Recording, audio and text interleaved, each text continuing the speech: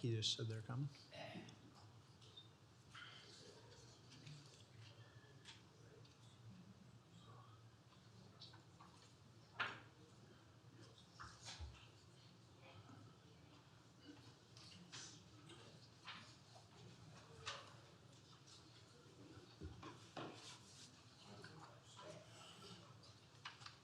All right.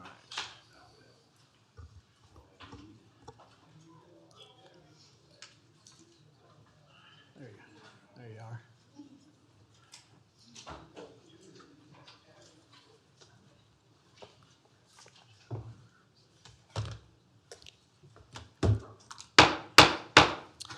Good morning. Welcome to, what is today? Tuesday, August 4th, Tarrant County Commissioners Court meeting. I now call the meeting to order. Tim O'Hare, County Judge. Present. Roderick Miles Jr., Commissioner Precinct 1. Here. Elisa Simmons, Commissioner Precinct 2. Here. Matt Krause, Commissioner Precinct 3. Here. Manny Ramirez, Commissioner Precinct 4. Here. Constitutes quorum. Thank you. Today's invocation will be led by Chaplain Frank Lidke of the Sheriff's Office. Please rise for the invocation and pledges of allegiance.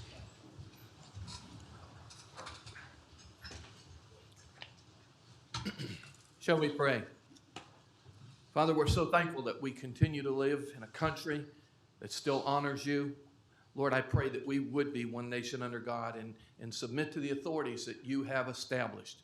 We pray this day for Judge O'Hare and the commissioners. We pray that you'd give wisdom to them as they lead us. We also pray, Lord, for the sheriff. We pray for the officers that are out on the street. We ask that you'd watch over them, and then those who are working in confinement. We thank you for these people who put themselves between us and evildoers. We pray for them. Father, we thank you for this day. We ask your guidance and give wisdom to the leaders this day.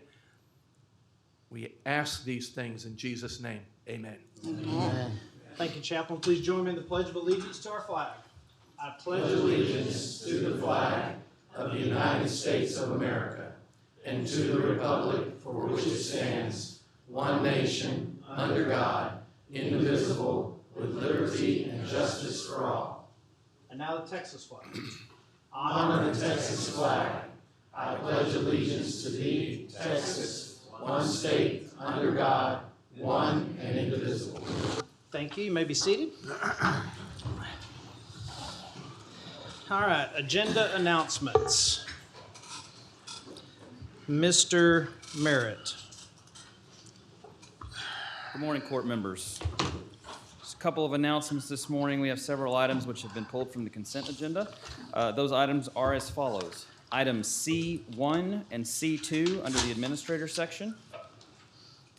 Items Q4, Q5, Q10, Q11, Q12, Q16, all under the purchasing section.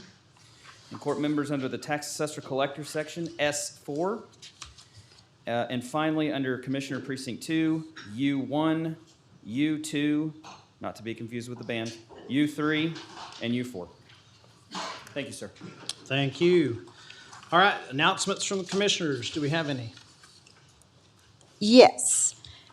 So I am excited to announce that on Thursday, we will have a groundbreaking in Precinct 2 for an affordable housing development that we've been working on for a couple of years.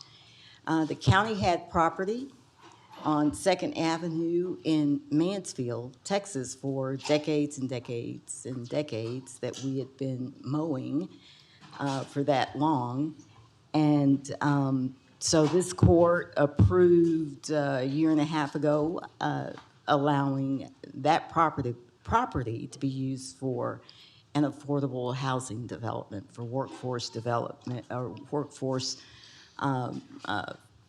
housing for teachers, firefighters, and so it will be 30 units. There will be six of the units that are live work.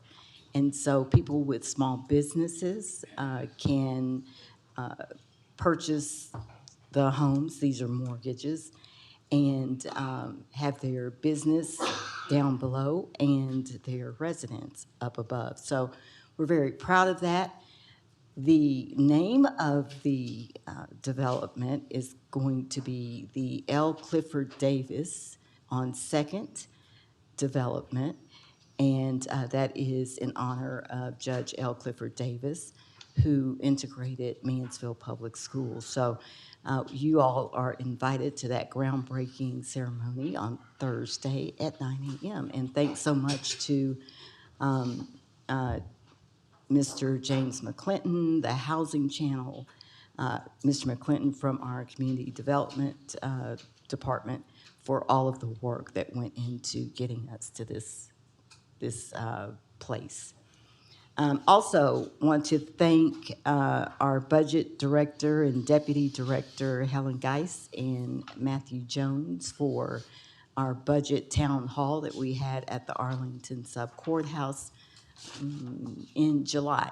And so we had good attendance on Facebook Live, and so people were able to ask their questions about the county budget. And so I appreciate Helen and Matthew for their attendance and taking the tough questions. Upcoming, we have a Precinct 2 Town Hall sometime this month. I think we'll be able to announce it next meeting. It's an update on that Southeast Connector project, which the traffic pattern change has driven me crazy because I almost missed my exit to get to downtown still. And so South Point Connectors and TxDOT will be doing our town hall this August. And also, in the month of June, and I like to take this opportunity during announcements because I have no other opportunity to do this, is to acknowledge the individuals that were in our custody in our jail that lost their lives. And so in June, we had 4 deaths in 3 days, 3 in custody deaths in 4 days, and then 7 days later, we had a 4th death. And so it has been very, very interesting. 2 of those deaths, the court was notified about. 2 other deaths, we were not notified about. The families reached out to me, and I tried to get as much information for them as possible. But it's a sad day when these lives are lost in our custody and these families cannot get a response from the government that had their folks in custody. It's a sad day when they don't get responses from the sheriff's office. And so I try to support them and get them the information I can as best I can. And so it's just, it's just a sad, it's a sad occurrence. So the people that lost their lives in June, 4 people. James Kent Johnson died on June 15th in custody. Carl Avery McCrae died on June 16th in our custody. Matt Greer died June 18th in our custody, and Victor Runnels died on June 25th. So 4 lives were lost in our custody in just 10 days. 4 families grieving, and they deserve clear answers about what happened to their loved ones. If those answers come from Sheriff's Office, JPS, they deserve answers. 5 months ago in March, this court received a briefing on the decline in jail deaths. Today, that number has gone up. 5 months later, more families grieving, more questions remain unanswered. We just cannot accept this as normal. So asking questions us asking questions is part of our oversight responsibility, and I hope that all of us will take that more seriously. That's all I have. Anybody else have anything? Yeah, just a reminder of our Precinct 1 Alzheimer's Education Seminar is coming up on August the 22nd. It will be held at Tarrant County College, Trinity River Campus, just down the street, from 9 a.m. to 2 p.m. The theme of this year's event is supporting families and inspiring hope. As someone who's lost a loved one to Alzheimer's and dementia, this work is important to be able to let caregivers know that they are not alone. They are not walking this journey by themselves. There are people here who are ready to support, to fill in those gaps, and to provide comfort and aid where needed and necessary. I'd like to just close my comments by saying this. We can hold space in two places. It doesn't have to be either or. We can grieve, but we can also rejoice. We can grieve the reality that the loved ones who've been integral parts of our lives are disappearing right before our eyes. But we can also rejoice in the fact that God has allowed us to have the time that we had with him. And we need to remember the good stuff. So you can feel both things. You can feel loss and grief, but you can also feel gratitude. And I just want people to know that it's okay to not be okay. It really is. It's okay to hurt and to verbalize the hurt that you feel. But it's vitally important to remember what we had and what we still have. Right before my father passed, I remember it vividly. We were in a nursing home, a skilled nursing facility, and my father was a pastor, and he loved gospel music. And so one of the things that we did while we were there, he had gotten to the point in his disease where he could no longer speak. And we were in the little foyer area, and I had my phone, and we were listening to gospel music, some of his favorite songs. And I remember my father mustering up the words to say these words to me. I love you, son. Those are the last words I ever heard from my father. But I rejoice and I thank God that the last words I'll ever remember out of all of the things that my father shared with me was that he loved me and that he was proud of me. So although I was grieving, I still made space to be thankful and grateful for what God gave me. So I just wanted to encourage you today. If you want to learn how you can hold space in two places at the same time, get the support from people who are walking the same walk you're walking, and get resources, I encourage you to register and sign up for our 11th annual Alzheimer's Caregiver and Education Seminar. It will bless your life. Thank you. Thank you. Yeah, that was a beautiful tribute, Commissioner Miles, and it's nice to know one day you're going to hear that voice again when he Amen. welcomes you home to your Amen. eternal home. So, but following up on that, Judge O'Hare and I, we're going to be hosting again Empowering Seniors October 1st.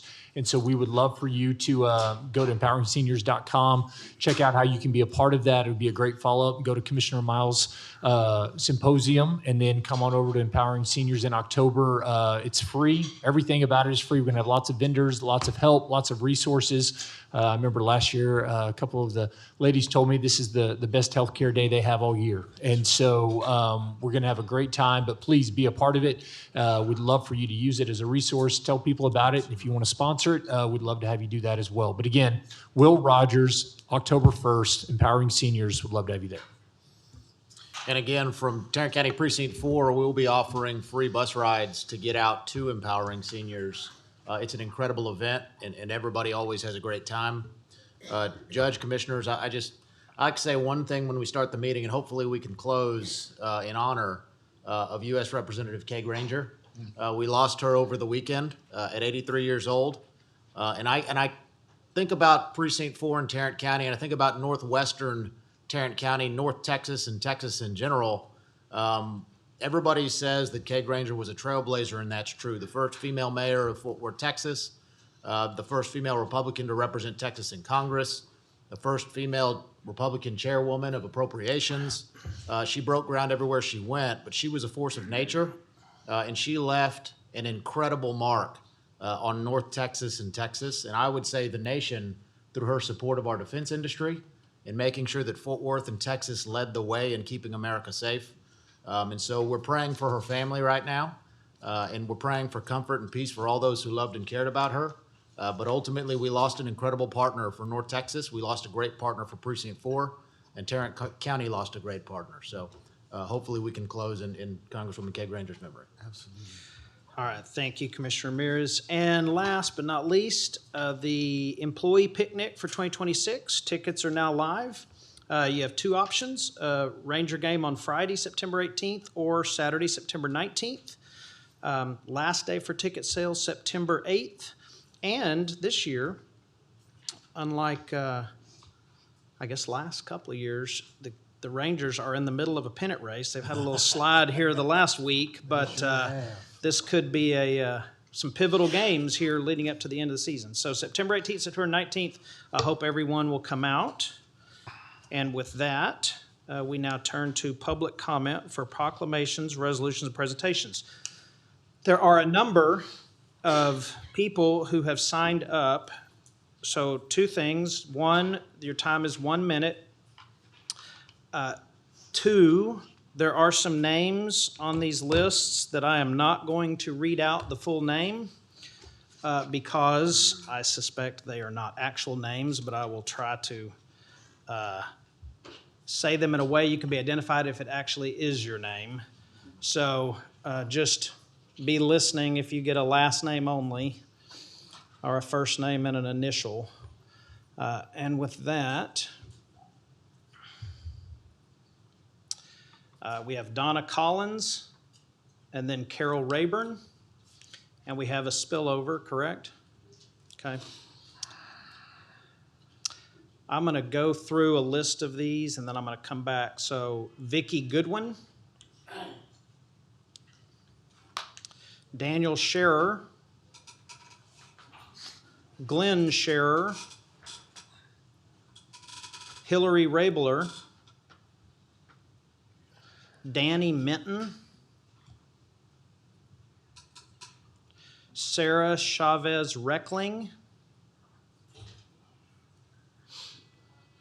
Reed Bills. So Vicki Goodwin, please come up. You're up. For our folks down here, I think you have gone past some names. I was gonna read them again since we have a spillover room. Can you get me back to the top? Judge, the first speaker name, had been removed. Why? As soon as we click their name to exit out of their name, it's a software. Okay, well, don't click their name until I tell you we're passing them. Yes, Good morning. You Good ready morning. for me? yes. Good morning, Judge and Commissioners. I am Representative Vicki Goodwin. Voting is our most fundamental right. And I have learned that with an increase of 80,000 new registered voters in Tarrant County, y'all are getting ready to take a vote on cutting down the number of polling locations for this next election. So, pause for 1 moment. I'm gonna let you continue, but you've signed up under the wrong section, so this is for resolutions only. This will be the last one that I let speak to this item or any agenda item in this section. So if you signed up for that, you're not gonna get to speak during the proclamation side, but please continue. I appreciate you letting me speak on this issue. I think this is such a fundamental issue of letting people have their voice heard at the ballot box. And going from over 300 polling locations on election day to 176 is what I hear is proposed. seems illogical, and our democracy is worth every penny that it costs. I hope that y'all will take more time to make sure that you're making the right decisions and keeping as many polling locations open for Election Day and early voting to be comparable to 2022, the last midterm election, because we know that with more registered voters, there will be more voting. Thank you. Thank you. Who was the first? How many names have been removed? Who's the first name? Is Donna Collins present?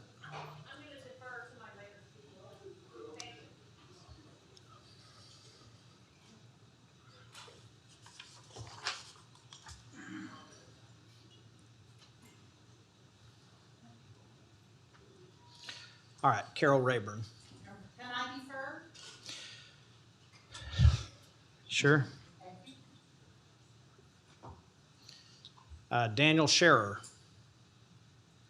Glenn Scherer. Hillary Rabler. Danny Minton.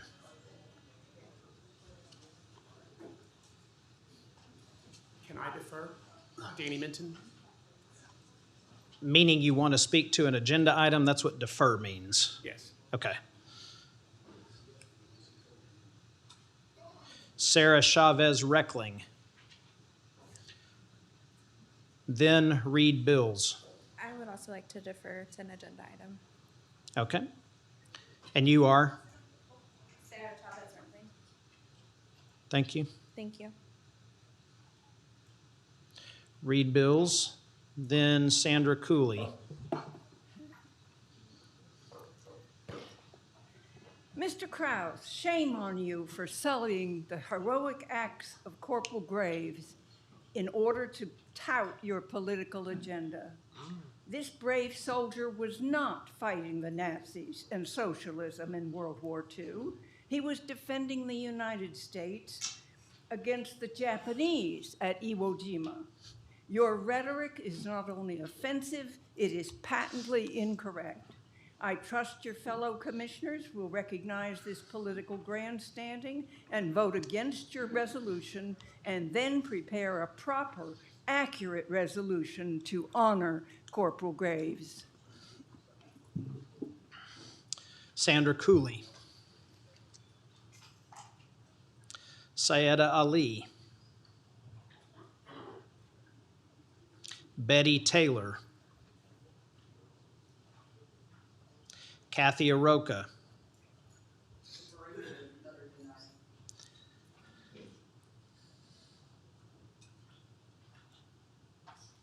Nelsie Cardenas. Following Ms. Cardenas is Joanne Gonzalez.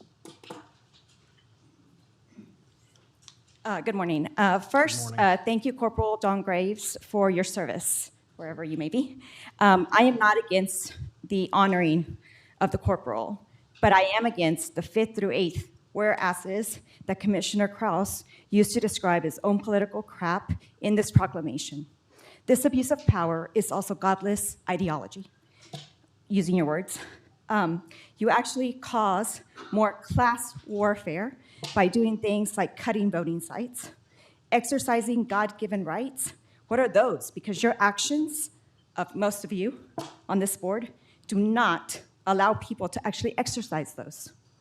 Christ fought and was disgusted with the Pharisees because of how they used their power to abuse others. In your case, writing whereases like that and cutting polling sites is clearly being a Pharisee. Stop being Pharisees. Is Joanne Gonzalez present? Kate Brennan. Linda Ford. Ken Martin.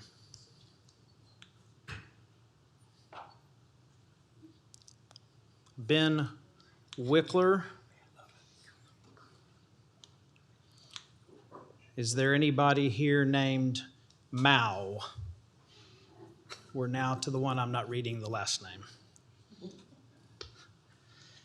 Although I will give them credit for clever. I'm quite sure there's no one here named Ligma.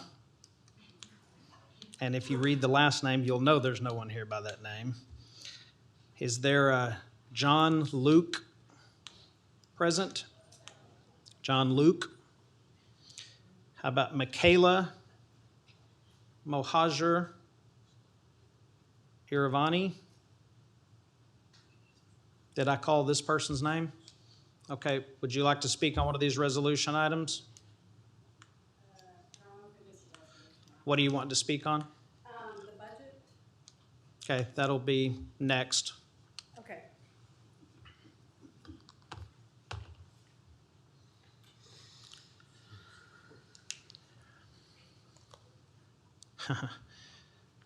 Is there a Mr. Roch?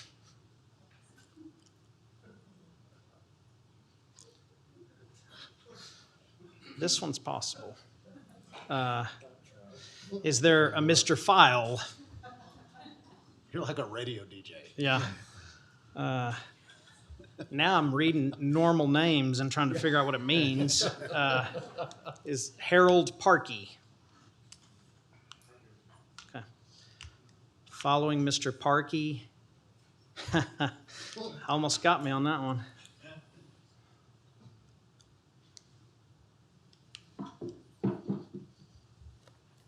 Good morning. Morning. In 1942, my father was sent to the Aleutians to fight the Imperial Japanese forces. In 1943, he was sent to the European theater for the Italian campaign. In 1970, the Army sent me to Vietnam. The common thread of both events was that we were told that our efforts and sacrifices were to preserve the American way of life. In my father's case, that was true. In my case, it was not. In my case, the government raised the false threats of communism and socialism to justify the continuance of an unjustified war. The Vietnam War was framed as a defense of the capitalist and democratic free world against totalitarian expansion. We lost that war as we should have. I stand here as a veteran of the Vietnam War and a member of the Democratic Socialists of America. What you're doing through this resolution is promoting a lie. Thank you, sir. Thank you. I'm skipping some names there. How about Addison McConnell Jr.? I guess there could be somebody named Ben Franklin. Are you raising your hand like, are you Ben Franklin? No. Okay. Say it one more time. Okay, come on up.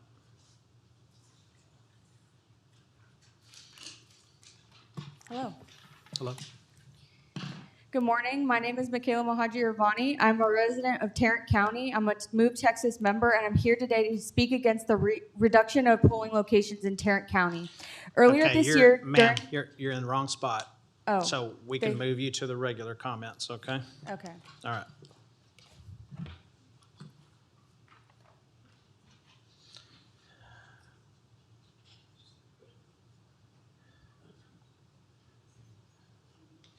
All right, Levon Cockrell. Amy Super.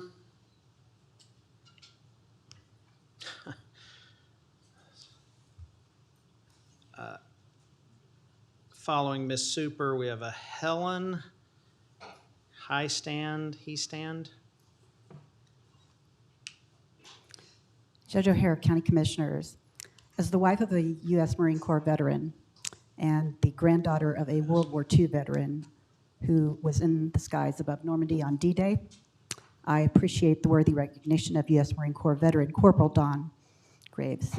For those of you who have commented here and on social media, taking issue with semantics, taking issue with historical context, please set aside your obvious political agenda-based bias and allow this amazing patriot to be honored today. Thank you. Thank you. Is Helen here? Allison Hoyt. And Merle Glasscock. All right. I'm sorry. Valon Cockrell's here, but she wants to speak on the voting thing. Okay. Okay, thank you. Mm-hmm. All right. That's it for public comment on proclamations, resolutions, presentations. which now takes us to our first, which is employee recognition. And we have a number of employees here with us today, and we have a list of those. And as we normally do, I'm going to read the names in groups of 5-year employees. If you are here, please stand so we can, all at once, so we can recognize you, our 5-year employees. Gwendolyn Baker, Larissa Carroll. Yeah, if that's you, are you Gwendolyn? No, okay. Were you confused and thought you were Gwendolyn? Or, okay. Larissa Carroll, Shanika Davis, Walter Davis, Denver Dobbs, Anastasia Frayne, Ethan Franklin, Patricia Garcia, Johnny Guerrero, Brian Johnson, Patricia Marshall, Stanley Mwangi,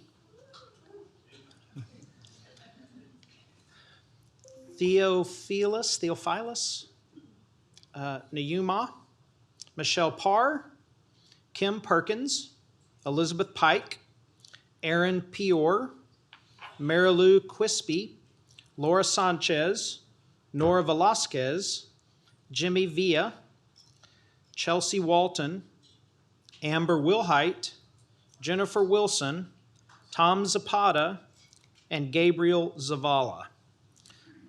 For all of you, thank you for your 5 years. We appreciate you very much.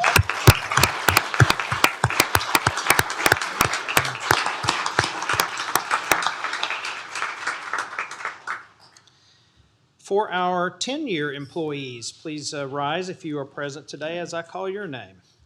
Christian Acosta Andrade, Xavier Alexander, Cassandra Avalos, Matthew Biles, Ashley Castillo,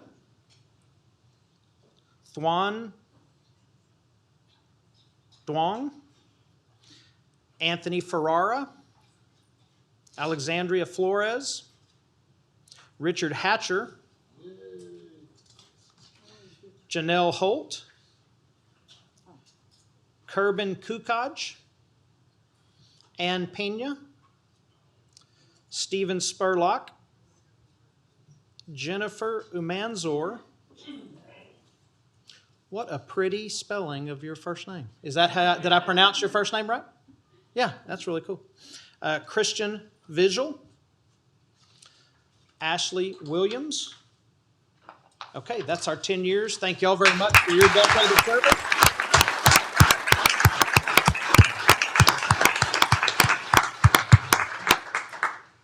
Okay, now for our 15-year employees.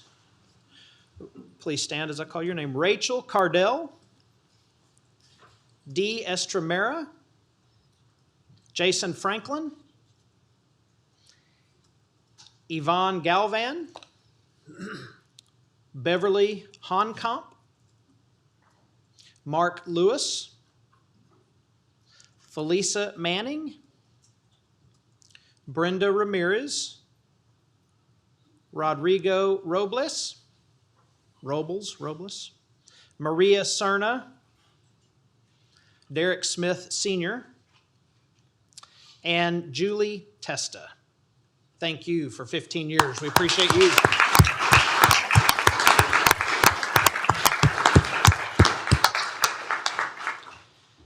Now for our 20-year employees. Please stand as I call your name.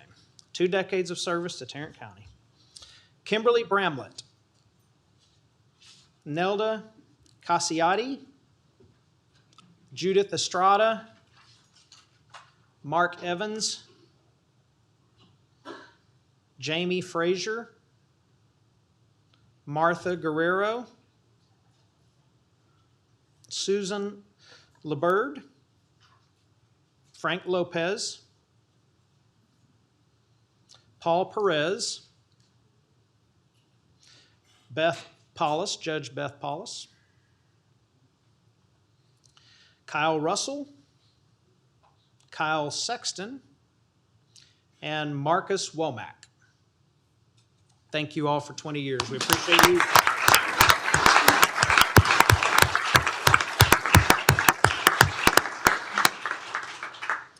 All right, now for our 25-year employees, and we have 6 of those. First is Aaron Barnes. Is Aaron with us today? Hi, Aaron. How are you? Lead Systems Administrator of Cloud Infrastructure Operations. That sounds important. Yeah. Grew up in rural Indiana, Hoosier, and moved to Texas as a young adult. Married with 2 kids. He enjoys doing a lot of do-it-yourself projects around the house, going for short hikes in the DFW area, going to the gym, and spending time with family. He started out with the county doing desktop support, and he visited many different departments and got familiar with many county operations. Then he went to server administration, and then later to cloud infrastructure operations. Most memorable moment, first couple of years here, he got to meet and talk with Tom Vandergriff, who was county judge at the time, very personable and always interested in what he was working on. It's been amazing to see how the rapid advancement of technology over the years has led the county to be able to offer so many of its services remotely. None of this would have been possible without the expertise of people across many departments making the effort to modernize the very specialized applications we use. And what he likes the most, it's been great to watch how much downtown Fort Worth and Tarrant County as a whole has grown over the last couple of decades. The work at Tarrant County is very unique, requires a lot of specialized skill sets for the services, and many of the people he's gotten to know over the years have made this a really wonderful workplace. How about a big round of applause for Aaron Barnes? We appreciate him.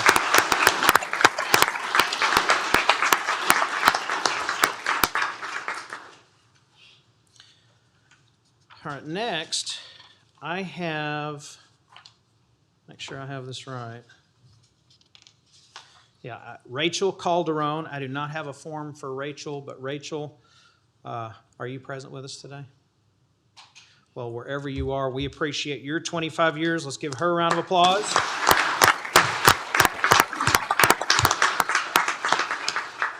Next up, we have Justin Davis. Justin is an assistant records manager. How are you? Born in Fort Worth, went to high school at Granbury. In fact, no one knows about him. He hosted 3 vintage market shows at Lake Granbury Convention Center with his mom. What he likes to do for fun, visit flea markets, attend occasional concerts, spend time with family and friends. He's a foodie and loves traveling to try new restaurants, especially barbecue. Okay, well, I've got to put you on the spot. What's your favorite barbecue place? Fort Worth. Sure. Area, Danes, and Alito. Okay. What is it outside of this area? Truth Barbecue in Houston play pretty close competition. Okay, cool. Him and his dad used to drive all over the state to try Texas Monthly Top 50 barbecue locations, a tradition he now does with his mom and girlfriend. Very cool. Other job titles he's had with the county: research clerk, evidence clerk, technical criminal administrator. Most memorable moment, the Shante Millard trial with so much international media coverage. Also the biker gang trial with so many DPS officers posted all over the Justice Center and outside just in case any rival gangs showed up to cause issues. What he likes the most, all the lifelong friends he has made here over the past 25 years and being able to build a career here without a college degree. He started at the lowest grade in our department and moved up to assistant manager. Justin, we appreciate you very much. Thank you for 25 years.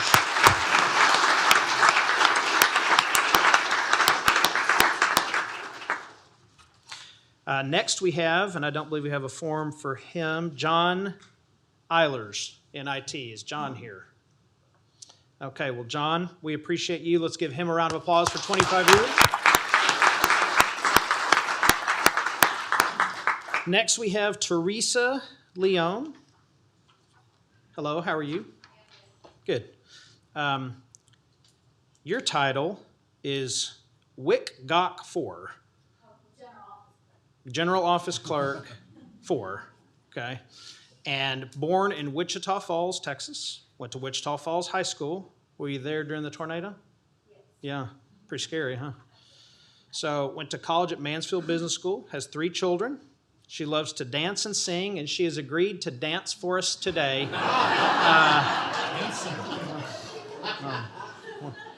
Her most memorable moment is becoming friends with many of her coworkers, and what she likes the most, spending time with friends and family. Teresa, thank you for your 25 years. We appreciate you.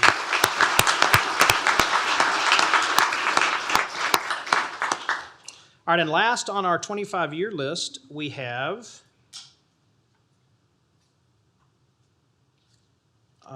who do we have? Sherrod Poe Jr. Is Sherrod here? Okay, well, Sherrod, thank you for your 25 years. Let's give him a round of applause.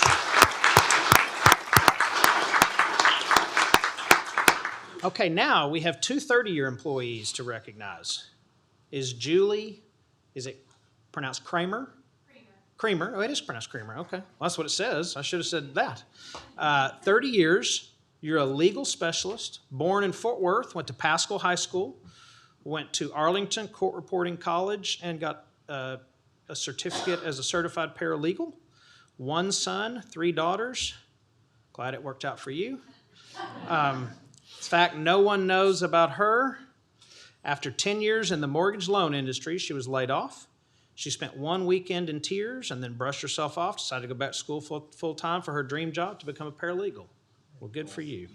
What she likes to do for fun: travel, go to estate sales, and help her 82-year-old mom buy and sell on Marketplace.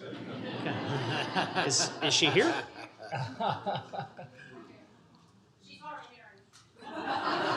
That's your mom? She is 82 years old? Wow. Well, wow.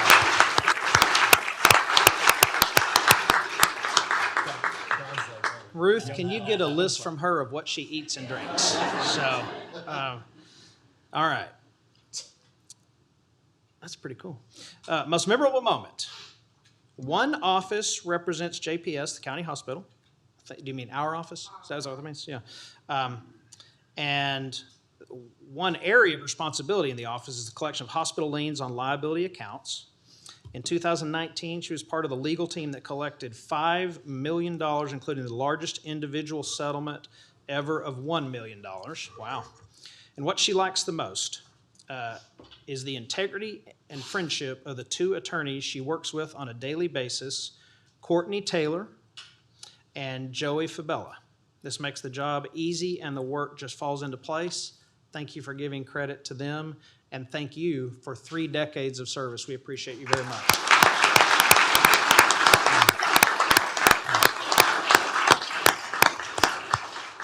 They came today to celebrate. There's Joey over here and Courtney here, and they're amazing. We are like a family. That's why I feel like I can everybody asks me when I'm going to retire, and they get so amazing that I just can't think about retirement yet. Okay, good. What is your mom's name? Mary Trojak, and she was raised in the country. My husband built her a house on our property in the country, and she said she's returned to her roots. She's our cook. She can do all the canning. If y'all have any. Well, even though we normally recognize employees for 0 years of service, thank you, Mary.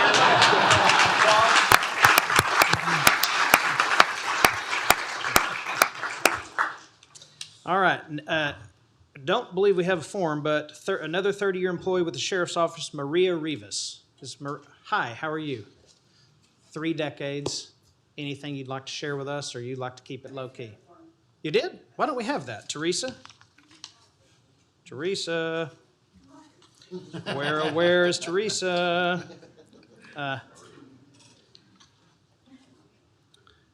Well, since I don't have it in front of me, you are welcome to come up to the microphone and tell us anything you want about yourself. Yeah.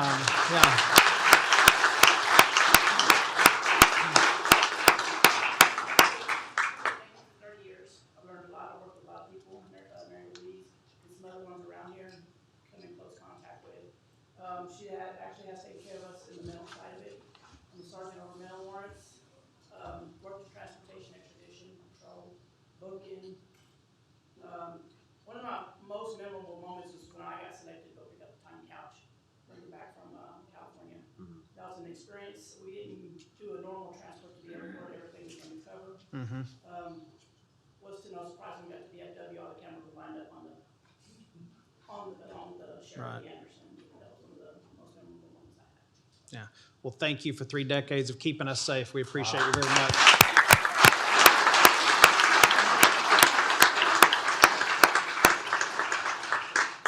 And last but not least, is Sheila Washington here?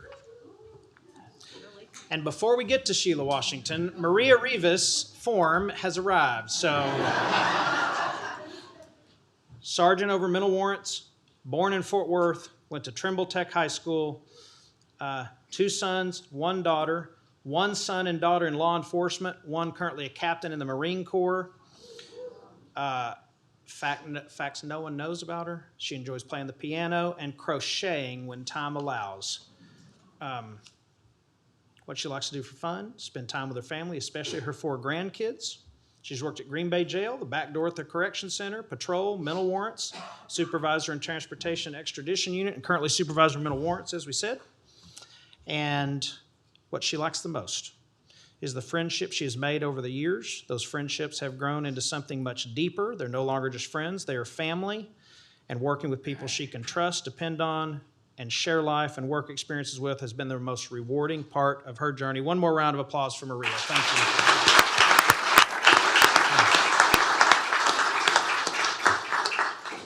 Now, Sheila. All right. 35 years. 35 years. A legal assistant, born in Fort Worth, went to O.D. Wyatt High School. Go Shots! Is that where you went? Yes, sir. Okay. We have yet to have one from R.L. Turner High School. Mansfield Business School, diploma in office specialist. Tarrant County College, associate degree in business. And UNT, University of North Texas, paralegal certificate. 1 daughter, Michaela. In fact, no one knows about you is that you like country music. Who are your favorite all-time country music artists? And who? Jelly Roll. No. I said country music. What she likes to do for fun: travel, watch movies and reality shows, and admire God's sunsets and sunrises. Other job titles she's had with the county: secretary in Juvenile Services Department, legal secretary in the DA's office. Most memorable moment, after moving into the new juvenile court building, she was the first one to lock herself out of the DA's office. And what she cherishes the most, I would say, she has been blessed to have been married to her husband for 32 years, who she met on a blind date 35 years ago. She enjoys working in the juvenile division of the DA's office with a wonderful group of coworkers, and she loves to laugh. Sheila, thank you so much for 35 years. We are grateful.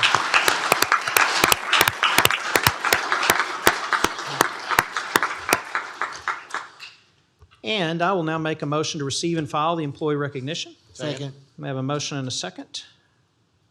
Any discussion? All right, please cast your vote. All right, passes unanimously. As usual, we have a reception in your honor. This one is on the 3rd floor. So feel free, you're welcome to stay, of course, but if you are going to the reception, feel free to get up and leave now on the 3rd floor. One more round of applause for our employees.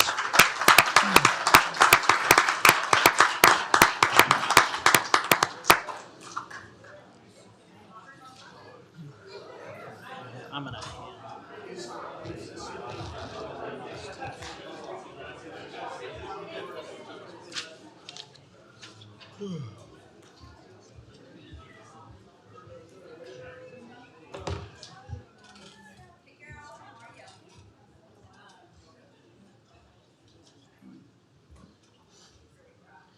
Okay. Oh, shoot. Where's the actual agenda?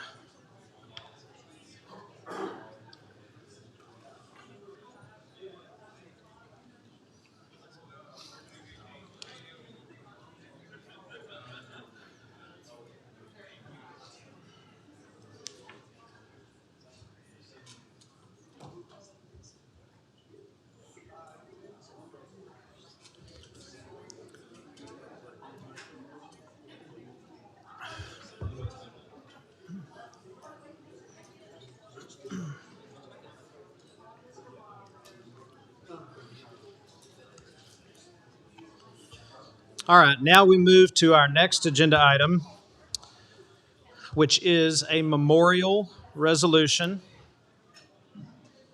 Shh. We now move to a memorial resolution in remembrance of Johnny Lewis. Commissioner Miles. Thank you, Judge. The Fort Worth community and the Tarrant County family has lost a great advocate and community leader and county employee. Mr. Johnny Lewis worked for Tarrant County CSCD for over, I think it was like 25 years. He was a great probation officer, a great man, a great friend, and mentor. One of the unique things about Mr. Lewis is you never had to guess where you stood with him. He would tell you, and he had no problem telling you. He was very direct, unashamed, and tell it like it is. So I would phrase it like this. It's like taking medicine. You take your medicine, and then your parent would soothe you on the back after you took the nasty medicine. Mr. Lewis would whip you upside the head real good, and then afterwards he'd pull you to the side and say, "It's okay, we're gonna be all right." He was a great champion of the community that he loved dearly, the historic South Side. He believed in the beauty and the greatness of the historic South Side, and he really wanted to see the resurgence and renaissance of the historic South Side. One of his colleagues, Reverend Clee Benson, went to visit him at his bedside before he passed. And the thing that he kept saying to Mr. Benson, "Have I done enough? Have I done enough?" And I sit here today to tell Mr. Lewis and all of those who follow in his footsteps, Mr. Lewis, you did enough. And we're going to take it from here. So with that, I'll read this memorial resolution. Whereas the family and friends of Johnny Lewis were deeply saddened by his death on Sunday, July the 12th of 2026. And whereas the passing of Johnny Lewis took from our community a beloved son, trailblazer, exceptional civic leader, public servant, husband, and father who worked diligently to preserve the history of and improve the quality of life for residents in Tarrant County.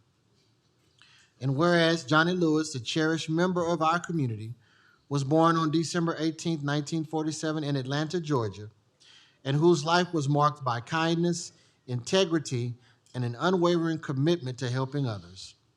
And whereas Johnny Lewis served with distinction throughout a long and dedicated career as a probation supervisor with the Tarrant County Community Supervision and Corrections Department, where he demonstrated steadfast commitment, professionalism, and compassion, and leaving behind a legacy of service that continues to resonate within the department and the community at large. And whereas Johnny Lewis, a strong pillar of his community, served on numerous boards, including the Keene Group, Meds for Africa, American Association of Retired Persons, the Sierra Club, and the National Association of Blacks in Criminal Justice. And whereas Johnny Lewis received numerous awards, including United Way Volunteer of the Year Award, Soldier of the Year Award, and was the proud recipient of the City of Fort Worth District 8 Award and Neighborhood Award for Historic Southside. And whereas Johnny Lewis devoted his time, energy, and talents to strengthening the bonds of fellowship, supporting neighbors in need, and uplifting the lives of countless individuals through his generous spirit. And whereas Johnny Lewis's legacy of service and friendship will continue to inspire those who had the privilege of knowing him, as well as future generations who will benefit from the example he set. And whereas Johnny Lewis leaves cherished memories as he is survived by his loving daughter, Erin, and a host of extended family, other loving relatives, and many friends. Now, therefore be it resolved that we, the Commissioners Court of Tarrant County, pay tribute to the life and legacy of a beloved and honorable man, recognize the contributions he has made to Fort Worth Southside and Tarrant County, and extend our deepest sympathy to the members of his family and his many friends for their great loss. In witness whereof, we have hereunto set our hands and caused the seal of Tarrant County to be affixed this 4th day of August, 2026. And this is for ratification only. I move approval. Second. All right, we have a motion and a second. Motion from Commissioner Miles, second from Commissioner Ramirez.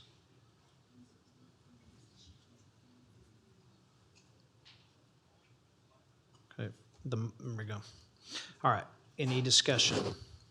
All right, please cast your vote. Passes unanimously. Brings us to item 3, which is a memorial resolution honoring the life and service of Councilman Anthony Bernard Cook. Commissioner Miles. Thank you, Judge.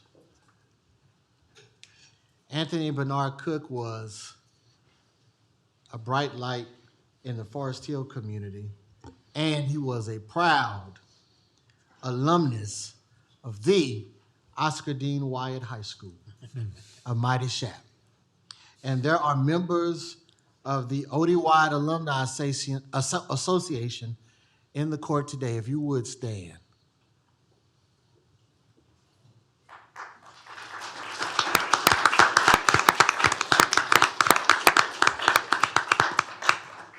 Their presence underscores the impact and influence that Anthony had on all of us. You could always find Anthony at homecoming, at the tailgate, and he was a self-proclaimed barbecue expert. I recall people saying that Anthony would chide folks who said that they could make really good barbecue and they had good barbecue sauce, and Anthony would say, "You ain't cooking good barbecue if you got to use barbecue sauce. You need to be able to taste the meat." His loss is yet tragic, and we will miss him deeply in the Forest Hill community. So I will read this memorial resolution into the record. And Yes, and we will miss him deeply at Precinct 2 because he worked for Precinct 2 Road and Bridge, and his barbecue is great. Thank you, Commissioner Simmons. That is right. He was a part of the maintenance team in Precinct 2. He was a county employee. Whereas the family and friends of Councilman Anthony Bernard Cook were deeply saddened by his death on Thursday, July 16, 2026. And whereas the passing of Councilman Cook took from our community an exceptional public servant, husband, and loyal friend who touched the lives of many and who worked diligently to improve lives of citizens in the city of Forest Hill, Texas. And whereas Councilman Cook faithfully served the city of Forest Hill with distinction, devoting his time, energy, and talents to strengthening neighborhoods, supporting local initiatives, and ensuring that every resident had a voice in the future of the city. And whereas throughout his tenure, Councilman Cook was recognized for his tireless advocacy, thoughtful decision-making, and unwavering dedication to improving public safety, expanding community programs, and fostering collaboration among civic organizations. And whereas his past, Councilman Cook brought to his role a deep sense of compassion and responsibility, engaging directly with citizens, listening to their concerns, and championing policies that reflected fairness, equity, and opportunity for all. And whereas his passing leaves a profound void in the Forest Hill community, but his legacy of service, kindness, and commitment will continue to inspire future leaders and residents for generations to come. Whereas Councilman Anthony Bernard Cook leaves a legacy of love as he is survived by his beloved wife, Tarrant, and a host of other relatives and family and friends. Now, therefore be it resolved that we, the Commissioners Court of Tarrant County, pay tribute to the memory and legacy of a beloved and honorable man of Tarrant County who was truly the embodiment of kindness, and extend our deepest sympathy to the members of his family, his colleagues, and his many friends for their great loss.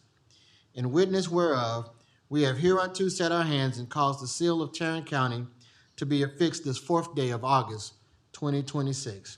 This is also for ratification only, and I move its approval. Second. All right, we have a motion and a second. Any further discussion? All right, please cast your vote. All right, passes unanimously. Next brings us to item 4, a resolution honoring Prairie View A&M University on its 150th anniversary. Commissioner Simmons. Thank you, sir. It is with immense pride that I bring this resolution congratulating Prairie View A&M University on its 150th anniversary.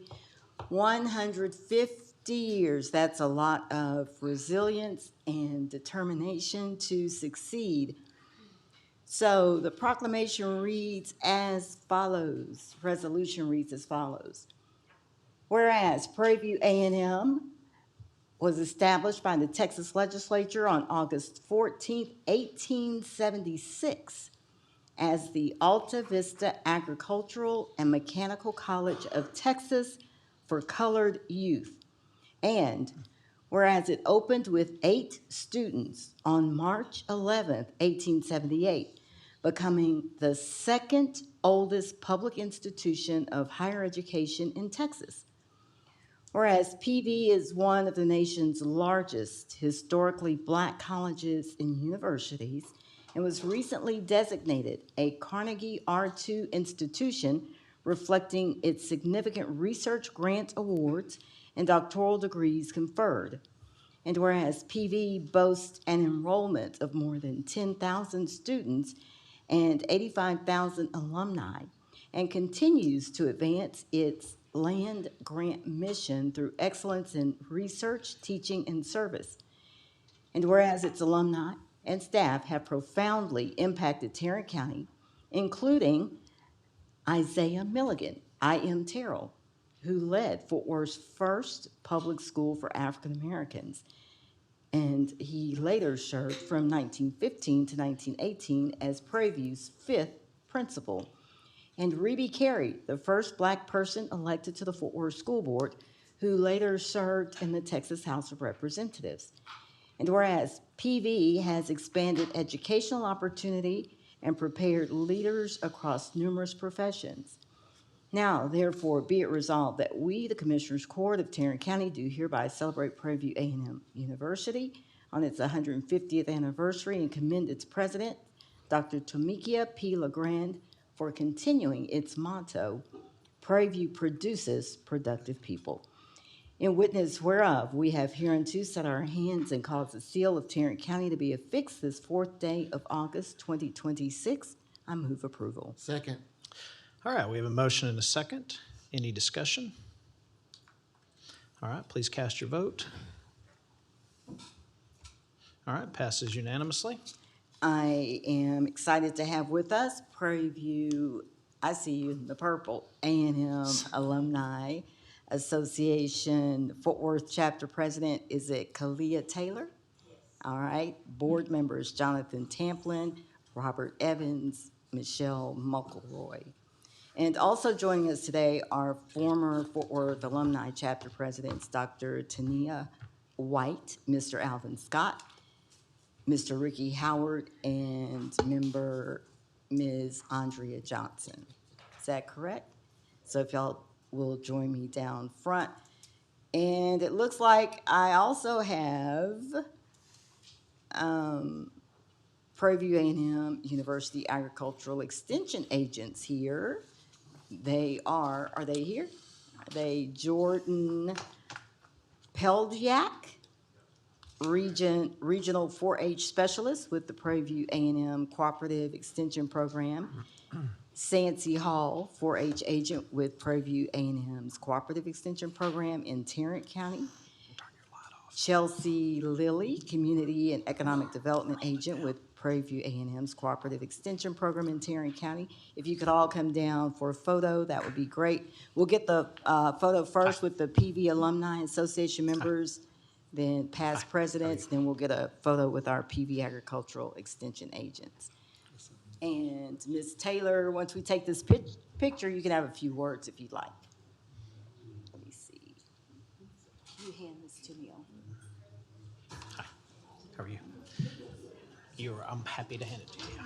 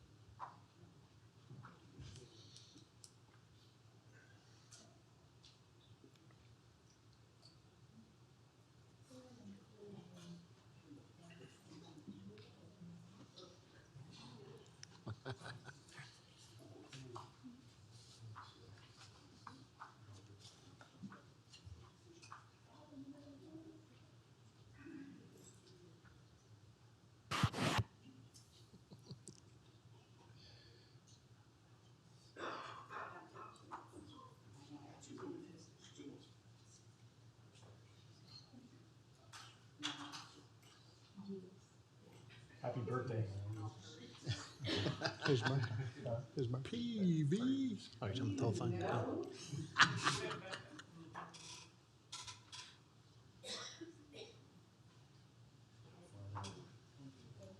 Everybody's cheeks are good and sore. It's not my sign. Thank you. Congratulations.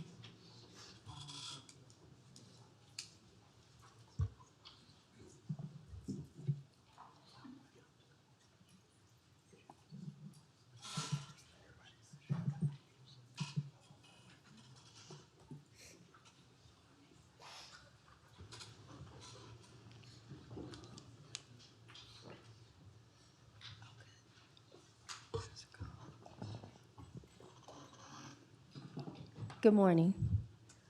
On behalf of Prairie View A&M University Fort Worth Alumni Chapter, thank you to Commissioner Simmons and the Tarrant County Commissioners Court for this meaningful resolution recognizing 150 years of Prairie View A&M University.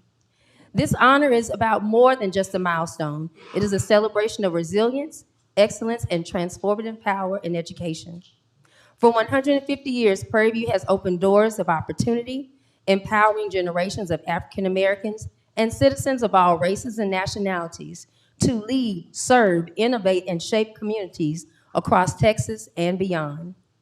Here in Fort Worth, our alumni chapter has proudly carried that mission forward for more than 55 years, serving students, supporting scholarships, mentoring future leaders, and strengthening our community. We stand on the shoulders of trailblazers whose lives remind us that education is the catalyst for change.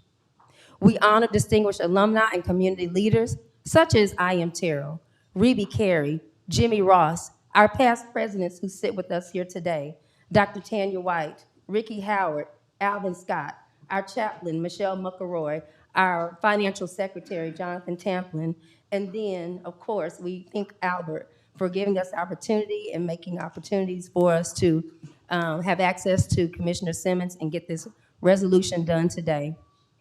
Their work has helped expand educational opportunities, strengthen civic engagement, and advance the fundamental right to vote, rights that generations before us fought tirelessly to secure. As we celebrate this 150 years of Prairie View A&M University and many, many years of service for Fort Worth Alumni Chapter, we recommit ourselves to ensuring that every generation has the opportunity to learn, lead, vote, and leave a legacy of excellence. Thank you again for this incredible recognition. We are proud to represent Prairie View A&M University, where excellence lives here. It lives on, and our legacy continues. Because we know Prairie View produces productive people. PV. You know. Thank you.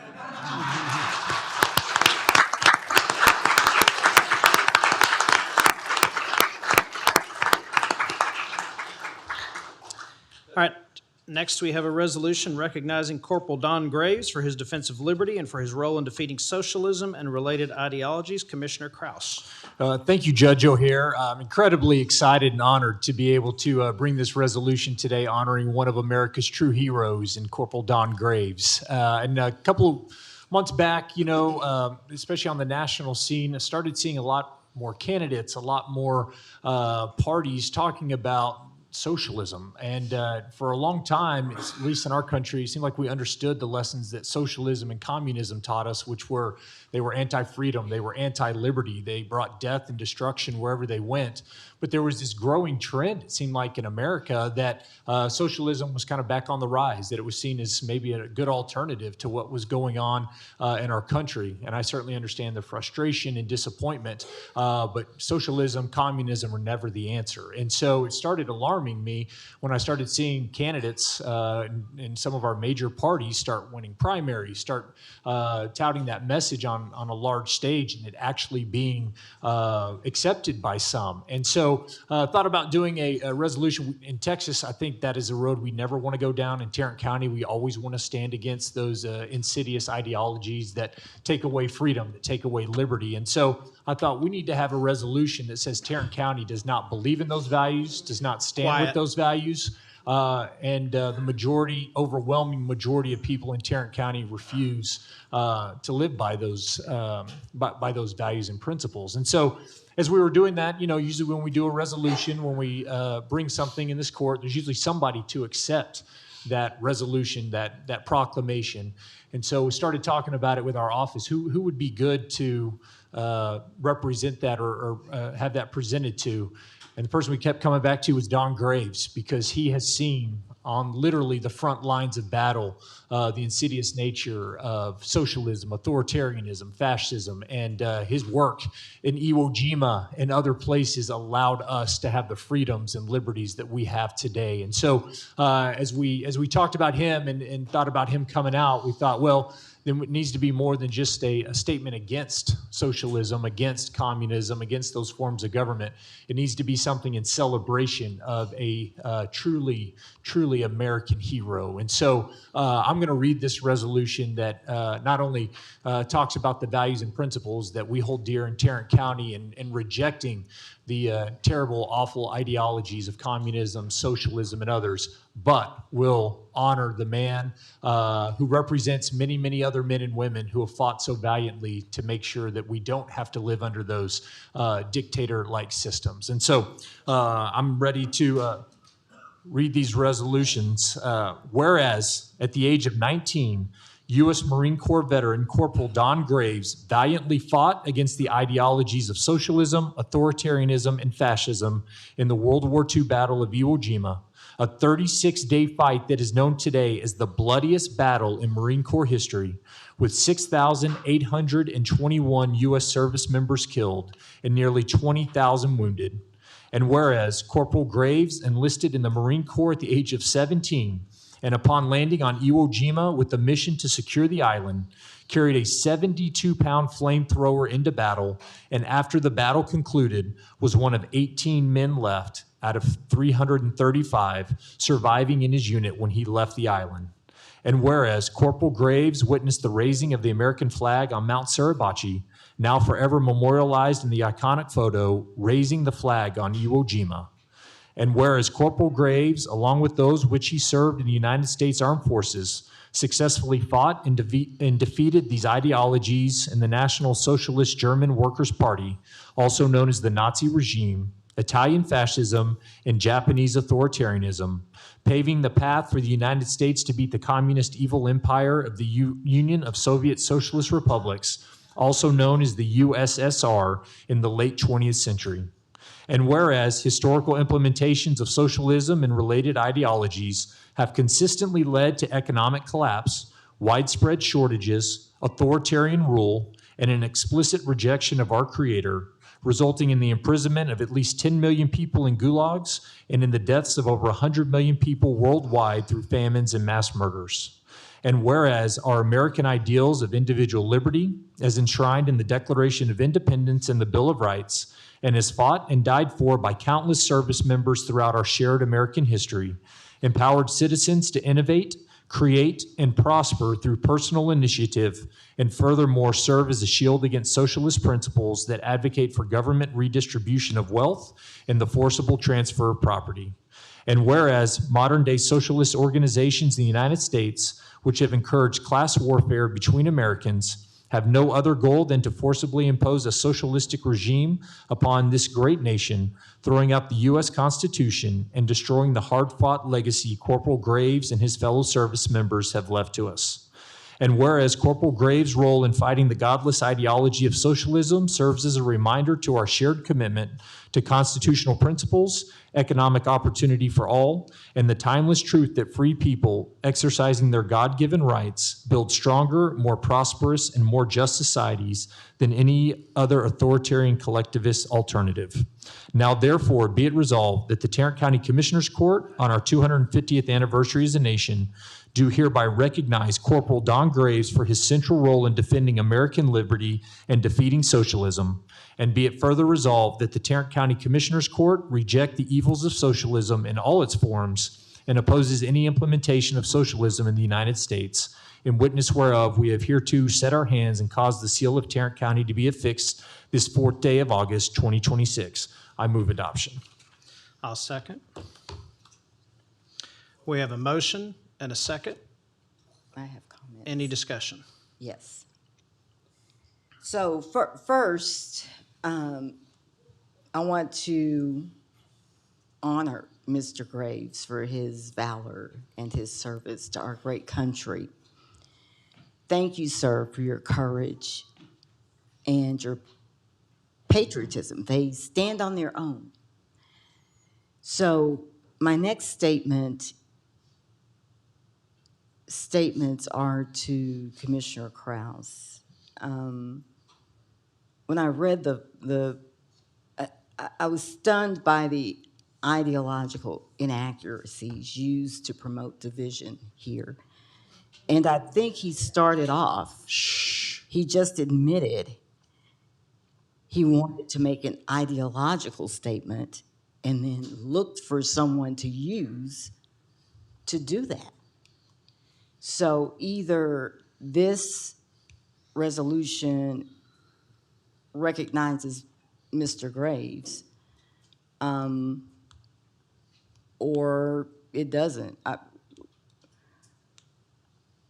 Why sully this monumental moment where this county can celebrate Mr. Graves' courage, sacrifice his service at Iwo Jima with this unmistakably political grandstanding? Why?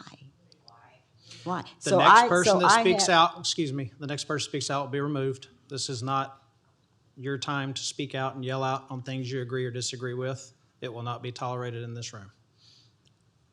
I would like to share some replacement language.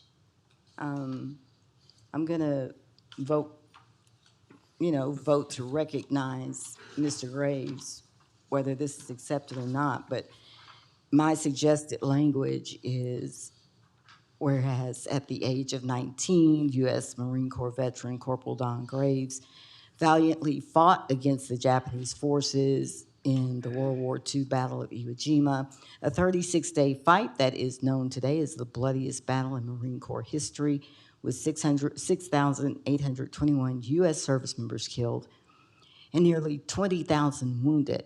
And whereas Corporal Graves enlisted in the Marine Corps at the age of 17 and upon landing on Iwo Jima with a mission to secure the island, carried a 72-pound flamethrower into battle, and after the battle concluded, was one of 18 men left out of 335 surviving in his unit when he left the island. That's phenomenal. Whereas Corporal Graves, along with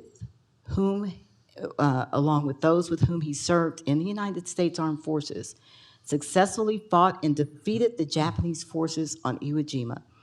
And whereas Corporal Graves witnessed the raising of the American flag on Mount Suribachi, now forever memorialized in the iconic photo raising the flag on Iwo Jima.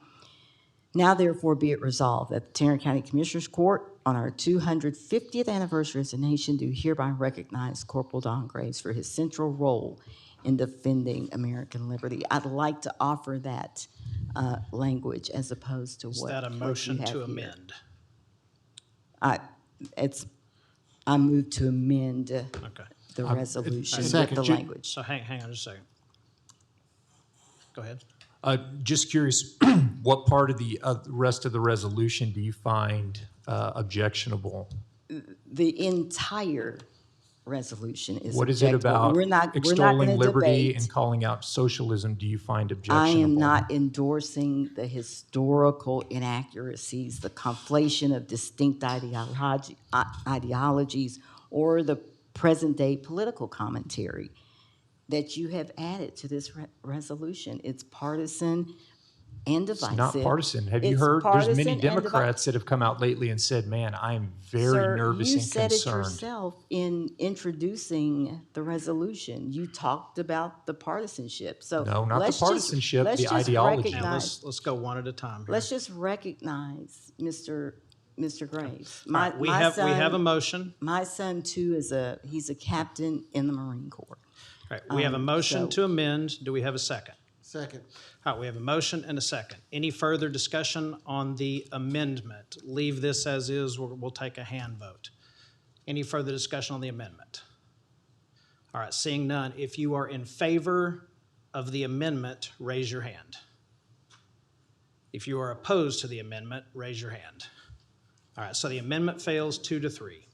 Takes us back to our original motion. There's a motion and a second. Any further discussion? All right, seeing. And I would just say we do have Don Graves here to present the award to. One thing that makes it incredible, I think Corporal Graves has told me flamethrowers averaged about a lifespan of 8 minutes in battle because they always tried to take them out specifically because they knew how much damage they would do. So for him to survive that Battle of Iwo Jima, especially with the position that he had and what the task he was given to do, is certainly just incredible. So I'm honored that you would be here today after we vote for this. I want to invite you to come up and accept the resolution. Okay, we have a motion, a second. Any further discussion? All right, seeing none, please cast your vote. Passes unanimously, 5-0. Mr. Graves, can you make your way here? And let's give you a round of applause.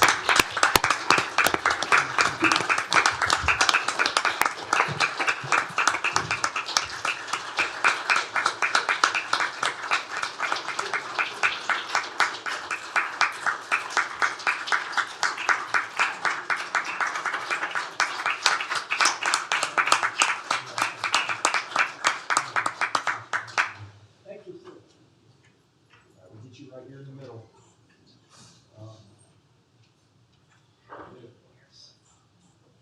Well deserved.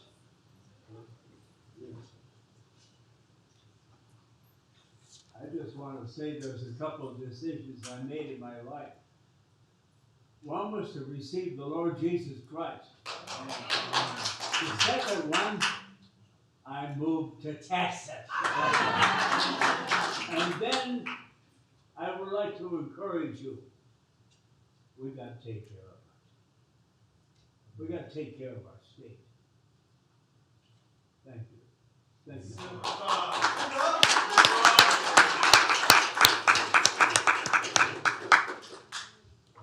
I'm gonna walk downtown with it. Thank you. The first time I ever saw him, he was running for judge. His shirt was all wrinkled, and we had a big dinner there, and he was working hard. And then all of a sudden, someone said, "Well, who? Don Gray? It's Don Gray.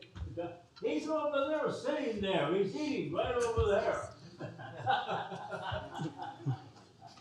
Thank you.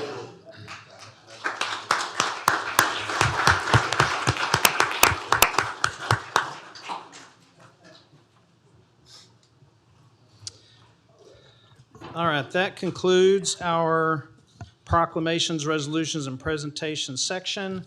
The time is 11:26.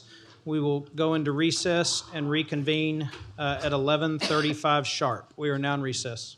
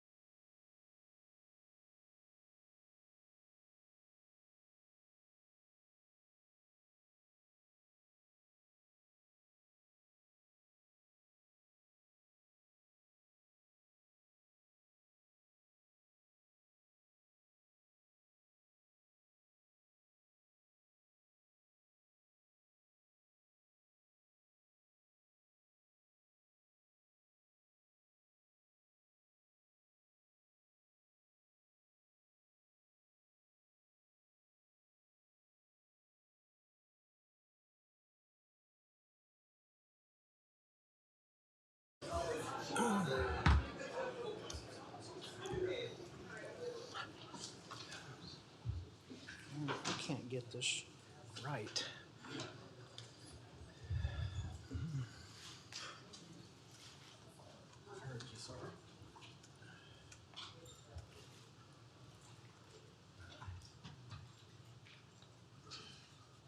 There. Straight.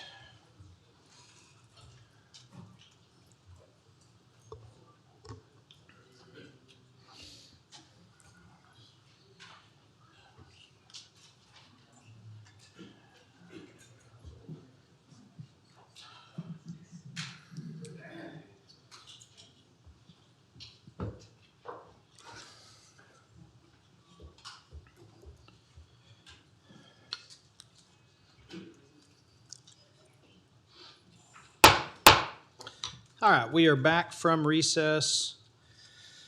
The first item is agenda public comment.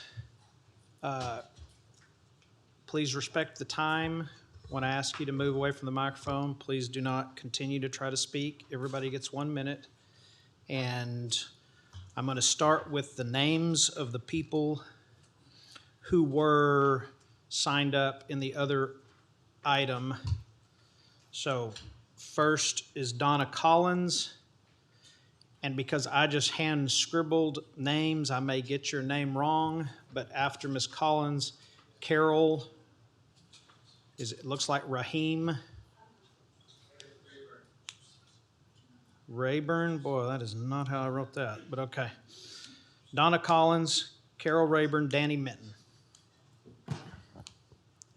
Donna Collins, I signed up for this time too. The purpose of government is to protect the rights of citizens. In doing so, I applaud you for this entity for maintaining no new revenue rates for the last 3 years, and I wish to encourage you to be fiscally responsible in doing so again this year. I have questions about the community grants for Precinct 2. It appears from my reading, looks like 17,000 in grants across 4 organizations to be used in the next 2 months. Does this mean that there's a surplus of money in the road and bridge account for Precinct 2? If so, this looks like a typical use it or lose it budget ploy that can result in wasteful spending year after year. I'm not saying that the causes are bad, but where were their needs last October or in January? If this is the case of use it or lose it spending, I ask that these requests be denied. On elections, I don't think I'm going to get there. Thank you for your time. God bless. Thank you. Carol Rayburn, I believe is what we said. It's Carol Rayburn here. Danny Minton. Following Mr. Minton, I wrote Sarah Chavez Wrecking, but I feel like that was one letter off. Sorry, this is a little bit low here. I remember my very first time to vote was when I was in college. It was a big moment in my life. I went to the student union and proudly cast my vote where I became what I considered a very proud citizen in this country. I am sickened by the fact that we have made the laws more difficult so that we actually have to close these polls at our schools and disenfranchise our children from being able to start to become the American citizens we want them to be. I implore you to not close these polling places. This does not look good. The optics are horrid.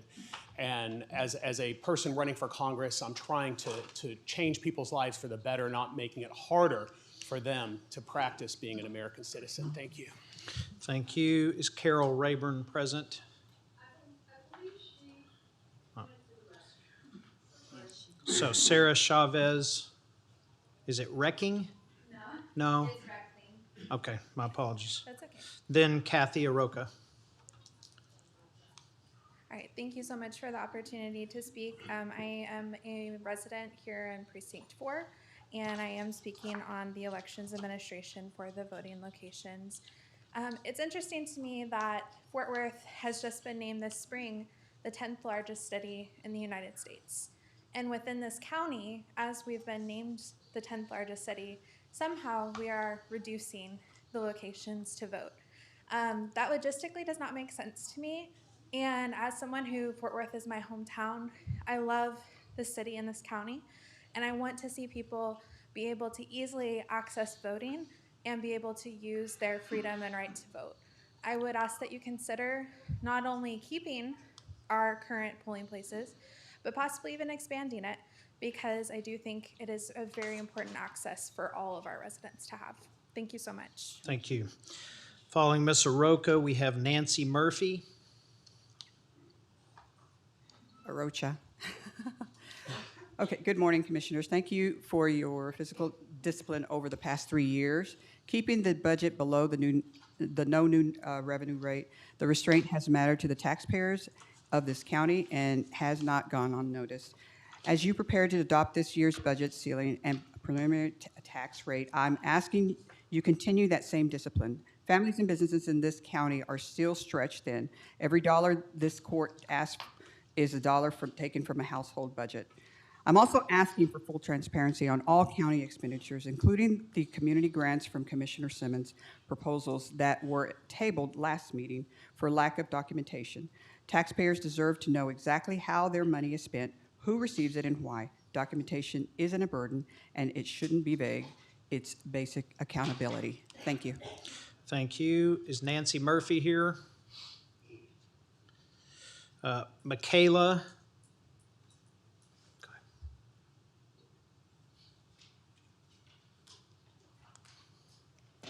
Hello. Good morning. My name is Michaela Mohadji-Ravani. I am a resident of Tarrant County. I'm a Move Texas member, and I'm here today to speak against the reduction of polling locations in Tarrant County. Earlier this year, during the primaries, we again had record numbers of voter turnout. I cannot tell you how exciting that is to see as a young voter. So imagine my frustration to hear that my county is considering cutting polling locations by nearly 50%. By decreasing the amount of polling locations, you will be disenfranchising eligible voters from being able to exercise their rights. The County Commissioners Court should want to meet that energy by keeping these polling locations open.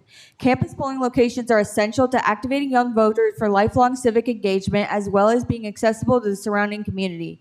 Students with heavy course loads, busy parents, elders in the community, people with disabilities, young voters, Democrats, Republicans, and people somewhere in the middle, all being disenfranchised under the guise of cutting costs.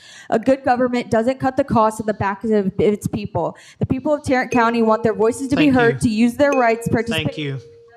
Please step away. Thank you. Next, we have Levon Cockrell.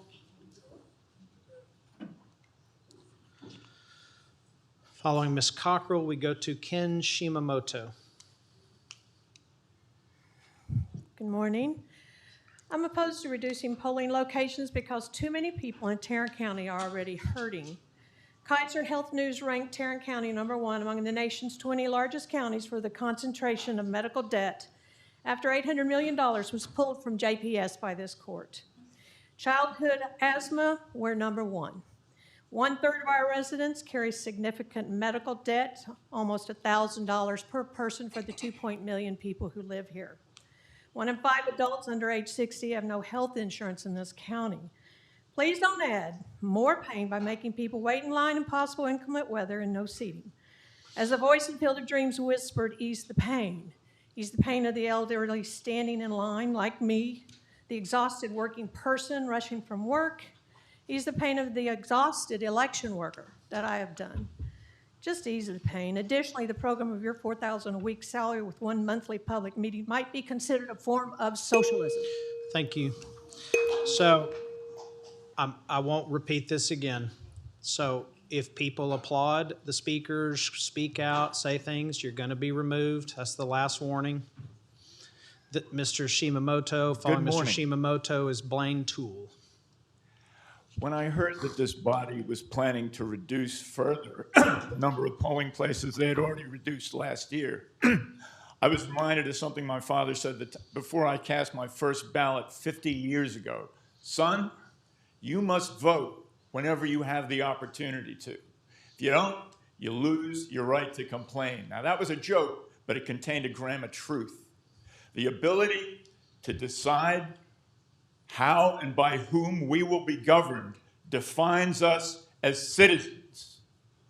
This latest attempt to silence the voices of Tarrant County voters reminds me of a line from my father's favorite television show of all time, the Army McCarthy hearings. Have you, sir, At long last, no sense of decency. The question stands. Blaine Toole. Following Mr. Toole, we have Candace Swanson. Good morning, everyone. Tarrant County has a population of over 2.2 million residents, 1.4 million registered voters, with Fort Worth having officially just become the 10th largest city in the country this May. With this year's primary having the highest voter turnout in recent memory, why are we cutting polling locations in half? Money? Because the sheriff forgot how to budget for overtime, so the county had to scramble to cover it? Was it the garbage staffing conference that didn't fix any of the problems? Are we out of money because of the wrongful death lawsuits from the county jails? Was it lawsuits over gerrymandering? Or is someone just scared of losing their job? Because this is blatant voter suppression. Don't jerk us around. You can find the money. Open up the polls, let the people speak, because it's time for a Jim Crow era to go. Thank you. Have a howdy doody day. Thank you. Following Ms. Swanson, we have Stephen Lawrence. Thank you. This country was built on the radical idea that power flows up from the people, not down from a dictator or a king. Voters in Tarrant County understand that a handful of people who cannot win an honest argument are suppressing the vote in order to win. They know there are more of us than there are of them, and they fear us. Activists will be fighting to protect access, but Tarrant voters, you need to use the superpower that the founders gave you. Make a plan to vote, invite a neighbor to vote with you, encourage your circle of friends to vote. If you can volunteer to drive people to the polls, and when you encounter long lines at the polls, stay in line. Stay in line. Do not give up your power to these people.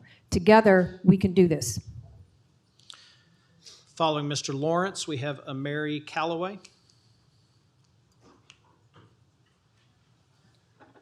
Hi, my name is Stephen Lawrence. I live on Valentine Street near Railhead Barbecue. I'm a lawyer in Fort Worth. And the past 2 times I tried to vote were in the special election at Como Community Center. One time the parking lot was full and I had to wait. Both times I had to wait in line. The people in my neighborhood, not all of them have vehicles, and they are all working class people who have to go to work more than once a month. So reducing the number of polling locations, increasing the lines at a time when the county is growing and we have historic participation is hard to come up with an explanation for. Furthermore, I'm the founder of Clear Rule of Law, and both the lack of speaking time and the lack of voting opportunity will be on our fall scorecard. So consider what you do wisely, because our creator is watching, and so is Tarrant County. Thank you. Then we have Catherine Godby. Hello, my name is Emery Calloway. I'm the Vice President of the Tarrant County Young Democrats. Tim O'Hare and Tarrant County are once again choosing to make voting harder at the expense and in the name of fiscal responsibility at the expense of voters' access to the ballot. With higher turnout expected, you are proposing just 176 polling locations for Election Day in November. In March of this year, a primary, mind you, we had 199. And now for a general election that will bring even higher turnout, you want to make that number to 176. Let's be real. You're asking voters to accept even fewer locations in the biggest election of the cycle, and you expect it to run efficiently and effectively? I think not. This is a slap in the face to voters. It's a slap in the face to students who cannot vote on their college campus. And you're taking that right away from us. But this isn't just about the number of polling locations. If you look at the burden, the poorest 25% of Tarrant County have an increase of 52.5% in their average travel time to their earliest polling location on Election Day. The wealthiest have 3.8%. Do better, do what is right, restore the polling locations. We need more rights. Following Ms. Godby, we have Kevin Burge. Catherine Godby, speaking to the majority members here. People have fought and died for the right to vote. Over 600,000 people dead to end the evil of slavery, 6,500 documented deaths from racial terror, lynchings, the Bloody Sunday March in Selma, the assassinations. The right to vote, access to the polls, is a recognition of equal humanity. Every vote cast honors the life and death struggle to have America finally say, my God, yes, we see you, and yes, you are equal to your white neighbors. America is the right to vote. It is wrong to suppress that. You're on the wrong side of history. You're dishonoring what it means to be an American, and more than that, you're losing your humanity.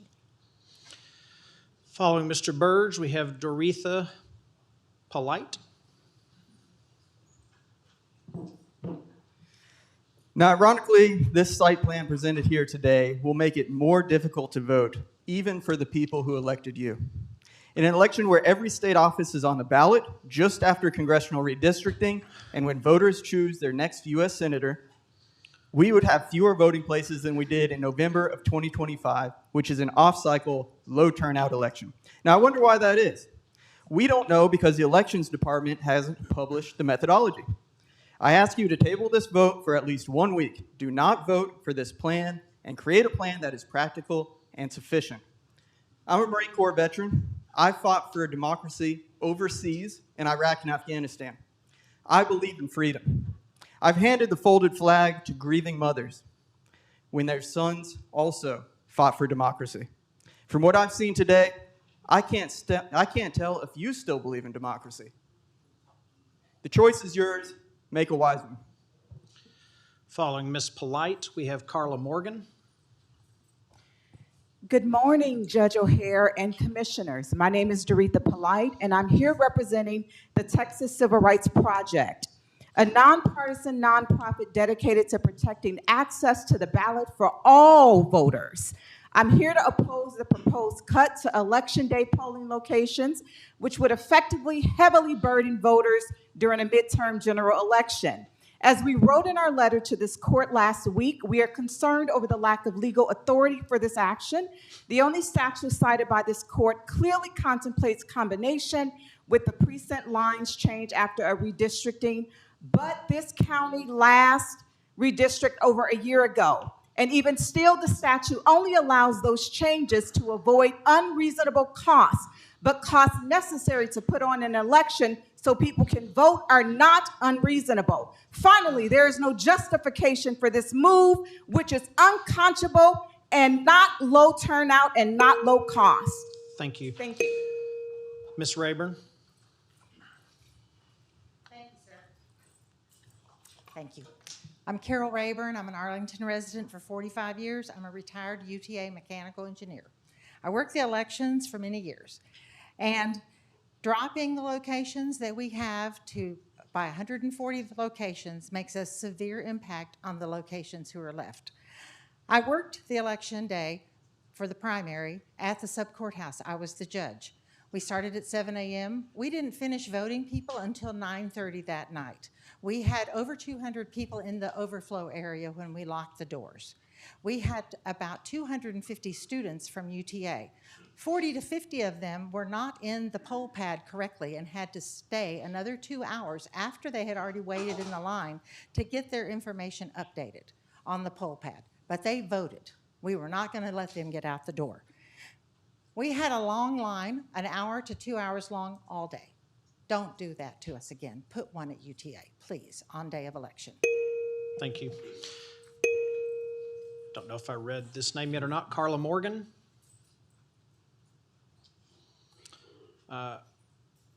Representative Goodwin is already gone. Catherine Cano, and then Gwen Baroud. Is Ms. Cano here or Ms. Baroud here? All right, next we have. Is it me, Gwen Baroud? Yes, you can go.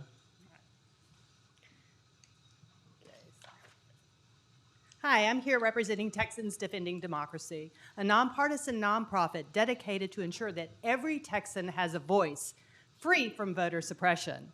Tarrant County is booming. Since the last midterm, we've grown from by over 1.2 million registered voters to now over 1.3 million registered voters.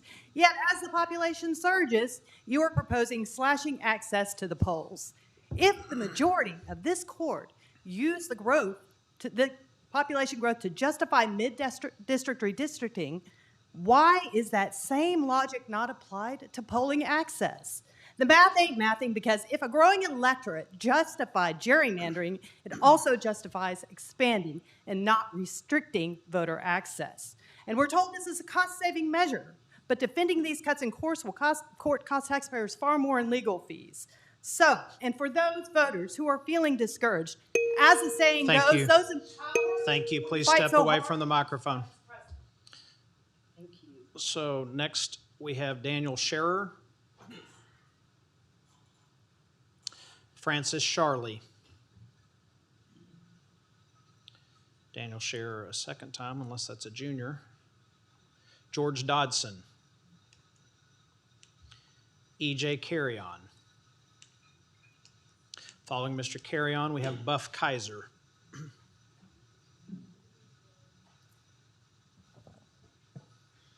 All right, so I want to let everyone know this is a win-win. All right, a win if they don't vote for this, so we make our lives easier to vote. A win, we still have a historic November election. Commissioner Simmons, I don't think they get it. So many of us started showing up after the racial gerrymander. All this new talent, people running against you, Commissioner Ramirez. We have a great candidate with Nydia Cardenas, who showed up because of the same fights you guys are trying to do today in August.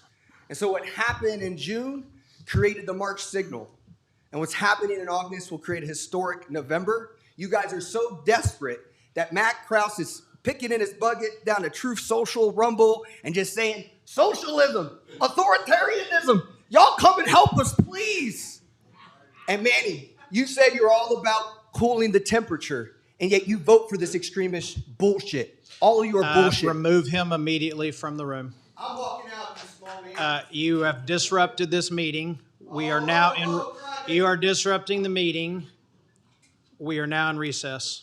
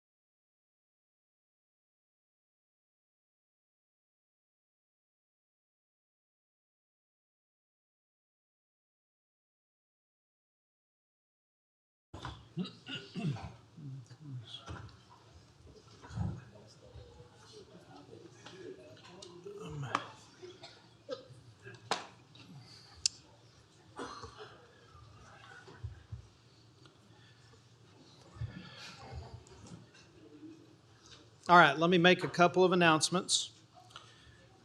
Number one, I am going to conduct this court and this proceeding and every other proceeding in an orderly, professional manner. This is the business meeting of the Tarrant County Commissioners Court. This is not a political rally. For those of you who follow the rules, which is an overwhelming majority of you, thank you. For those that do not, if we have another outburst of any kind like that, I am clearing the chamber of all non-employees. We will bring you in one at a time. You will get your opportunity to speak, but it's not going to be in front of an audience. I don't want to have to do that. I will not make this warning again. If there's an outburst from anyone in this audience, we will clear it and bring you in one at a time. So I think I've made that very clear. That's exactly what I will do if it happens. My hope is that it won't, and everybody will get up and be respectful and follow the rules and follow the instructions of the court. With that, I believe we are to Buff Kaiser. Following Mr. Kaiser, we have Janet Mattern.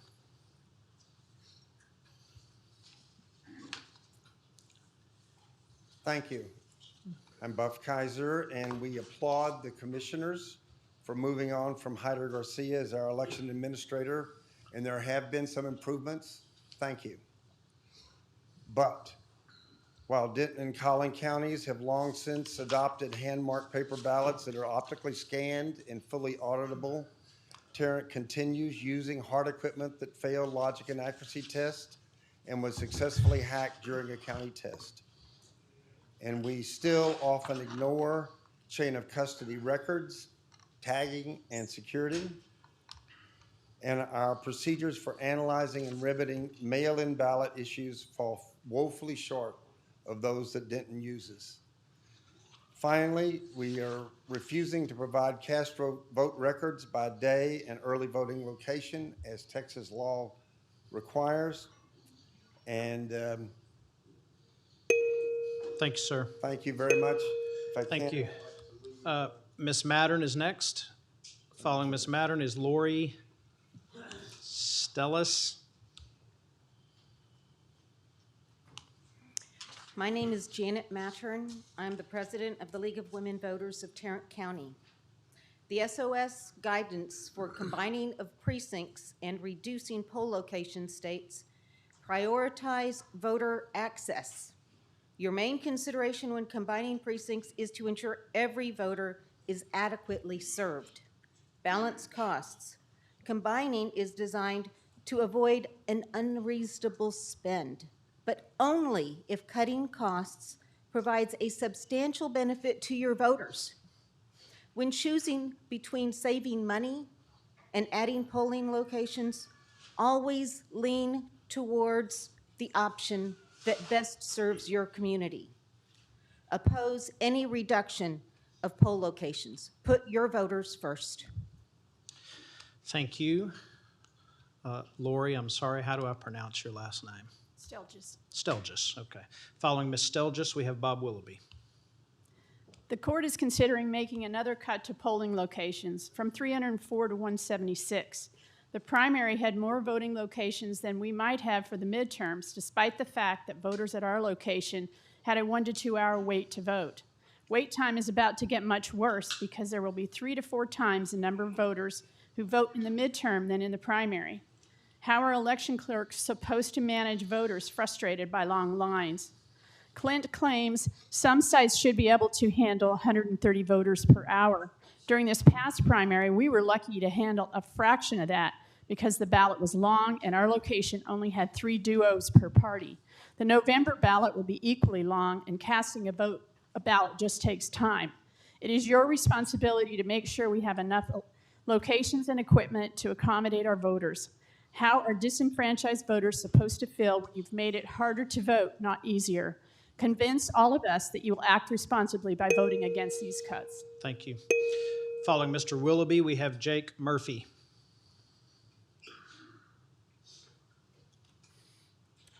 Tim, thank you for going back to 2 times a month for this. You're going to go 3 times a month. You're going to give us a minute. I'm going to need 3 meetings to get this out. Most people hear about the voting polls being shorted. That's important, yes. There's something more important, the tally room. In 2023, a video came out from a whistleblower. None of the questions were asked about the tally room. Administrator Garcias resigned.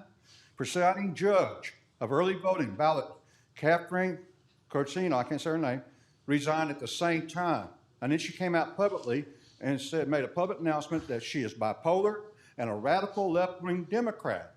Now, this is the presiding judge. She's back in there again. Why, is what I want to know.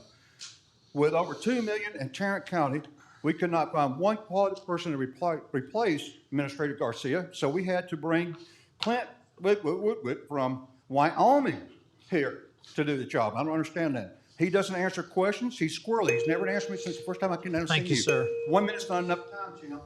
Thank you, sir. Jake Murphy is next. Is Mr. Murphy present? Next, we have Ebony Turner. Following Ms. Turner, we have Reed Bills.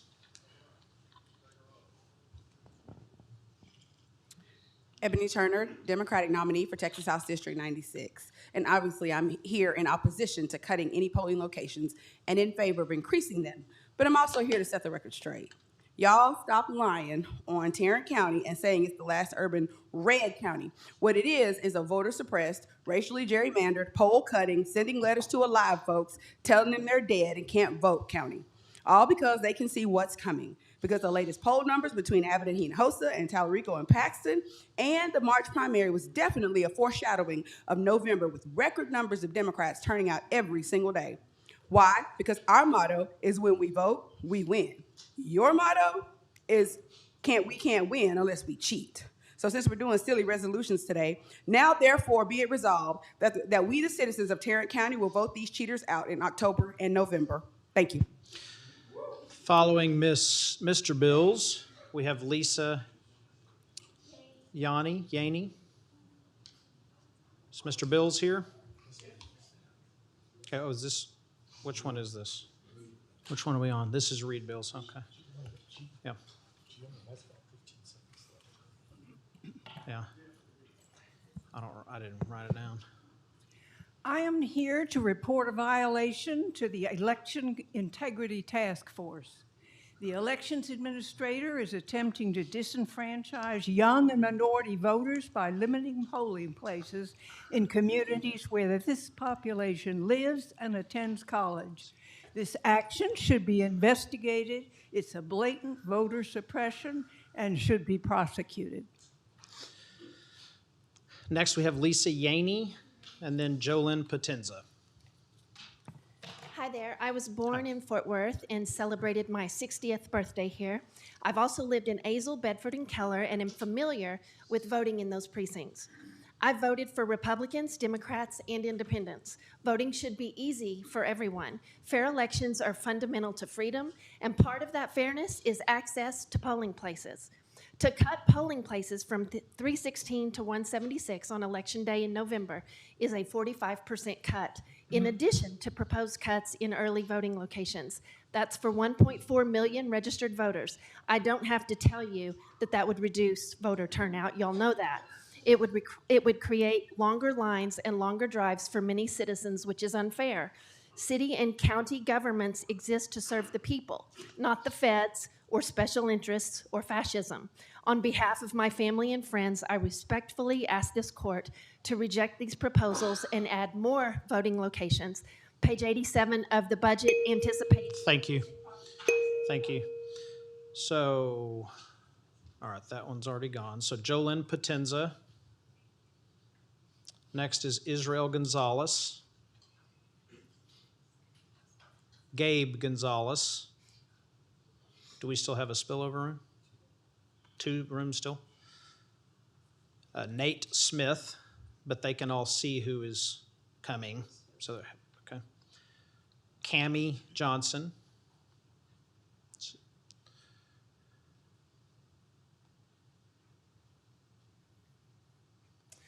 Good morning. My name is Izzy Gonzalez. I'm a member of Move Texas and a former Fort Worth ISD educator. I'm here to simply call out what this budget cut really is, which is voter suppression, corruption, and just an act out of your own fear. 42% of citizens in Texas are 30 years old or younger. You fear the youth of Texas turning this county blue.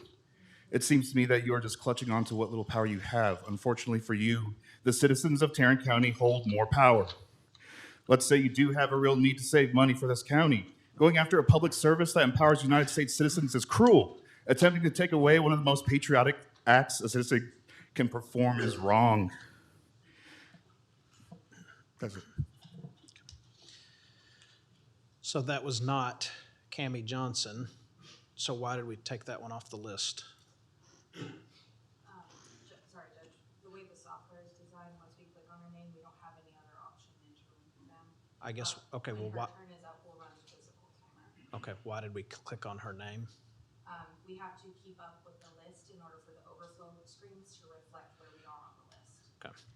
So since they're all going away so fast, Cammie Johnson was the last name up. But there were two different names, very similar to his. You can't move this fast. I gotta be able to see them. Yes. And then who was the one just after that I just said her name? My name is Gabe Gonzalez. I am a Move Texas leader and a Northside resident of Fort Worth. I believe cutting the budget and reducing polling locations is disenfranchising the people of the city the opportunity to vote. Tarrant County showed up in record numbers in the spring, and this county should be proud of those numbers. Instead, it feels like you fear them with this proposed budget cut. The invitation to exercise our freedom to vote should be met with more polling locations, not less. The residents of the city deserve more, not less.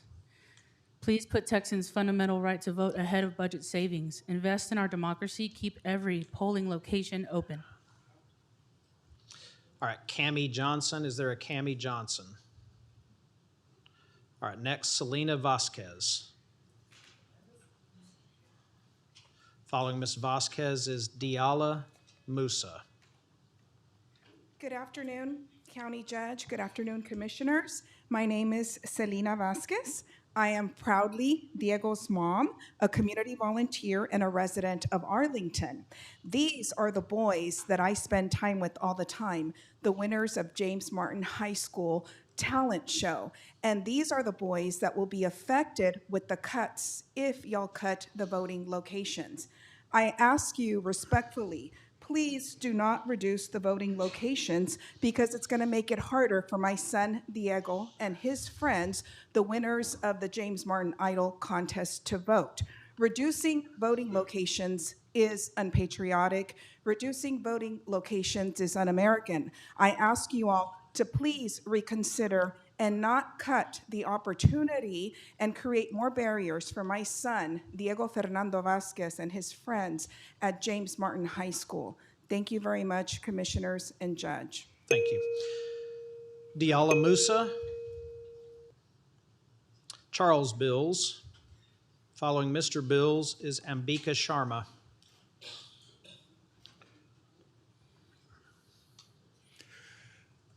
One thing is, you could be honest. You could just go ahead and say that you are closing these election polling locations because you don't want people to vote. It's not about saving money. If it was, last year you wasted a bunch of money trying to replace the ballots with ballots that had serial numbers that you didn't end up using. So any claims that you're fiscally responsible are false. Thank you. So Ambika Sharma.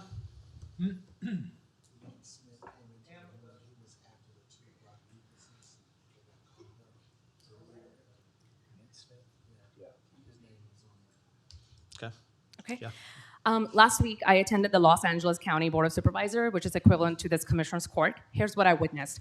Number one, they meet every week. 2, agenda is available in 4 languages. You can speak, you can dial in and speak via phone. You can also sign up to speak in person in real time. You don't have to sign up a day in advance. Interpreters are available to translate public comments, and real-time translation is available via headsets and an app called Worldly AI. I was in a state of shock to witness a human-centered approach to public access. Now let's compare to this court. You meet once a month. Public comments can only be in person, not via phone or virtual. Speaking time is based on the number of people who have signed up, not number of people who showed up. People are removed for clapping. People are removed for speaking out.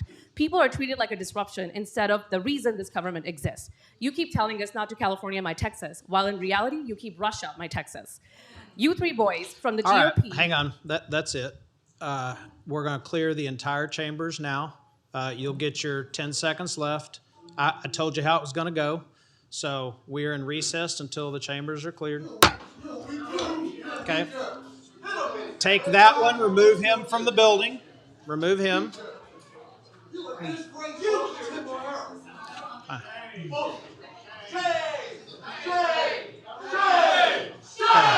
Remove them all.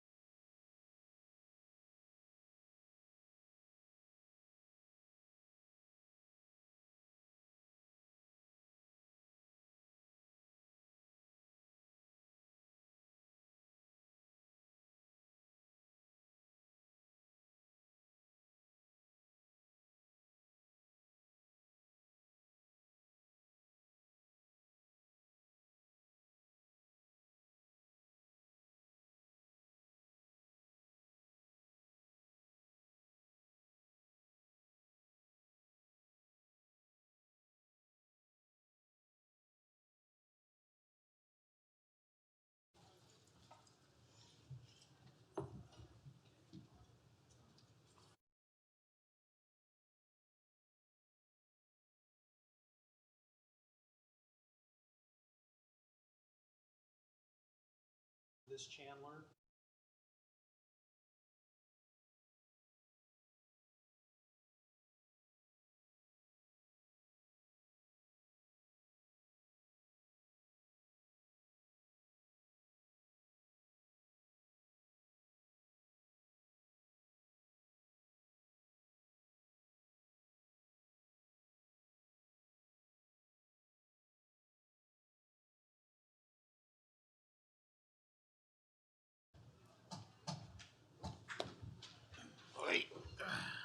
So where's Chandler? In these, do you know in these rooms, can people hear what I have to say? Or is it on? Okay. All right.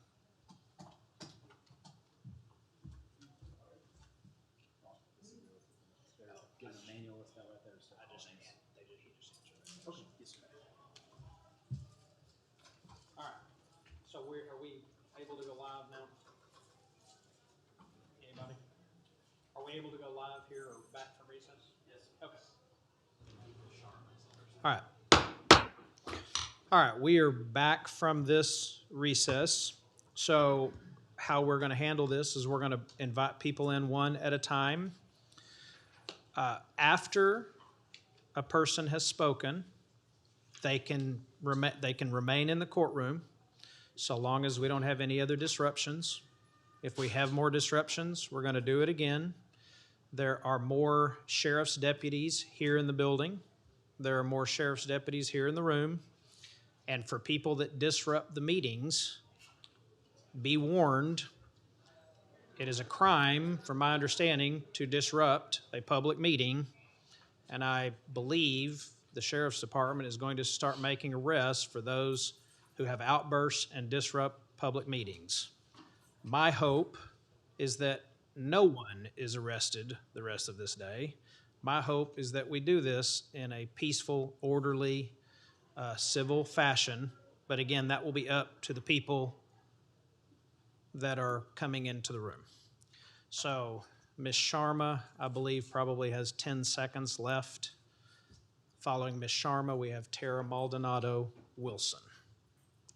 I think what I'm going to do is I'm going to call names, and as anyone gets to that outside door, we'll bring them in. Okay? Do we need any sheriff's personnel to know that's the we've way we're given doing them it? manual copies of the list, so they're going to try to. The staff's going to try to call names out there ahead Okay. of time, and All they've right. been briefed that they're allowing folks to stay in the So room. do not start any clock on any names.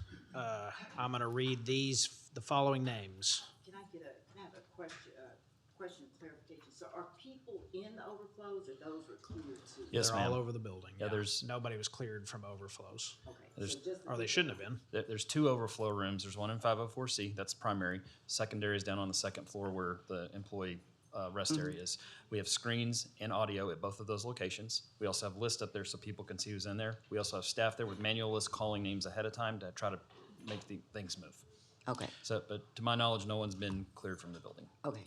All right, we have Ambika Sharma, Tara Maldonado Wilson, Aaron Blackwell, Jaden Martinez, Bob Harper, and Tiffany Burks. Any of those you can bring forward.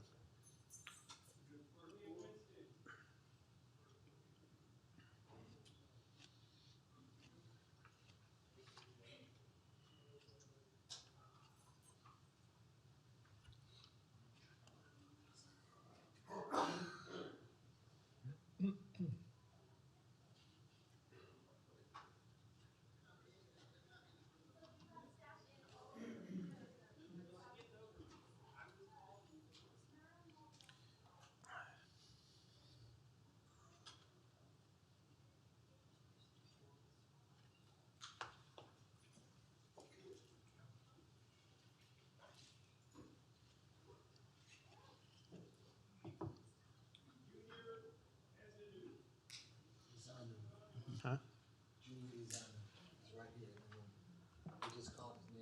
My name is Bob Harper. I was one of the names. Hang you on. called. Yep, just a second here. So Just, you don't have to clear names. I can scroll up and down and see names. Just do a timer off of their name. Don't do it on their names. Can we do that? Okay. Okay, am I clear to speak? No, give us just a second here. Okay. Thank you, Judge O'Hare and honorable commissioners. My name is Bob Harper, and I am the Election Day judge at the Brookside Center in Hearst. And my comments are solely about that center. I don't have information about any of these other places, but what I wanted to respectfully ask you to do is to return Brookside Center not only on election day, but also to the early list. Many, many people in Hearst vote at Brookside, and what will happen is if there's no early voting there, they'll wait until election day. Instead of having 13 days to vote them, we'll have one. So it may be a little selfish on my part, but my crew will handle whatever happens, but we would certainly appreciate if you would consider opening Brookside again for early voting. Thank you. Thank you. And you can remain in the room if you choose to do so. Who is this person? Junior Izano is the state rep district. I called this name out? You did. No. Or somebody outside did. Okay. Well, I didn't call his name? Not yet. No, Okay. he's Well, further down on the okay. He's further down on the list, but they called him. Okay. from outside. So do we have Tara Maldonado Wilson, Aaron Blackwell, Jaden Martinez, Bob Harper, Tiffany Burks, yep, Jack McGee. Do you have a way to remove Bob Harper or no? Okay. Jack McGee, Fran Rhodes, Bishop Kirkland, Harriet Harrell.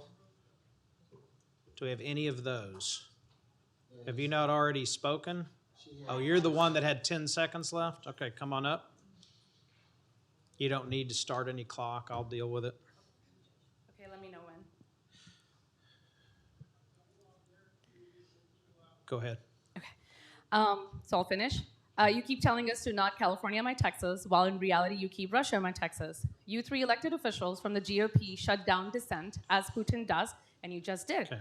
The ability to All speak right, your truth to time is power up. is Thank the... you. All right. Who has entered the room that I have called your name? Tiffany Burks. Okay, Tiffany Burks, go ahead and step up.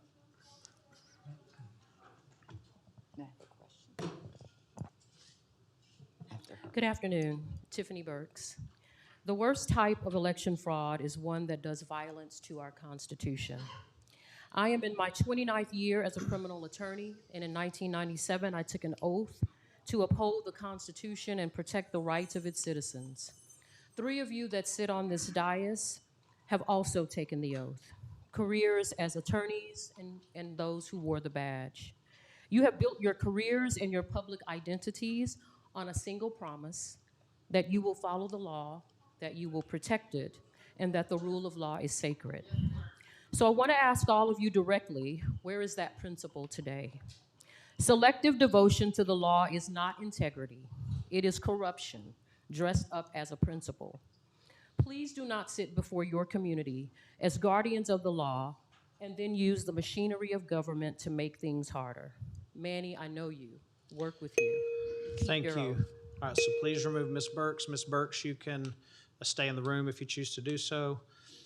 We have Tara Maldonado. Okay, Tara Maldonado Wilson. What's your question? Is the YouTube feed back? I'm getting text that the YouTube feed is not up. My staff says it is, but I'm checking it myself right now. You may proceed. Hello, Commissioners. Tara Maldonado Wilson, Precinct 1 resident. I'm here because we got to talk about the facts. The facts of the matter is that this body cut our tax rate down to the bone. And when we hear you talk about the fiscal ability to hold elections fairly, it is because you did that to yourselves. You did that to our right and our ability to vote. So I speak to all voters who hear my voice today in this court and far and beyond that we have a duty to show up in November to vote at the top of the ticket for state representatives who have fought for our right to vote at the state level, to fight for Commissioner and vote for Commissioner Simmons, who has been fighting for us here in this court, Invite for all the other candidates down ballot, because you will have more than 50 choices on your 50 races or more on your ballot to vote in November.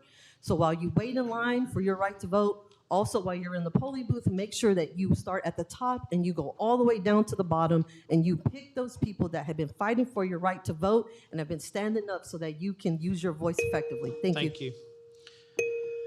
All right, is Mr. Blackwell here? Jaden Martinez. Yeah, I will call them as I call them. Please take a seat. I know, please take a seat. Jack McGee, Fran Rhodes, Bishop Kirkland, Harriet Harrell, Joe Walker, Colin Kilpatrick. Please state your name, sir. My name is Aaron Blackwell. Okay. Hello, I'm here to talk about the proposed reduction in voting locations. I believe that it should be the default opinion to create as many opportunities for these constituents to vote your constituents. If diminishing our ability to vote for the sake of ease or monetary gain were as simple a solution as you have made it out to be, then the advice that I would offer to you is not to stifle the many voices of Tarrant County purely because it is simple and easy. As Christians, how can we love thy neighbor when we're silencing them in the same breath? How can a public vote in good conscience for people who are taking their rights away and the rights of all they love? To Tim O'Hare, I know that Tim O'Hare claims that most voters are unaware of what is even on the ballot, but it is not your place to dictate the rights of the people based on your assumptions of their knowledge. And to Commissioner Kraus, if you say that you are against authoritarianism, then you should be against limiting voter rights. Thank you. Got it, okay. All right, so I don't remember calling it, but I'll take everybody else's word for it. Nate Smith.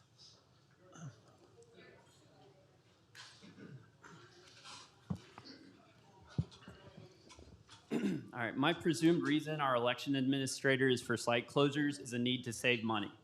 Setting aside that budget has nothing to do with his role, Republican commissioners have also cited saving money as a reason for past voting site cuts. I don't buy that narrative. This is an obvious attempt at voter suppression to win an election as Republicans are headed into the toilet.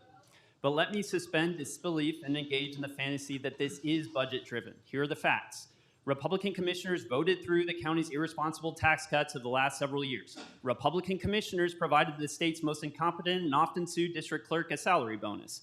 Republican commissioners have refused to insist on any reforms in a jail that often ends up in expensive inmate deaths. If there is a budget crisis driving these closures, it's of Republicans' own making. They should not tax the time of working people, forcing them to drive further and wait longer to vote due to their own fiscal incompetence. Is Jaden Martinez in the room? Mr. Martinez. And you are welcome to stay in the room after you speak if you choose to do so. All right. Our rights mean something. Do you want to set the example of taking away voting rights for your political opponents to copy? How are you going to gerrymander away people's voices and on top of that take away locations for people's voices to be heard? Would you ever want to be on the receiving end of the actions you do unto others? What do your actions say about what the state stands for, what all of us stand for? Do we stand for fairness and opportunity, or do we stand for placing hurdles and barriers in front of our neighbors' fundamental rights? You say the main reasoning for limiting voter locations is lower voter turnout, but voter turnout has increased. We need more voter locations, if anything. How is a democracy supposed to function when the most fundamental right, our right to vote, is being diminished, suppressed, with all the barriers being put in front of it?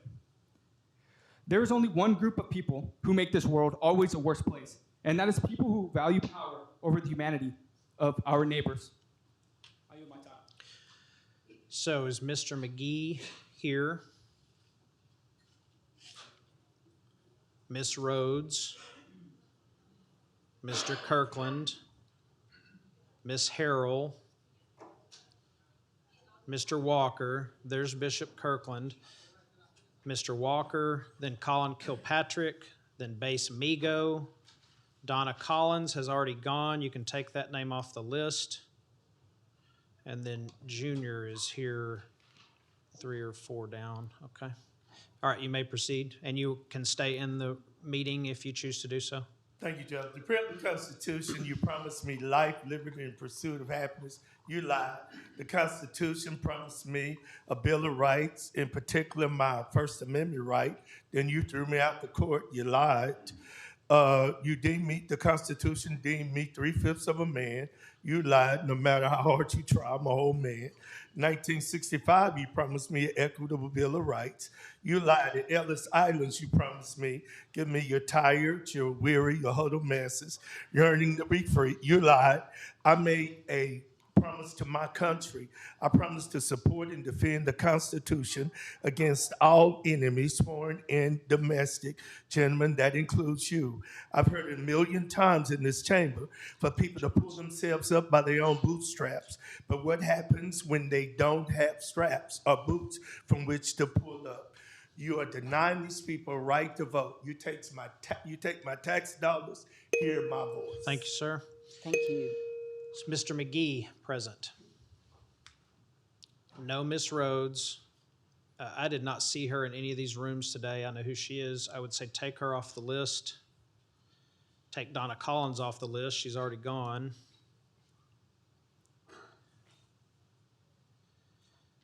Do we have anybody else whose name I have called in the room? All right, we will now go to, forgive me if I don't pronounce it correctly, Junior Izanu.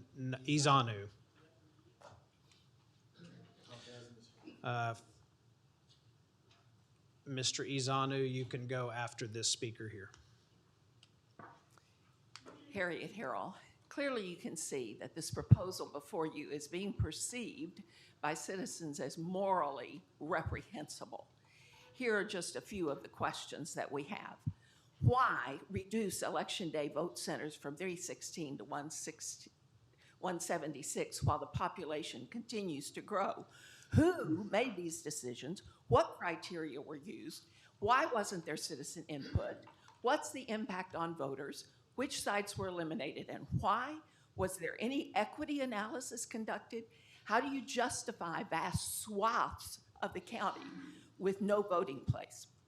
Judge O'Hare, Commissioners Manny Ramirez and Matt Krause, with no rationale, you leave us no choice but to assume that you are afraid of Tarrant County voters. Please prove us wrong and reject this proposal. All right, I would say at this point, remove, obviously, Dr. Harrell. I would remove Jack McGee. I'm getting a list printed for me where I can go back and look at the names. Mr. Izanu, please proceed. Here we go. Good afternoon, commissioners and judge. Thank you for your service. Thank you for the time to speak today about the proposed reduction of voting sites in Tarrant County. My name is Junior Izanu. I recently won my election, my primary election, to serve as the next state representative for District 101. UTA is in my district. UTA was the first location I ever voted at when I was a 19-year-old college student going to UT Arlington. To see that UTA was pulled off the early voting sites for the first time in a decade, to see that nearly half of our election day sites have been eliminated is shameful. It's an act of voter suppression, plain and simple. So I'm here today to urge each and every one of you, all 5 of you today, to vote against this reduction in election day sites and early voting sites. I want you all to know that those who decide today to use your privilege, your vote, to strip Tarrant County residents of their rights will be remembered in November. Poll taxes, literacy tests, and acts of violence didn't stop us back in the 50s and 60s, and this won't either. Thank you, Change sir. is coming. Thank you. All right, I have Joe Walker, Colin Kilpatrick, Base Migo, William Winston, Darren Hector, Nathan Johnson. Okay.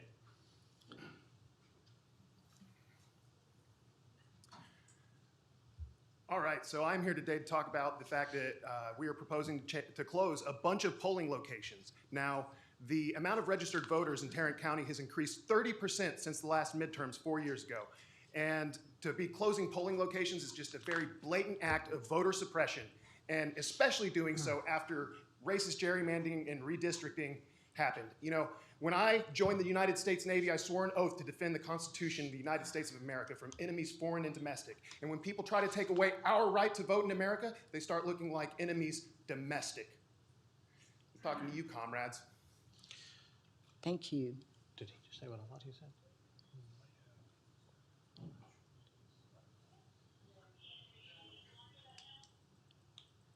Did he say what I thought he said? No, okay, maybe not. I couldn't quite hear it. All right, we have now, I'm going to say at this point, remove Joe Walker from the list. I thought I'd said that. Base Migo, William Winston, Darren Hector, Nathan Johnson, Billy Wilson. Yes, sir? Come on up.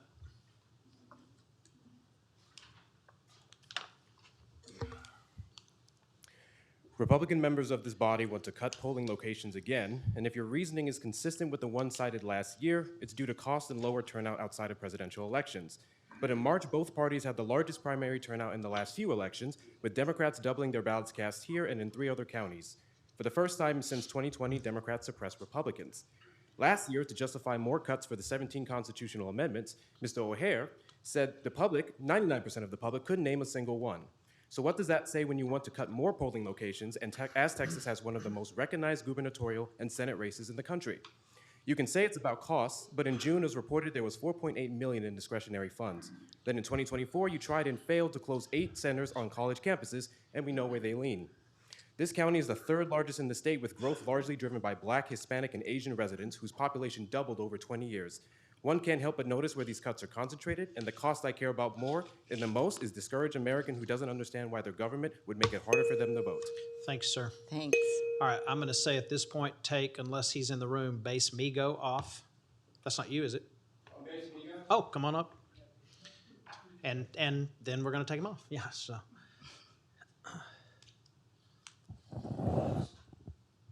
Camp Pendleton. Big E.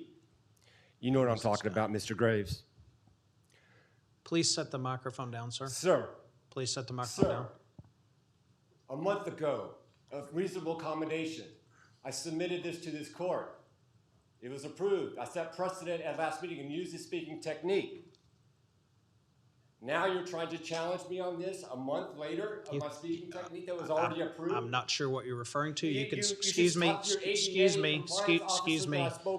don't want to speak over you. This is I don't rude to interrupt you when you could have done a private sidebar, a private meeting to address this Please issue. remove him from the room. This is ridiculous. I don't want to speak over you. Mr. Graves, I was here to honor you and they're disrespecting you through the social, anti-social agenda they're pushing. All right. William Winston, Nathan Johnson, Billy Wilson, Lydia Bean. Did Nydia Cardenas not already go? No. Okay. I know that each speaker at a public meeting represents hundreds, if not thousands, of people who cannot come to a public meeting. So I and those people I represent today want to go on record as opposing any reduction of the polling places in Tarrant County for the midterm elections. You will have heard all the secular reasons for retaining the current polling places. So as a Christian priest, I will focus on your oath of office that you swore, so help you God. You swore to uphold the letter and spirit of the national and state constitutions. You did not swear to defend or protect partisan politics. And as you know very well, the political and secular reasons why some of you are bent on reducing the polling places in Tarrant County. What you seem to forget is that you violate the oath of office when you intentionally deny or impede registered voters of Tarrant County quick and easy access to the polls. God will not be mocked. So be blessed or cursed, not because of the actions you take today, but because of the Thank you, actions sir. take. All right. Thank you. That was Mr. Winston. So now Mr. Johnson, Mr. Wilson, Ms. Bean, Ms. Cardenas, Mr. Hudson. Thank you. My name is Nathan Johnson. I'm a state senator from Dallas County. I'm the Democratic nominee in the Texas Attorney General's race. I'm here with great concern about the decision of this court to reduce the number of polling locations. I don't have answers today. I do have questions. One question is, after 40 years of Republican control of this court with an emphasis on efficiency and cutting waste, have you concluded that your predecessors had twice as many polling locations as were necessary. Is this really about efficiency? How much money are you going to save? Because the whole function of this court is not to save as much money as possible. It's to make sure that you carry out the functions of government, and the legitimacy of your seats depends on people voting. There's a concept of corruption, a historical concept, that it's the deformation of political institution to elevate private interest or power over the public interest. That may be happening here. I gotta question why. Is it because of the political drift that's happening in Tarrant County right now? I do hope you all pull this off. I hope it's a great election, but if not, we're gonna have some really important questions. And I really wonder about a court that confuses Thank you, sir. intentionally. Thank you, sir. I'll Thank respect the you. time. Thank you, Senator. Is Mr. Wilson, did I just see him? Mr. Wilson. And if you are welcome to stay in the room after you speak, if you choose to do so. Billy Wilson, Precinct 2. Happy Black August. Power to the people. I had cognitive dissonance.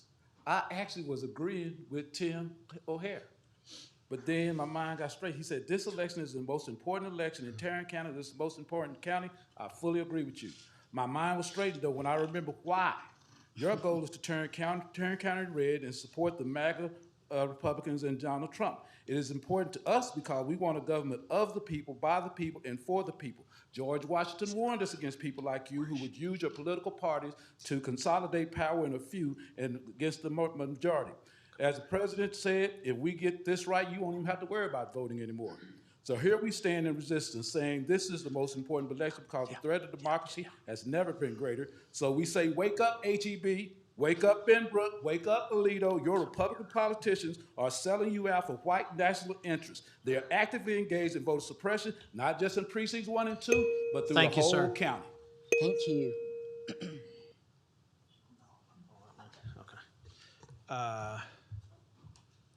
We have Lydia Bean, Nydia Cardenas, David Hudson, Jane Collins, Melissa Solorzano. Good afternoon. My name is Lydia Bean, and I'm running for the honor of serving as the next county clerk of Tarrant County. And I'm here to speak out against this push to close almost half of our voting locations for the November 2026 elections. This is a naked attempt to make it harder to vote. We know that this list of polls did not come from consulting with the community because the list specifically targets working class, Black and Latino neighborhoods. And you know, we've been here time and time again, reminding you why it's important for working people to have an accessible place to vote. Folks who can't take off time to work, who have small kids, who may not have a car. Our communities have told you, and that's why we have to ask if perhaps the county judge is putting political pressure on our elections administrator behind the scenes, just like he did with our last elections administrator. We need local officials to stand up for our access to the ballot. Thank you. Thank you. Nydia Cardenas, David Hudson, Jane Collins, Melissa Solorzano, and Danette Allen. And again, you may stay in the room if you choose to do so after you speak. Should I go like this? Because it feels like that's what one has to do to stay in this room. My name is Nydia Cardenas, and I've been No, you coming just have to to not Commissioner's scream Court. out, yell, and jump Okay, up well, and down. That's all you have to do. You're using Yeah. my time, so I've been coming to Commissioner's Court since you racially gerrymandered our precincts, and Commissioner Ramirez, maybe you would like to know why I decided to run against you, and voter suppression is just one of the many reasons. Today, we have yet another example of our incompetent leadership when what Tarrant County deserves is excellence. Excellent leadership would know that to be a good steward of our collective future, the question we should be answering is how to be elected leaders who inspire people to participate in our democracy. Not, oh, voter suppression is a way to save money. Let's do it. No matter what hurdles you put in place, we will organize, we will vote, and we will elect excellent leadership that listens and works for the people. And if this room was full of people, they would all be standing up right now when I say, who's ready for a new Commissioner's Court? Okay. David Hudson, Jane Collins, Melissa Solorzano, Danette Allen. I was an election judge a number of times in my precinct before the days of vote centers. I was always skeptical of these vote centers. I was here in 2020 when a different Commissioner's Court, completely different members, went to vote centers in Tarrant County for the first time. And it was said over and over again that they're only increasing flexibility and convenience. There's going to be no reduction in access or proximity to the voters. I saw enough confusion when there was a simple rule that you voted in your precinct. Most people knew where to go, but some people didn't. And when those people didn't, we would at least give them a clear answer. This is where you're to vote. This is the first time that Tarrant County is making a reduction, 45%. I don't see that being justified in the numbers. Thank you.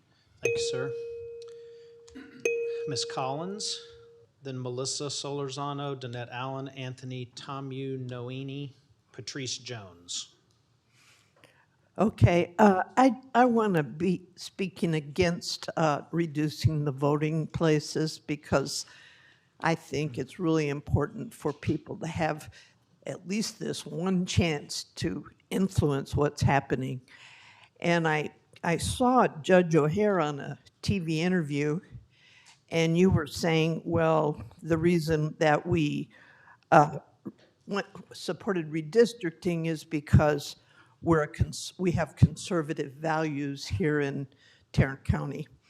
Well, I know I don't, and I can't speak for everybody, but I'm for public education, affordable housing, mental health care, living wages, and public transportation. I'm willing to pay taxes for those kind of things. What I am against is privatizing everything so that only certain people can afford. Thank you. Is Melissa Solorzano here? All right, I've called that one several times. Danette Allen, Anthony Tomu Noini, Patrice Jones, Dr. Michael Bell, Catherine O'Leary, Lon Burnham, Daniel O'Leary, Sabrina Ball. Ready? You are? Danette Allen. Okay. Got it. County Judge O'Hare, Commissioner Kraus, and members of this court. My name is Danette Allen, resident of Precinct 3, and I'm here to oppose the proposed cuts to our polling locations. While you say this is about cutting costs, with every polling place eliminated, costs are added to your constituents in gas, time, and long wait lines, falling hardest on working people, seniors, students, and caregivers, the same people who can't be here today. Every barrier you add does not just inconvenience people, it creates non-voters, and that harms our democracy, despite party. This follows the court's decisions to end the free bus program that got low-income residents to the polls. Judge O'Hare, you said it isn't government's responsibility to get people to the polls. I disagree, respectfully but firmly. It is the fundamental, sacred duty of county government to protect, facilitate, and defend every eligible citizen's right to vote. That duty doesn't end at the ballot's existence. It means making sure people can actually reach it. Commissioner Kraus, your constituents are watching. All right, is Anthony Tomu Noini here? Patrice Jones, Dr. Michael Bell,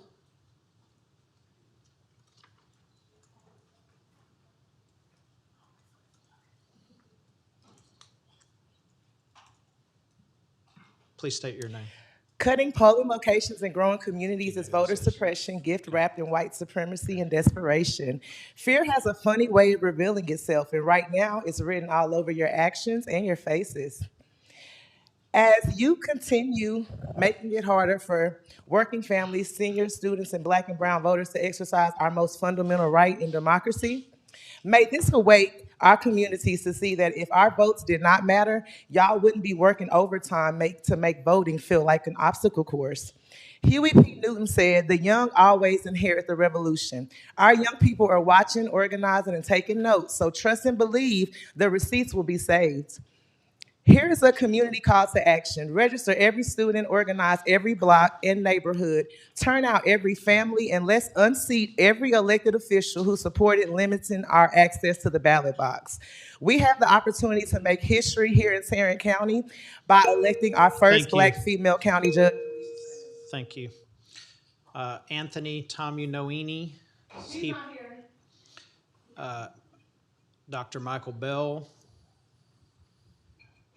Catherine O'Leary.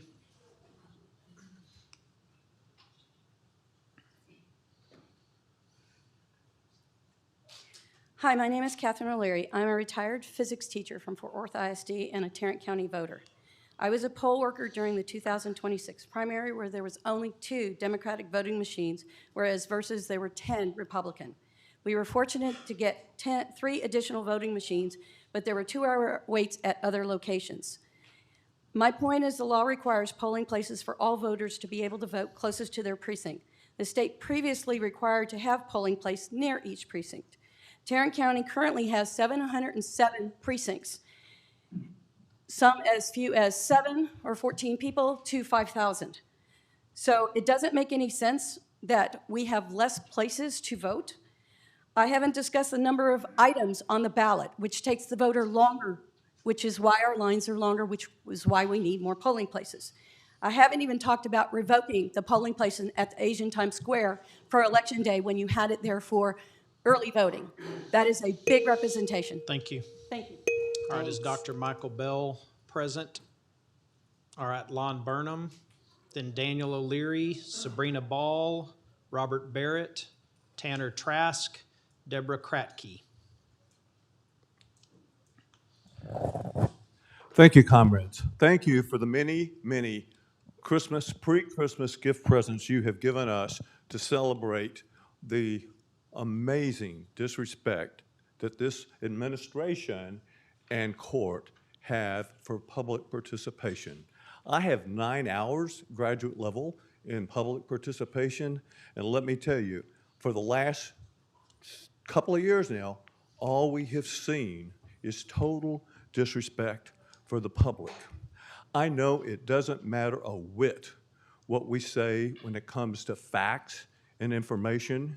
You even totally disrespected Dr. Bays Migo for disallowing his ADA request when he picked up the microphone and turned around Set the because he microphone has down. issues, he's on the spectrum, he needs Set the respect. microphone down, But we Mr. know Burnham. that we You are don't care disrupting the meeting about basic again. human rights, I've asked any you to of set the them. For microphone ADA down. Please remove him. We will go into recess because you're disrupting the meeting again. All right, we're in recess.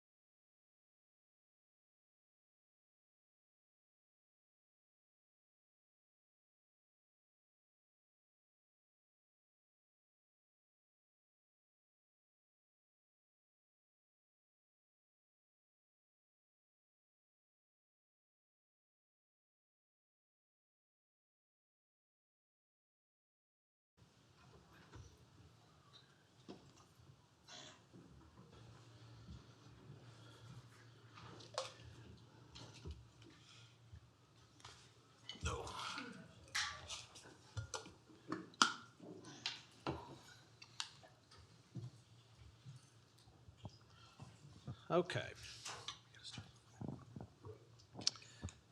We are now back from recess. I'll call out the following names: Dr. Michael Bell, Daniel O'Leary, Sabrina Ball. Are you Mr. O'Leary? All right, come on up. Sabrina Ball, Robert Barrett, Tanner Trask, Deborah Kratke, Margie Goggins, and you are welcome to stay in the room after you speak if you choose to do so. Hi, I'm Daniel O'Leary, a retired engineer from Lockheed Martin and General Dynamics, as well as a Tarrant County voter who opposes reducing polling locations. My wife and I were poll breeders in the November runoff. We witnessed the value of physical presence at the polls to increase voter turnout. Texas was previously required by law to have a polling place in each precinct. Tarrant currently has 707 precincts, some as small as 17 voters, thanks to this court's gerrymandering. Reducing polling locations further makes no sense, considering the population increase since the last election.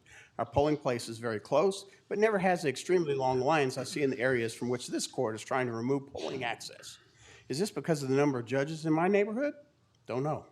The U.S. Constitution gives us a right to vote regardless of the cost. Voters are supposed to choose their elected representation. Stop taking actions that will allow politicians to choose the voters who are allowed to participate in democracy. Commissioners, we're watching you. Thank you. Thank you. All right, I'm going to say at this point to remove Dr. Bell's name from the list. Sabrina Ball.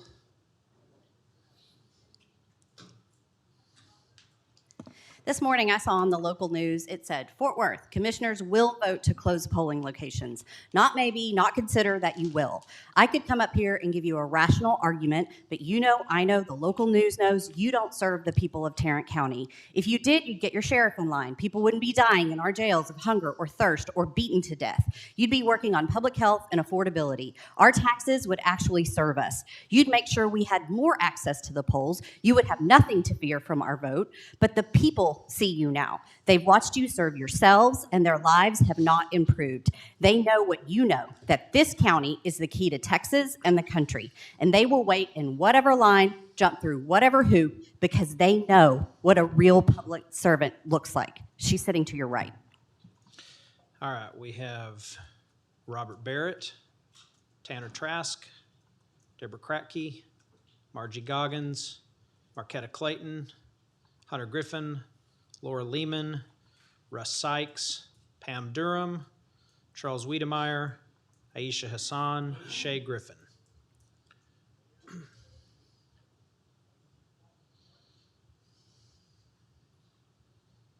Could you please state your name for us?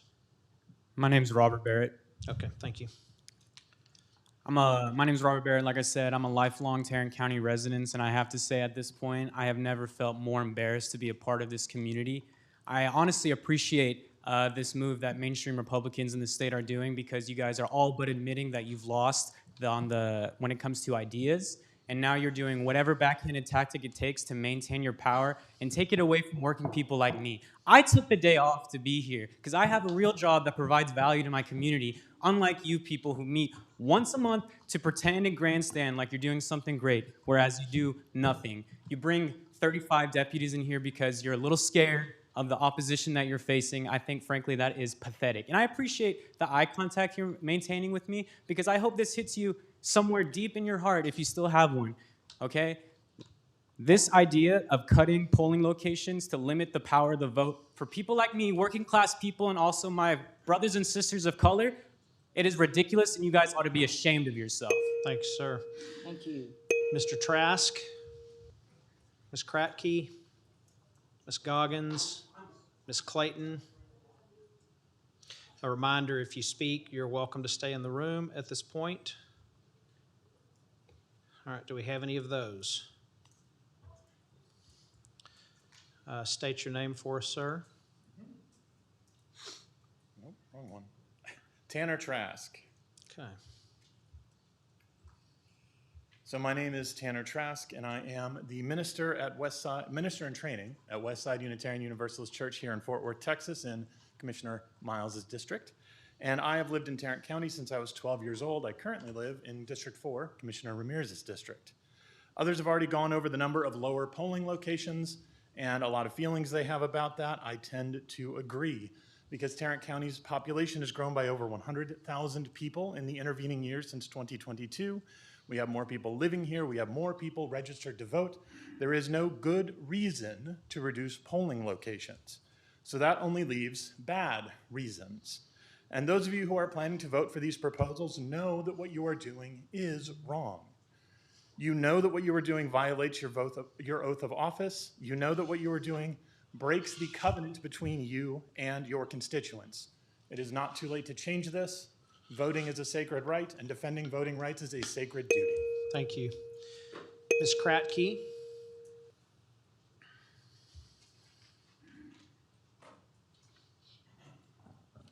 In Arlington, the zip code with the highest poverty rate is 76010. Let's say that Carol lives on West 4th Street and has no car. She can currently walk to her polling site at the UT campus just a few blocks away. If that site is eliminated, she would have to walk 1.3 miles to the nearest site on East Lancaster and then walk 1.3 miles home. But what about Fort Worth?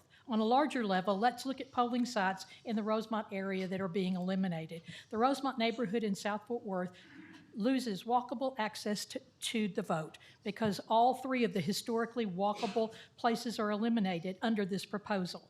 Within this area, 3 walkable posts are being removed: Rosemont Middle School, South Hills Elementary, and South Christian Episcopal Church. I find the discussion of socialism today ironic, since this is how socialism works. All right, is Ms. Goggins present? Ms. Clayton present? Are you Ms. Goggins? Are you Ms. Goggins? Yes. Okay. Hi, good morning. Thank you. I appreciate the opportunity to speak this morning. My father was a veteran of World War II, and I'm a proud native of Fort Worth. When I was a little girl, he would always take me to the polls with him because he wanted me to know how important it was to defend our right to vote as Americans. At the time, I thought it was perfectly normal that we would pay a poll tax in order to vote. It was only later that I learned that that was an act of voter suppression. I find it ironic today that we opened with a celebration of a gentleman who risked his life to defend America. One of the primary values of America is the right for people to vote. This is an effort to deny people the right to vote. I think you all know that very well. You don't need to hear it from me. I would ask you to listen to your better angels. Serve the people, serve the Constitution, serve your country. Thank you. Thank you. Is Ms. Clayton present? Then we have Hunter Griffin, Laura Lehman, Russ Sykes, and you're welcome to stay in the room after you speak. Good afternoon. I'm Marquita Clayton. I'm your judicial candidate for the 371st District Court. I think it goes without saying that closing 140 polling locations is not a physical responsibility. It's voter suppression dressed up as a budget decision. The court found money for jail staffing contract that's cost us nearly $1.2 million, canceled just a few months later, while the jail still remains severely understaffed. Yet now when democracy requests an investment, suddenly money becomes the priority. This is a part of the pattern. The county ended free rides to the polls. It attempted to remove college voting locations. It redrew precinct lines mid-decade, now proposing to make voting harder by eliminating nearly half of our polling places. Polling places are not wasteful expenses. They are doors through which citizens enter democracy. Commissioner Ramirez, you previously stood against removing college locations. Today, will you stand for voter access or will you close the doors? Thank you. All right, is Hunter Griffin present? Mr. Griffin, then Laura Lehman, Russ Sykes, Pam Durham, Charles Wiedemeyer, Aisha Hassan, and Shay Griffin. My name is Hunter Griffin. I live and work inside Tarrant County, and I have a few words about where my tax dollars are going and how this court is run. It's run like a circus. As you can see, we have people in vans being held down to the jail. We have people getting pulled out all the way downtown so they can sit in a jail cell tonight. And we know how this court feels about jail cells. They want people to die in them. So is this a strategy, Tim O'Hare, by you to kill your opponents? That's my question for you. These polling locations should be open. If you care about free and fair elections, why are you trying to cut corners and save money on elections? Do we care about elections? Do we care about them being safe and secure? I would agree with you that no, y'all don't. So please, keep these voting locations open. It's the least you can do. Because all the other BS that y'all put up here and make us vote on, make y'all vote on, is terrible. So how about instead of giving y'all a raise and working less, how about you help out us for once? How about that? Thank you. Is Ms. Lehman present? All right, how about Russ Sykes?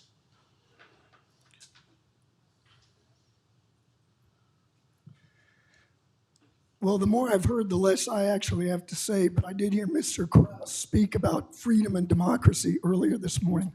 I trust you all support our democracy and want to foster it. It beggars the imagination to think that closing half of the voting places would help with that. I consider it a form of sabotage against the institutions we have and treason against the spirit of democracy itself. And we will be watching. We will come for you with our votes. Thank you. So Lehman and Sykes, you're taking off the list, right? All right, Pam Durham, Charles Wiedemeyer, Aisha Hassan, Shay Griffin, Justine Allah. Did Kathy Arocha already go? Did she go during this? Okay, you can take Kathy Arocha off. All right, Pam Durham, Charles Wiedemeyer, Aisha Hassan, Shay Griffin, Justine Allah, Maricela Aramino, Meredith Thomas, Estella Williams, Harold Parkey. Did he already go? Take him off. Is Beto here? Is that somebody sign that up? Hi. Come on up. Good afternoon. On behalf of my boss, State Representative Chris Turner, I'm reading this statement. On behalf of his nearly 200,000 constituents in House District 101, I'm submitting this statement to express unequivocal opposition to the proposed early voting and election day voting locations being considered by the court today. Today's proposal will drastically reduce ED voting locations by nearly half from 316 polling places available in the 2022 midterms to only 176 sites in 2026. The proposal also significantly reduces EV voting locations from 50 to 42 sites. There's simply no justifiable reason for this ill-advised plan.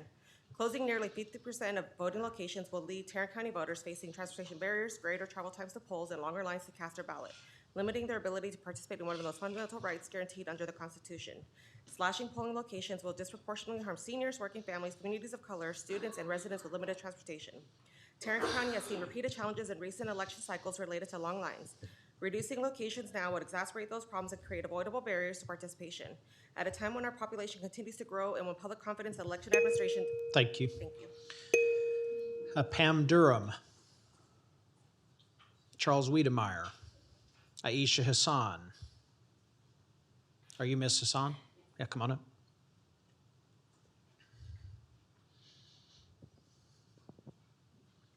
Since Commissioner Ramirez seems to have flown mostly under the radar, I'll be addressing you directly.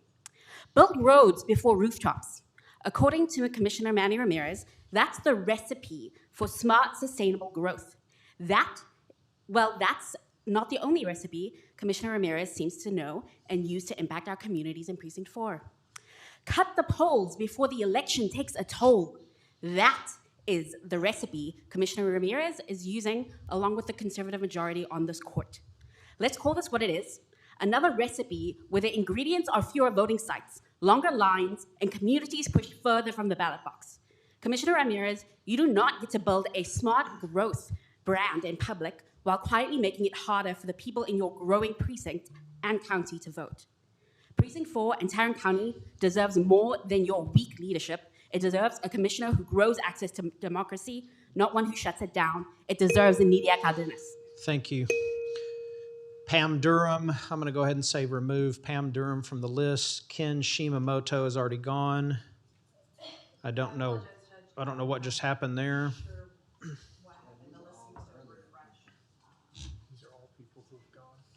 Okay, where is this thing?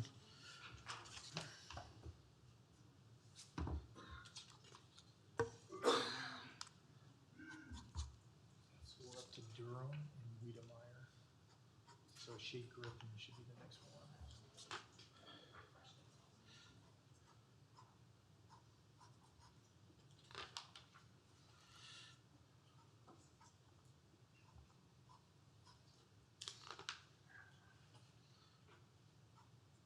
Did you say Durham?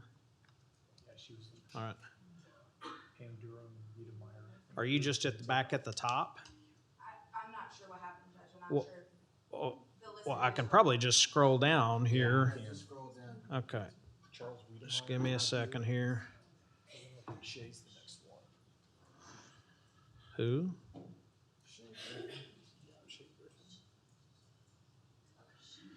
So as far as I'm concerned, you don't have to take anybody off a list.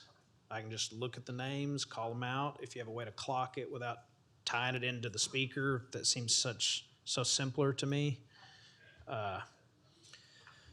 Pam Durham, we've said that one a number of times. There's no Pam Durham. Charles Wiedemeyer, he doesn't seem to be here. Shay Griffin. Then Alla, Kathy Aroka. If you can take Arocha off, take that off. Okay. My name is Shay Griffin, and I live and work as an attorney in Tarrant County. This is my first time addressing this court. I'm also about to be a first-time parent, which is informing a lot of my thinking these days. I find myself frequently asking, would I want my child to see me do this? Would they be proud of me? Shutting down polling locations would not be fair, just, or equitable. I don't think it's responsible to close down polling locations without a plan in place for how people in those areas can vote. I think there has to be some substitution that is equally as convenient for these closures to be constitutionally and ethically permissible. In law, we call this an adequate alternative remedy. I invite you today to consider your legacy and your children. Humans are not inflexible. Redemption is always on the table. I believe we should all strive to leave the world, or even just our county, better than we found it. Lastly, gerrymandering and closing polls is not the American way. No taxation without representation. All right. Is Justine, are you Justine? Okay.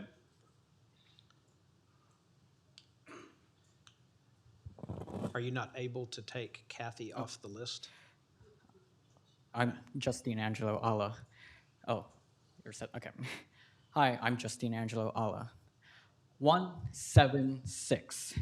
176 compared to 316 voting sites during the 2022 midterms. 1.3 million registered voters. Is this a joke? Is this a joke? This reduction in voting sites is an insult to us, the residents of Tarrant County, and democracy. Apparently, the reason for this is all about efficiency. I don't think so. I think there are only two reasonable explanations for this. Either one, this is meant to make it harder for people to vote, creating long lines, confusion, and chaos. Or two, this reduction, under the excuse of saving money, is an admission of fiscal failure. No, sorry, general failure. We need to encourage more people to participate in democracy, not discourage it. Don't close the voting sites.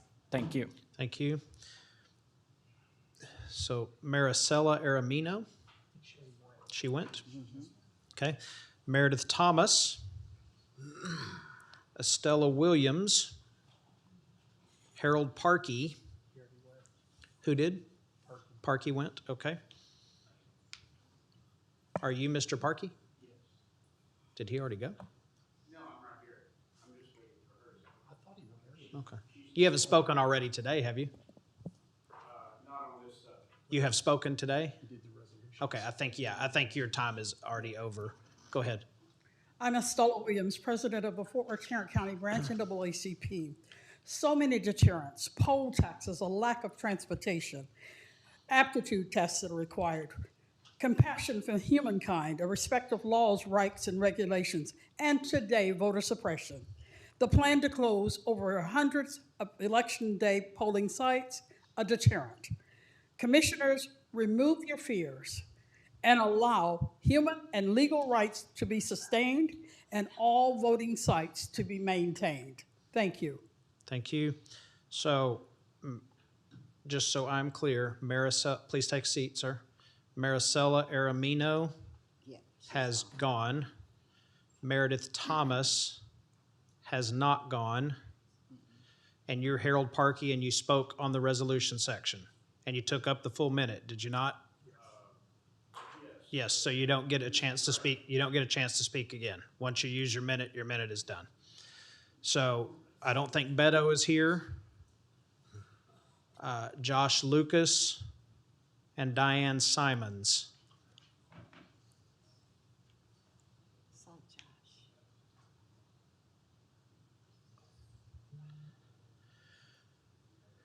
I'm gonna guess Tallarico's not actually here. Marcia Mello is probably not a real name, unless it's a stripper. All right. I'm Josh Lucas. Am I next? Yeah. Okay, cool. So what y'all are doing is not conservative. You can go to the website stormerfortexas.com under the tab Wasting Our Money to see the millions of dollars that have been wasted by the majority on this commissioner's court. Your attempt to rig the election is unnecessarily exposing Tarrant County taxpayers to yet another lawsuit. This is not conservative.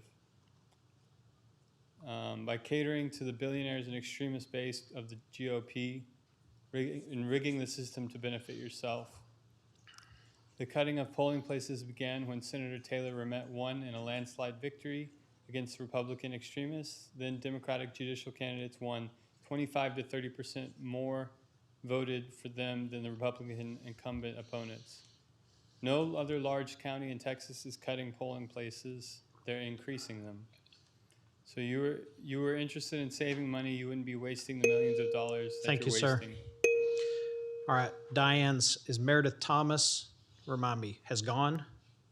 No. Okay, Meredith Thomas, Diane Simons, and you're welcome to stay in the room if you have spoken and choose to do so. Meredith Thomas, Diane Simons, Frank Stein, who is that one right here? Dick Bender, they got me on that one. I'm gonna not say the next one, or the next one, or the next one. All right. Hi, I'm Diane Simons. Well, let me take off my glasses here. Reducing voting locations by 45% would make it harder for many people to participate in our democracy. Fewer polling places can mean longer lines, more traffic, and greater travel distances, especially for seniors, people with disabilities, working families, and those who rely on public transportation. Every additional barrier increases the chance that someone simply won't be able to cast a ballot. Our elections should be accessible, efficient, and trusted. Cutting nearly half of the voting locations risk creating unnecessary delays and frustrations for voters and elected workers alike. No eligible voter should have to choose between going to work, caring for their family, or exercising their right to vote, regardless of political party or candidate. Every voter deserves a fair and reasonable opportunity to participate. Instead of reducing access, we should be looking for ways to strengthen our election system, shorten wait times, and make voting more convenient for everyone. Protecting access to the ballot box protects our democracy. Thank you. Thank you.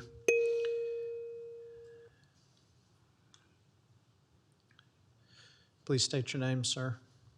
Steven Sanchez. Did I call that name? Steven Sanchez? Did I call Steven Sanchez? I don't believe I called your name, sir. Maybe a long time ago. Yeah, we're not going back to 10 a.m. So, all right, let me go. Yeah, so where are we here? Joe Palmer. And then, where are we? Where is Joe Palmer? Then I've skipped a few, missed one of them. Roderick, you didn't slip that one in there, did you? All right. So Joe Palmer, not going to do that one or that one. Then we've got Katie O'Brien Duzan. Okay. I'm now trying to read them so carefully to figure out what it says before I say it. Sorry.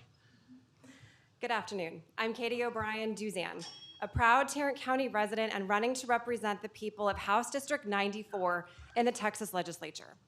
I urge you to vote for Tarrant County residents taxpayers, and working people who all deserve fair access to the ballot box on Election Day. Their time and voice is more precious than your fragile power. Vote against this corrupt and honestly desperate move to cut over 40% of voting locations in my district. Do your job that we're paying you over $200,000 each year to do. Thank you. Okay, thank you. Mr. Sanchez, my apologies, I did not remember saying your name.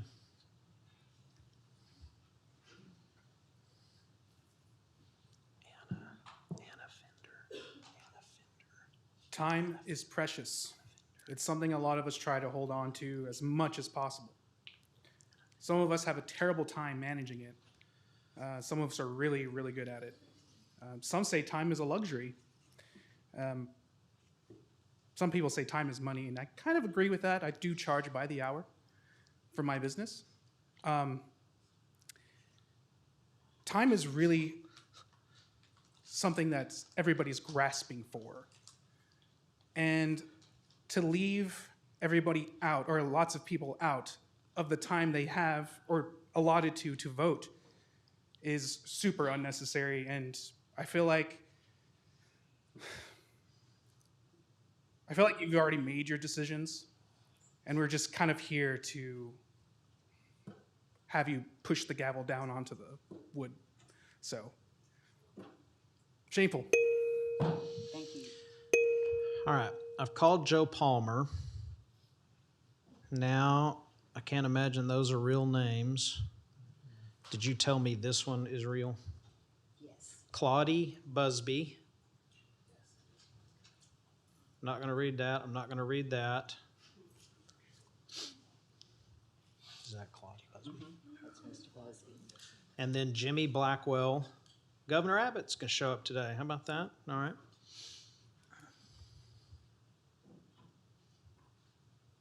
You ready? Mm-hmm. Okay. Good afternoon. We're back here again with the same issue. Recommendation closing polling places.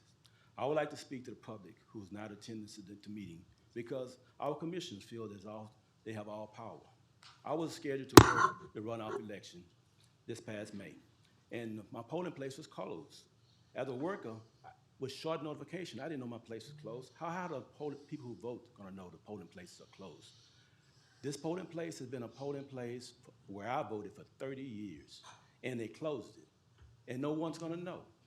So I took an initiative and put a sign out there that our location is closed so people know where to go. This wasn't just for Democratic Party members. It wasn't just it was for both parties. I took consideration that we need to have the people be able to vote. Closing polling places doesn't make any sense whatsoever. I guess the next thing we're going to do is have no elections whatsoever. All right. Thank you, sir. Mr. Blackwell, Elizabeth Miller, Andrew Miller, Stacy Mello, Brisha Stern. Is that a real name? Brisha Stern, Allison Campalo. Is there a Mr. or Mrs. Worku? Yisak Worku.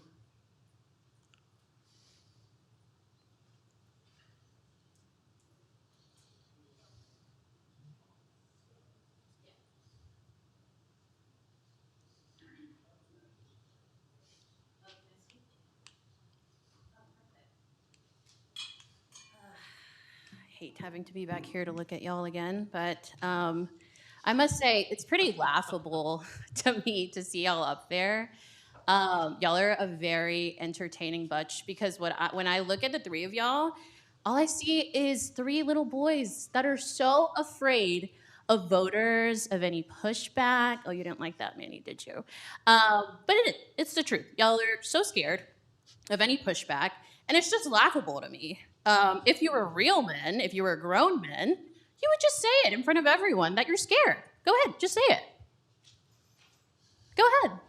Just admit to us the truth that you're scared of getting voted out, in particular you, Tim O'Hare, and you, Manny. Y'all are terrified of it. And I think it's laughable that you're over here calling all these recesses because people are clapping. Oh my gosh. People are clapping Meanwhile, you are the most disrespectful person in this room because it is a slap in the face to Tarrant County voters that you are trying to. Thank you. Please have a seat. Thank you. Please have a seat. Okay? Thank you. Okay, remove her from the building, please. All right.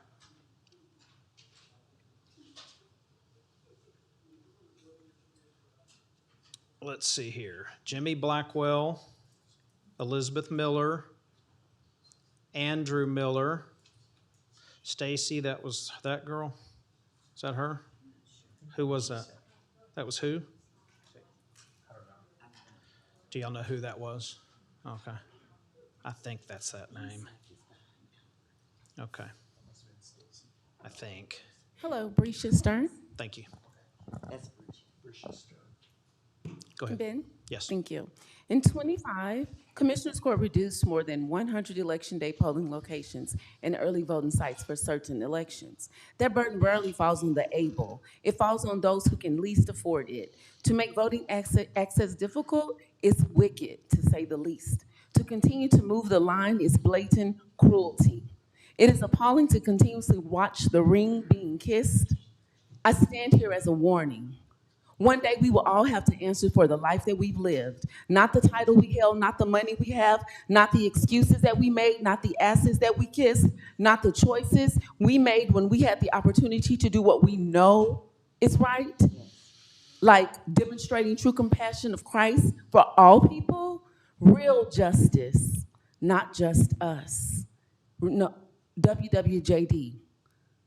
No, really, what would Jesus do? I yield my time.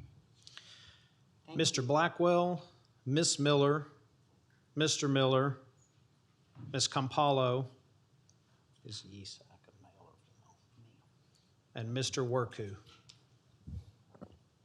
Hello, everybody. My name's Allison Campolo.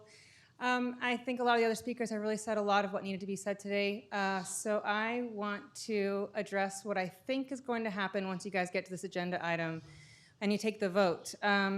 Historically, I've seen that this body likes to kind of do like this, right? You like to point at each other and not take accountability. So I think Commissioner Ramirez is maybe going to be quiet on this one. Commissioner Kraus, my guess is you'll say, but this is legal, so it's fine. You can try to sue us, but you won't win. And Judge, I think you'll say, well, the Elections Administration submitted this list, so this is fine. I mean, this is all we have because they submitted it, and it's not my fault. And to that I say, Section 43 of the Election Code says y'all are in charge. So the election administrator can recommend things to you, and let's be clear, every single county employee has been threatened with their jobs to keep a budget under a very tight line, but y'all are in charge. And the buck stops with you, and you don't get to point like this anymore. Thanks. Thank you. Okay. We're now Mr. Blackwell, Miss Miller, Mr. Miller. I think everything from there up you can remove. Yisak Worku, and then is that next name real? Dr. Obama Henty, yeah, I think I remember that one, and Pam Hardwick. Yisak Worku running for House District 91. Look at this empty room, at the empty chairs. This room isn't empty because no one showed up, but because there are too many of us that did. That is the whole issue. Every time we show up, you shut it down. This room or the polls, the fear is the same. You're scared from hearing from us. You don't stand with us, and we don't stand with you. You should open all the polls, but you won't. Our words don't matter. Then we'll vote, and you'll still lose, because you don't matter. This court doesn't give us the vote, the Constitution does. You won't take our vote, you won't take our speech. Your threats mean nothing, so cry while you can, because this November we'll have the power to kick you out this room. I yield my time. Thank you. All right, now we have Dr. Obama Henty, Pam Hardwick, Susan Anderson, C.J. Johnson. All right, Mr. Blackwell, you can go on up.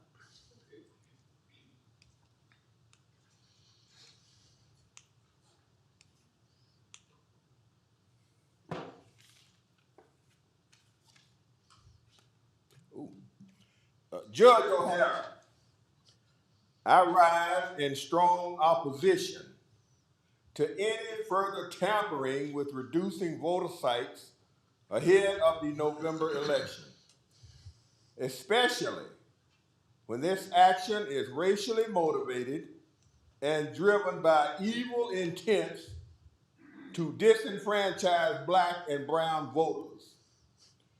This is an abomination to the voters of this county and city. This action needs to be defeated by all means necessary. All right, Mr. Miller, Miss Miller, Dr. Obama Henty, Pam Hardwick, Susan Anderson, C.J. Johnson. Do we have anybody else, those names in the room? How many people are still in the spillover? Probably about 25 or 30. Okay, so here's what we're going to do right now. We're going to take we'll take a 10-minute recess. We'll make it 11. No, what is it? We'll make it 12. So that's 2:15. 11, it's now 2:04. Everyone that is in the building that wants to come back in this room can come in the room. Everybody that's in a spillover room, come back in the room. Contrary to what some of you may think, I have no interest whatsoever in throwing people out of a room. I have no interest whatsoever in having any disruptions. But if we have more disruptions, we're going to do it again. We're going to clear it out. Why don't we all avoid that? So we will now reconvene at 2:15 with anyone and everyone in the building or outside that wants to come in the room. We're in recess.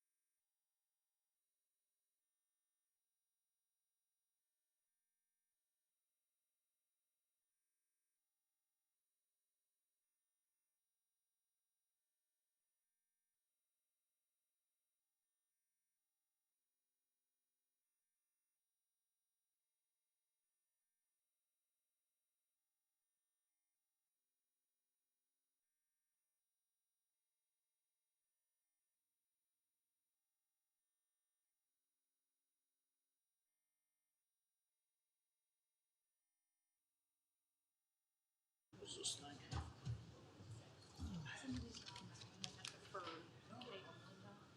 Okay, so find them for me.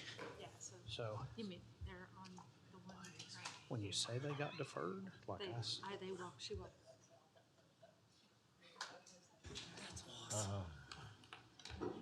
oh, that's fantastic. That is funny. I hope they post that.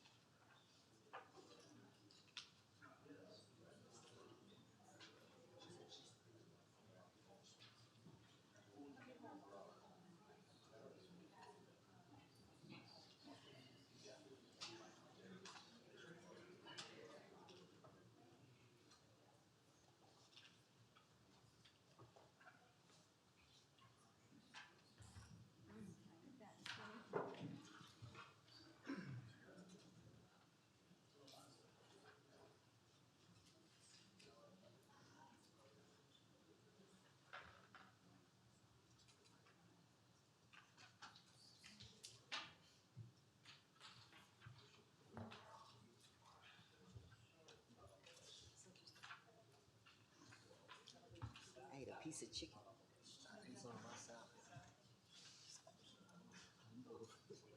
Why don't we break for lunch? Oh, yeah. This, yeah. Mm-mm.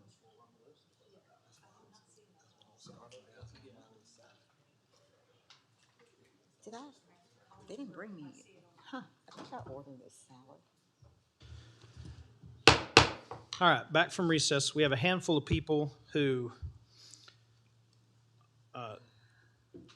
may have been on the list, may have been on the earlier list and deferred. There's at least one person saying they're on the list that's not on the list. So I'm going to call the names of those that I know are on the list while we look up one more. Kate Brennan. Ms. Brennan, Allison Hoyt. Then Amy Super has 15 seconds, and then Linda Ford. Good afternoon. I'm Kate Brennan. I'm a Grapevine resident, a lifelong Texan, a poll worker, and the Democratic candidate for House District 98. I am speaking today in opposition of cutting the polling places throughout Tarrant County. HD 98 would see a net loss of 9 polling places. 6 of those are in Euless, and as you likely know, Euless is a heavily more dense than other areas in House District 98. It's a dense population with a lot of people of color. This makes no sense. Grapevine, loss of 3 polling places. Again, another higher density city within my district and with lots of apartments and people of color. Again, it doesn't make sense. Colleyville, +1. Go figure. If you proceed with this action, it will likely lead to an expensive lawsuit. Thank you. Thank you. All right.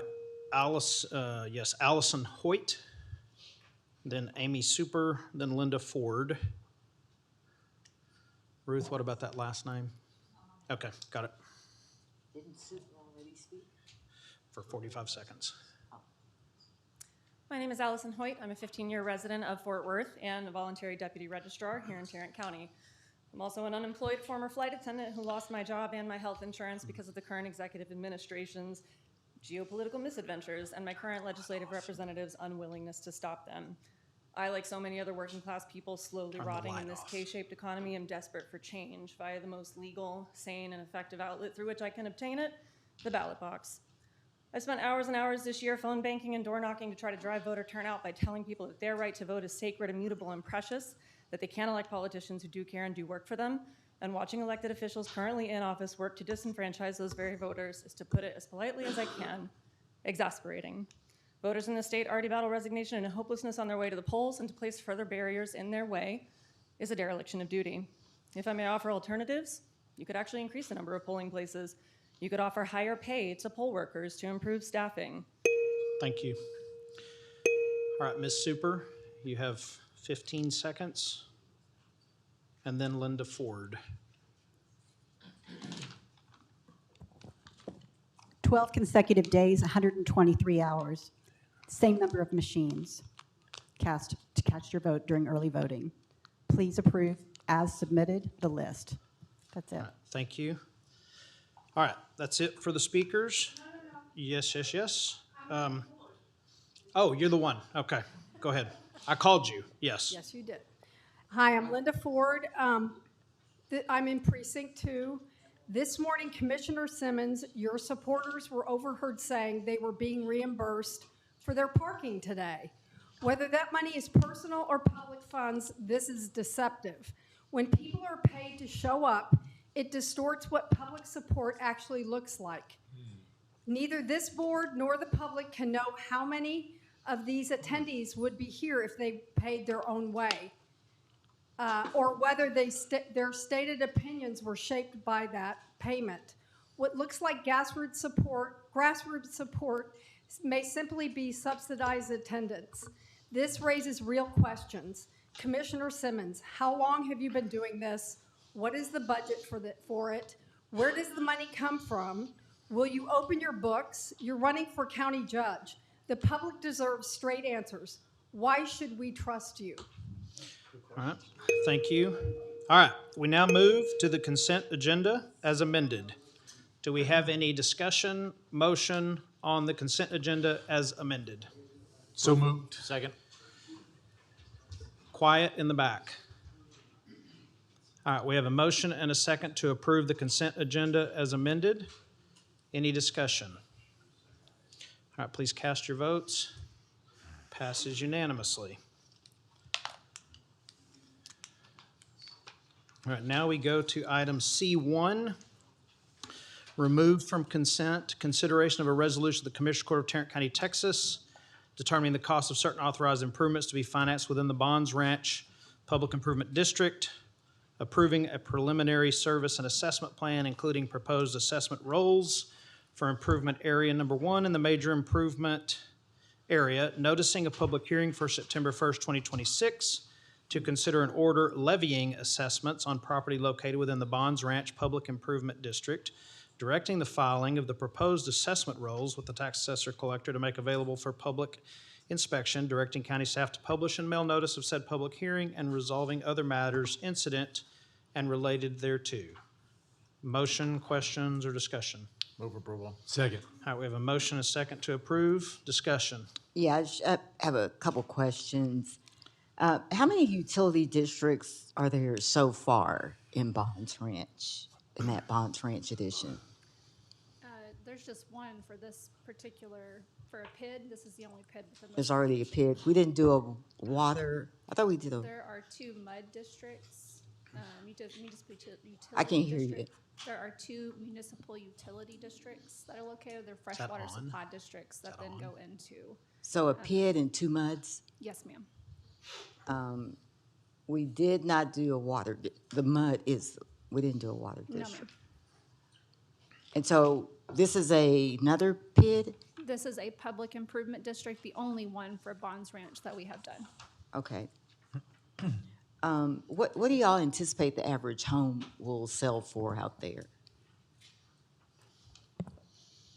Good afternoon, Commissioner, Judge Mary Petty, P3 Works. We're the county's PID administrator. We have information from a separate independent appraisal that they are targeting between $600,000 and upwards towards $1 million in the larger lots. That's a recommendation from the appraisal and an estimate from the developer. Okay. How many utility assessments do y'all think total there might be out there? There'll be 1 PID assessment on the first phase, and then there will be future assessments on future phases as they develop. Such as? Phase 2, when it comes online, those assessments would pay for the improvements that are installed that benefit that phase. Okay, gotcha. I have a question about conflict of interest. Have all elected officials, county personnel, consultants, financial advisors, bond counsel, PID administrators, underwriters, and other participants disclosed financial, campaign, business, or professional relationships with the developer, its principals, and the other entities being paid through this transaction.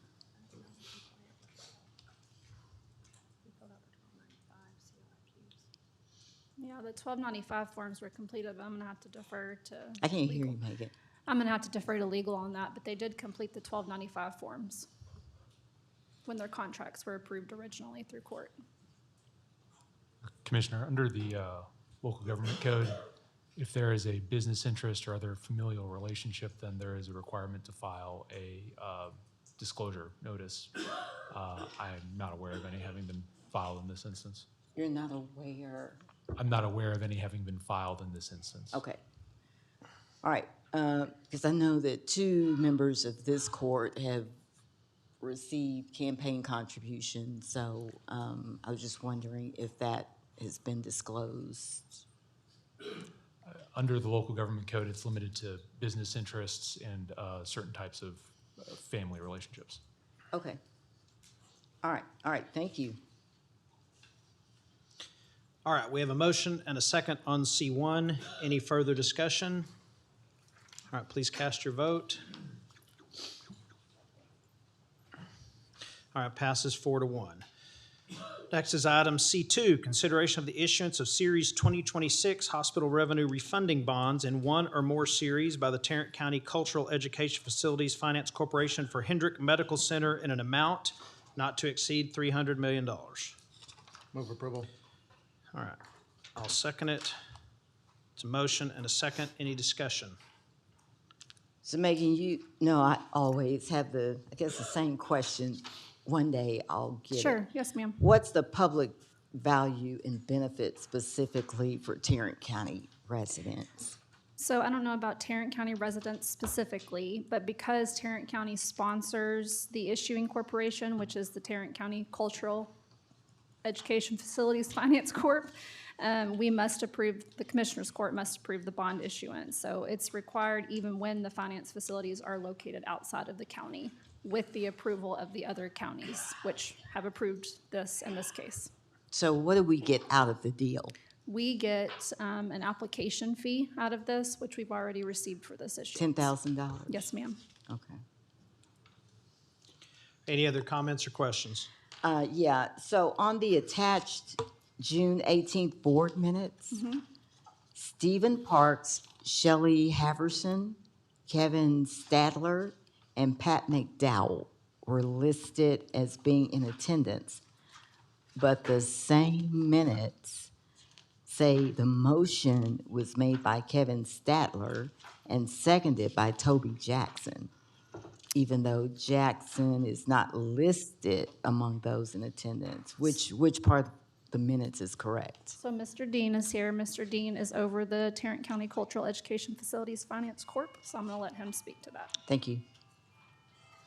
Good afternoon, Commissioner Simmons. Randall Dean. I'm issuer counsel on behalf of Tarrant County Cultural Facility Finance Corporation. And to answer your question, if the minutes are inaccurate, they need to be amended. There should be, of course, the members present should be the members that made the motion and seconded it. There were 2 issues on the matter for both THR and Hendrick, and so that may need to be amended and corrected. Okay, well, I'm not comfortable approving a $300 million transaction on minutes that contradict themselves on who participated in the Well, vote. I can assure you that I was at the meeting, and there was a quorum, and there was a first motion, a second motion, and a unanimous approval at the meeting of the members present. All right, so I think it needs to be corrected before this court relies on the current board action, but that's just me. All right, anybody else have anything on this item? All right, cast your vote. Passes 3-2. Next up is item Q4, annual contract for family support and aftercare program, juvenile services, Lena Pope Home, exercise second and final option for renewal. I'll move to approve. Second. We have a motion, a second. Discussion. So supporting youth after residential placement is really a very important investment that we can make to improve public safety and strengthen families. As we consider this final renewal, it's important that we understand not only the services being provided, but also the measurable outcomes being achieved for youth and families that we serve. So, is Riley here? He's not, no, he's not here this week. Okay. I just don't think you'll be able to handle all these. There's, his assistant is here. Oh, okay. Ooh, I was about to say. Judge, Commissioners, Greg Sumter, Deputy Director. Hi, Greg. Good to see you again. Juvenile Services. Good to see you. Can you talk about some success measures? Like what specific performance measures does Juvenile Services use to evaluate this program? So within our contract, we do have some measures of success. I do not have those numbers for you today, but can get them to you quickly. Oh, okay. Do you know how many youth have participated under this contract since it began in August 2024? I can get you those numbers as well. I can tell you that in the last year, around 30 families and youth were a part of this contract. What's the recidivism rate? I can get you those numbers. Okay, all right, all right. The backup documentation, I'm skipping a bunch of my questions. It's like you're gonna have to get back to me. The backup states that Juvenile Services is pleased with the vendor. Can you describe the specific performance indicators supporting that conclusion? So they're working with families. Once a youth is referred to a residential setting, they are working in the home with the families, preparing them for the youth's successful return. And then they begin to work with the youth once they return to the home.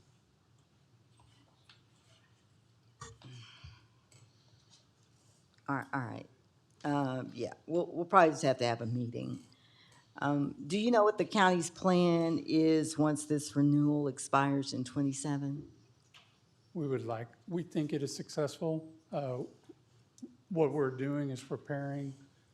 While we have great success with youth going to residential and making changes, this offers us the opportunity to work with the families to make those changes for when the youth returns. So we would likely put this out for bid again. Okay. All right. All right. I appreciate the work being done to support young people and families. So thank you. I'll schedule a meeting. Thank you. All right. Any other questions or comments? All right, we have a motion and a second. Cast your vote. I'm trying. All right, passes unanimously. Now we go to Q5, which is an annual contract for janitorial services and facilities management. Exercise first option for renewal. Questions, comments, or motion? Yeah, I have some comments. I asked that this be pulled from consent just to ask a few questions about this contract and the contractors who execute it. What are the county's primary requisites for this contract? Is this a light duty or a heavy duty commercial cleaning contract? So what are your requisites for this contract? So to maintain the cleanliness of all of our offices and all of our public spaces.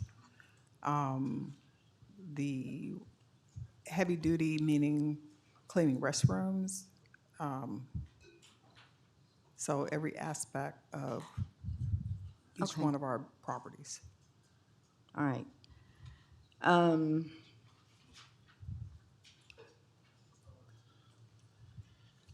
What changes in language, substantive content, or service requisites have we required in this contract over the past, say, decade? Have we increased the responsibilities, number of buildings or sites, types of cleanings, such as COVID-compliant cleanings back then, over the past 5 years? So we required more cleaning during COVID. So we removed that aspect away from this bid. That was no longer needed. We have reduced the amount of days that are required to clean public spaces. So offices are cleaned every single day. Public spaces are only cleaned twice a week. Twice a week? Okay. And how much has the value of this contract changed over the past 5 years? How much do we pay for janitorial services? We set the wage rate, so the wage rate may have gone up a couple of dollars since the last time we bid it, which was just last year. So I would say that would have been a change to the wages that they pay the employees. Okay, that's my next, that's where I'm going to next. So we set the wage rate, not Pritchard? We do. Okay. So I'm wondering, how much does Pritchard pay their employees per hour? So that's listed in the back Okay. of the court communique. It's, I would say, I'm just guessing, 14-ish. Yeah, And for basic employees, and then more, I'm not sure how much more, but more for maybe someone more in a supervisor role. I forgot what they called it, the position exactly. Do they offer medical insurance? Yes. That's a line item in the spreadsheet as well. Huh, okay. Do they offer retirement? Do you know? I don't know. Okay. Do they offer benefit, sick days, holidays, that type of? Yeah, holiday pay is included. Okay.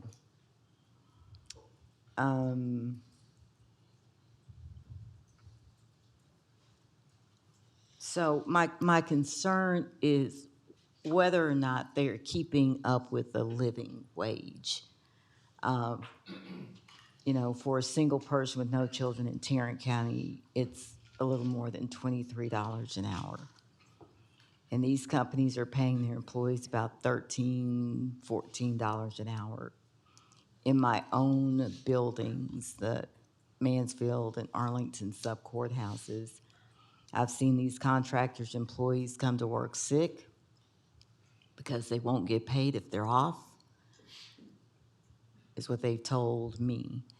I've seen an employee be off while pregnant, and we've had to pass the hat in order to help her get by. And I just think we're better than that. I'm interested to see what type of benefits those people that do the janitorial in my buildings or all of our facilities get. You know, it's sad to see their hours cut and all of this. I've sat down with them throughout the years, and I've told them, oh, I miss the janitorial contract. So I didn't want to miss it this time. And so I really want some, you know, solid answers about their benefits, what it would look like to get them closer to a living wage.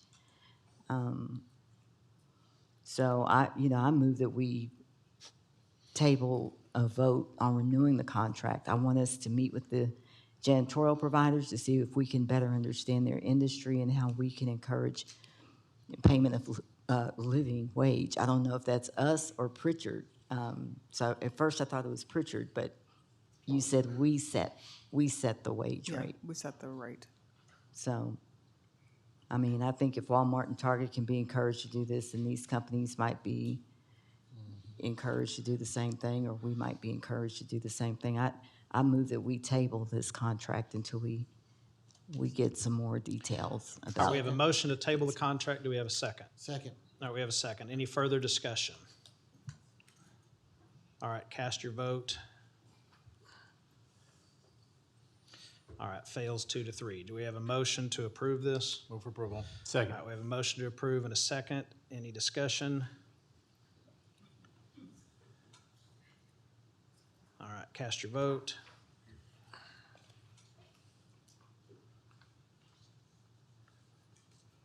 Nay. All right, it passes 3-2. Now we go to item Q16. No, that's not true. Q10. We go to Q10, which is sole source renewal of Tyler Technology Civil Process Software and Services. I got my answers to Q10, 11, and 12. Does anyone have a motion on 10? Move approval. Second. We have a motion to approve and a second. Any discussion? All right, please cast your vote.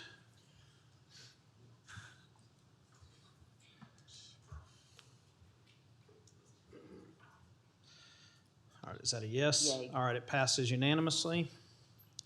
We go to Q11. Tyler Technologies Enterprise Jury Manager Products and Services Sole Source Renewal. Do we have a motion on this? Move approval. Second. I have a motion and a second on this item. Any discussion? All right, cast your vote.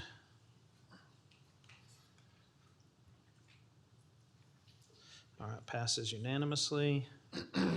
Item Q12. Tyler Technologies, Tyler Courts and Justice Division Software and Services, sole source renewal. Do we have a motion on this? Move approval. I have a motion and a second. Any discussion? All right, seeing none, cast your vote here. Are you a yay? Yay. All right, it passes 5-0. Now we go to Q16. Q16 is consideration of Tarrant County purchasing policies and procedures manual revisions, amendments of section 21 and 29. I'll move to approve. Second. Second, any discussion? So thank you for cleaning up the word flow of the original policy. I do have a concern with the new language, which states that a justification letter from the county department with technical knowledge of the industry to justify the sole source purchase must be generated, signed, and placed in the procurement file. As written, this standard is too subjective. It doesn't define who qualifies as having technical knowledge. Does it? Who has technical knowledge? You know, So is there a this- definition? The wording came from an audit review from the DOJ, and the statement from them included the technical knowledge of the industry to justify any non-competitive procurement and not rely on statements from the vendor.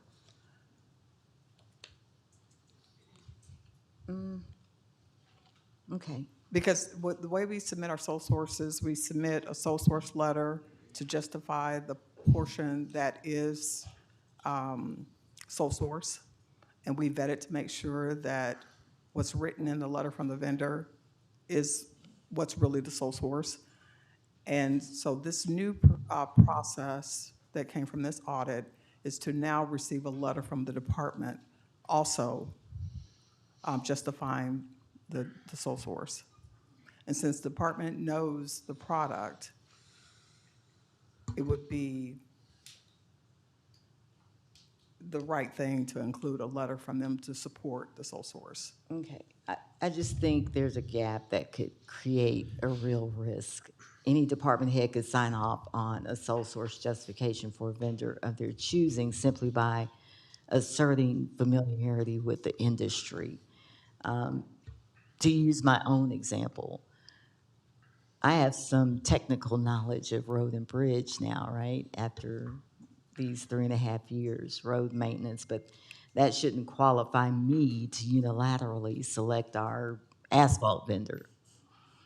So technical knowledge and procurement authority are not the same thing, and this policy currently conflates them, in my estimation. So before we adopt this language, I'd like to see an objective standard, ideally a rubric that defines the qualifications, experience, or credentials required before someone can sign a sole source justification letter. Because as it stands, it seems like anybody in the department can. And then that gives the policy a defensible, auditable standard instead of a self-certification. So my motion is, There's do already we a have motion on the floor.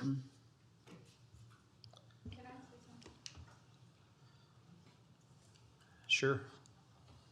So when it comes to sole source in our organizations, Commissioner, when we looked and we go to purchasing and saying, we believe the vendor, this is a sole source, they, I will say purchasing extremely vets and calls and looks across the country, everywhere to make sure if we're claiming a sole source product, that there's nobody else out there and we're forced to go bid. So I hear what you're saying, but just know in the purchasing side, they literally get on the phone and they vet everywhere trying to find, is there a vendor similar to what you're trying to accomplish? And then it goes out to bid. And that's my experience with it. So at my 18 years at the Tarrant County 911 District, I was a purchasing agent. And so I am frequently confused here about what this county considers sole source. For example, your civil court, Tyler? Tyler, that we just approved. So Tyler does that, somebody else does it, right? There are other vendors, right? So Tyler's not a sole source or, so when I see that all the time here and I'm like, there are other companies that provide that service. Just because company X, has a blue thing instead of a red one does not make it sole source. So it absolutely confounds me here that we call everything that, damn near everything that we purchase sole Understood. source here. And so I think the product owner, Tyler, with what the contract was it maintenance? Was that it? Oh, I just used them as an Yeah, example. so, I mean, and that specifically, they're not going to open up an API, somebody maintain their product. But, just so you know, I mean, they do a high level of vetting before we get to say, I'm telling you it's sole source. That's just mine. Thank you. All right, we have a motion, we have a second. Any other discussion? All right, seeing none, cast your vote. All right, passes 3-2. Now we go to S4, which is receive and file the Tarrant County appraisal roll for the tax year 26 and the anticipated collection rate forecast. Move for approval. All right, I'll second that. We have a motion, a second. Discussion? All right, seeing none, please cast your vote.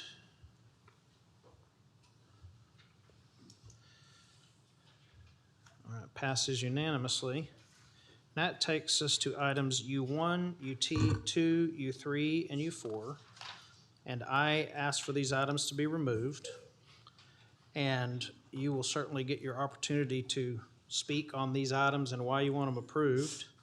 But, so, I think taxpayers deserve to know how their money is being spent. Last meeting, which I know you had a medical situation for someone else, there was no material given that said where any of this money goes, or how it, or where it's going, yes, how it's going to be used. I think there was a comment from one person on this dais that, well, I trust the commissioner to vet these things. So then someone from your office reached out to my office and said, what is it exactly that the judge is needing? I didn't read the response, but I think the response was something along the lines of, when I asked the HFC to provide a $10,000 grant to the Asthma Foundation to put the emergency asthma medication in every school in Tarrant County that didn't have it, I believe we submitted 15 pages about this organization, exactly what the money would be used, how it would be used. We got almost nothing back until late yesterday afternoon. Something came in, but still didn't say how the money would be spent. It said what the subject was. So I know you're familiar with this taped conversation between you and your employee. Your former employee. And in that taped conversation regarding a person that you had given from your funds $25,000 to, this was the exchange between you and your former employee regarding that $25,000. Speaking of the recipient, I've already told him we're trying to figure out the grant process that they want us to have. You reply, yeah, that's so. He adds, yeah, he really wants another $10,000 when he just got $10,000 this summer. You say, yeah, then handle that. Your employee says, I don't know what this program is, honestly. And you replied, yeah, me neither. Further in that conversation, it was said by your employee, Commissioner was upset at going to the second one she went to this year because apparently what this gentleman does is get elected officials in front of children with the $25,000 you gave him. And you respond, so he wants more money, he wants you to come out again because that's his only program that he has for these kids is lining up elected officials to talk to them. This is the Finding Me Academy. I know I haven't been invited to speak there. I don't know if anyone else on this dais has been invited to speak there. But when I am asked to send funds out, and I said this to Commissioner Miles at the last meeting, I do not trust that it's just, okay, if you say it's good, send it. And you wanted to talk about campaign donations earlier today and whether or not someone discloses them. Well, every campaign donation I've ever received has been disclosed on a campaign finance report as required by law. But this person that you're giving, you gave $25,000 of taxpayer funds to, is all over your website with your shirt, your signs, and you don't even know what they do. So forgive me if I don't trust that y'all properly vet it and that you use taxpayer funds in a responsible manner. I don't. But I would love to hear you explain how that one you messed up and now you've learned to do this better and it's not going to be the same mistake again. Well, that one did not get messed up. So all of the money that we have given out, there is the DA's office, our DA's office, and the administrator's office has a reporting requirement. So everything Finding Me Academy did is spelled out, every penny it spent. Tell us what they did. Every school district, it has longstanding relationship with Arlington School District. Every time I've gone to speak to the children, it has been in an Arlington school. One of the reasons I said, the main reason I said I didn't know what he did is because twice I went to visit, and this is judgmental, and there were 3 children. When I shook their hands, they didn't look me in the eye. So I went and asked him about that. I said, what are you teaching the children? 2 were from abusive families. 1 was recently diagnosed autistic. So I asked, all right? After you sent the money to them, you didn't know what you were sending the money No. to. What are you talking about? Yes, I'm just reading your words on the transcription of the conversation that you guys recorded. Do you want to hear me or you want to talk over me? I'll listen. Okay. So I just explained to you the reason for that comment in the transcript. When I learned in our first year in office, I had $150,000 in county project. Each of us had something different. Y'all remember that? Okay. And so we came out here, touched and agreed that each commissioner would get $50,000 for their community projects, each court member. All right? So that has occurred. We've given out the money. Everything I do goes through the district attorney's office. I asked day one, where is the application process? What is the application process? They had nothing. So we created our own application. There is a reporting requirement. I make my grantees report October 1, not November. I don't want any rush. They spell out each penny they spend, each program, so it's there. I have nothing to hide. All of this is available for you to see. The district attorney signs off on it. On 2 of these, you've approved them before, Safe Families for Children. That is the organization that intervenes before children have to go into foster care. They have, all of them have a very detailed report.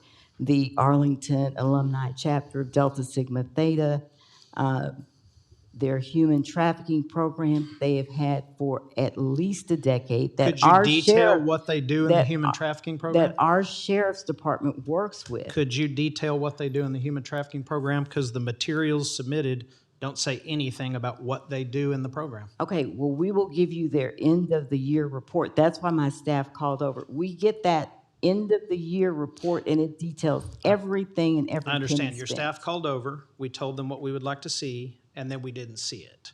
But at the end of the day, your own words, they're there for anyone to see. Your own words, you don't know what they do with it either.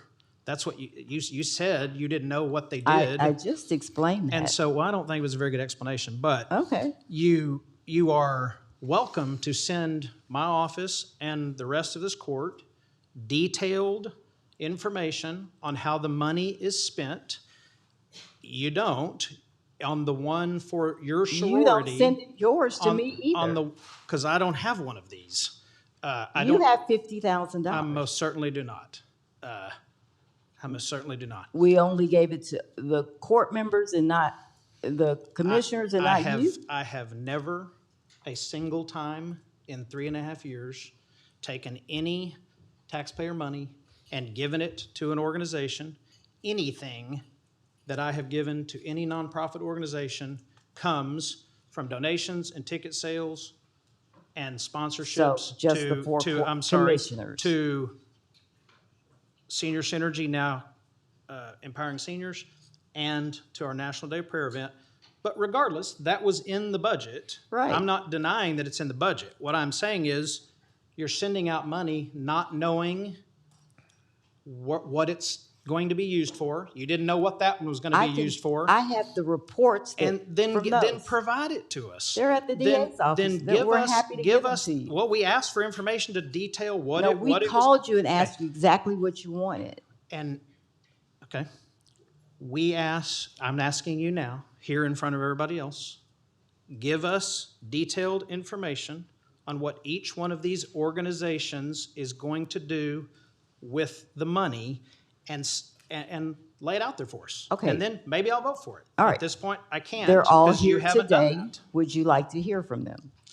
No, I want to get the detailed information. I want to see it. I want to read it. I want to look And at then, it. and let me say this.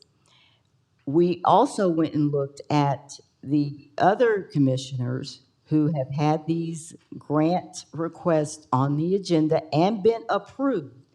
Nobody has a 15-page document, none of them that we have approved up here.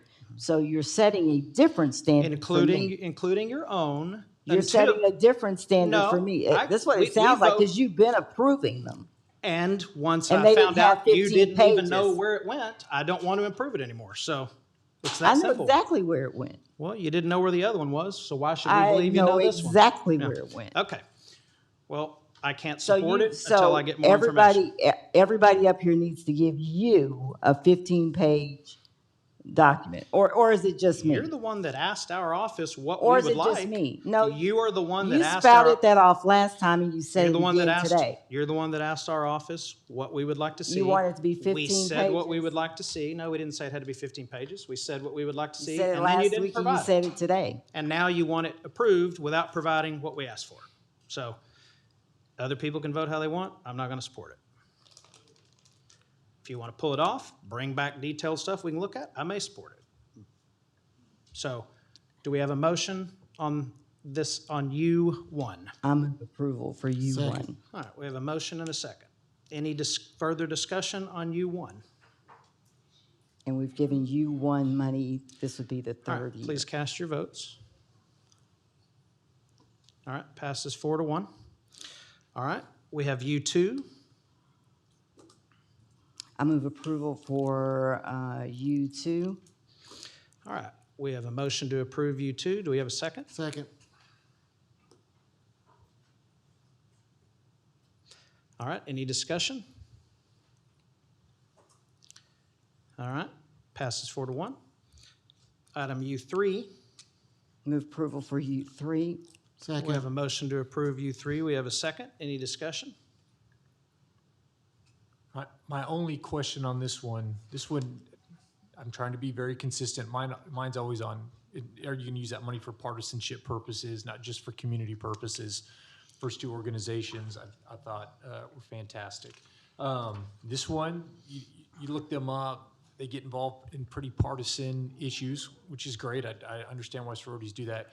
Is there an assurance that none of these funds will be used for partisanship purposes as that money is given to them? Well, just clarification, being a member of the Divine Nine, none of our organizations are partisan. We can't be. All of our organizations are nonpartisan by our Constitution and bylaws. We cannot be.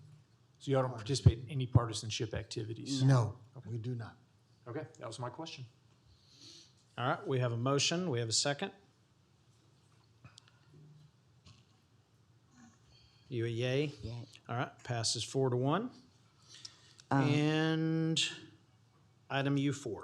Move approval for. Second. All right, we have a motion and a second to approve U4. Any discussion there?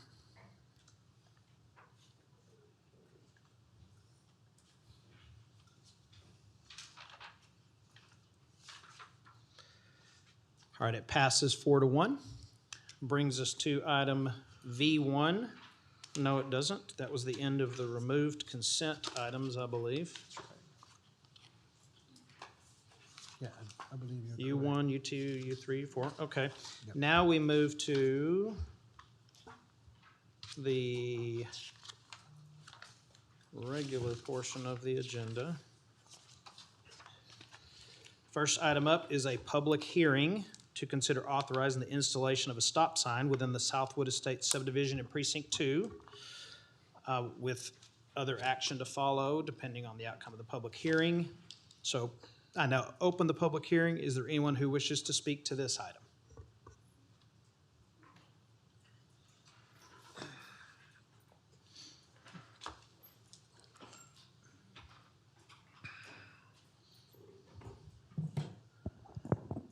Commissioner Simmons, I want to thank you for this item and the items you continue to do within your precinct to be able to help improve the life and safety of the Tarrant County residents within Precinct 2. I wanted to take this opportunity with this public hearing to just be able to say that this is just another example of sometimes it's small, sometimes it's big. A lot of people try to stop you. You're focused on trying to make sure to do things like installing efforts like this stop sign to help transportation, to help the public. And no matter what O'Hare, Manny, and Kraus try to do, they will not stop you becoming the next county judge in this county. So thank you so much for your leadership, and I look forward to the people voting out Tim O'Hare and All right, Manny you can take a Ramirez seat now. You're for this not November talking election. about this agenda item. Take a seat. All right, anybody else wish to speak to this item? All right, seeing none, I'll entertain a motion to close the public hearing. Move approval. All Second. right, we have a motion, second, to close the public hearing. Now, do we have a motion to authorize, did we vote? No, we didn't vote. All right, cast your vote on the public hearing closure. Passes unanimously. Now, does anyone wish to make a motion to authorize the installation of a stop sign within the Southwood Estates subdivision? Some. Second. All right, we have a motion and a second on that item. Any discussion? All right, seeing none, please cast your votes. All right, passes unanimously. Next up is a public hearing to consider authorizing the installation of a stop sign within the Water Board, Eustis Hill Stanfield Subdivision, Precinct 4. Public hearing is now open. Is there anyone who wishes to speak to this item? All right, seeing none, I'll entertain a motion to close the public hearing. So moved. Second. All right, we have a motion to close the public hearing and a second. Any discussion on that? I think it's a motion from Ramirez and a second on Kraus is what I heard, but I don't. There we go. All right, cast your vote. All right, passes unanimously. The public hearing is now closed.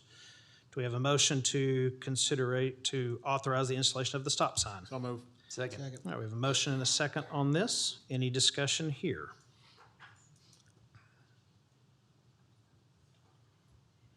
All right, cast your vote. All right, passes unanimously. Takes us to item 11A1, consideration of out-of-state travel requests. Move for approval. Second. All right, we have a motion and a second on this item. Any discussion?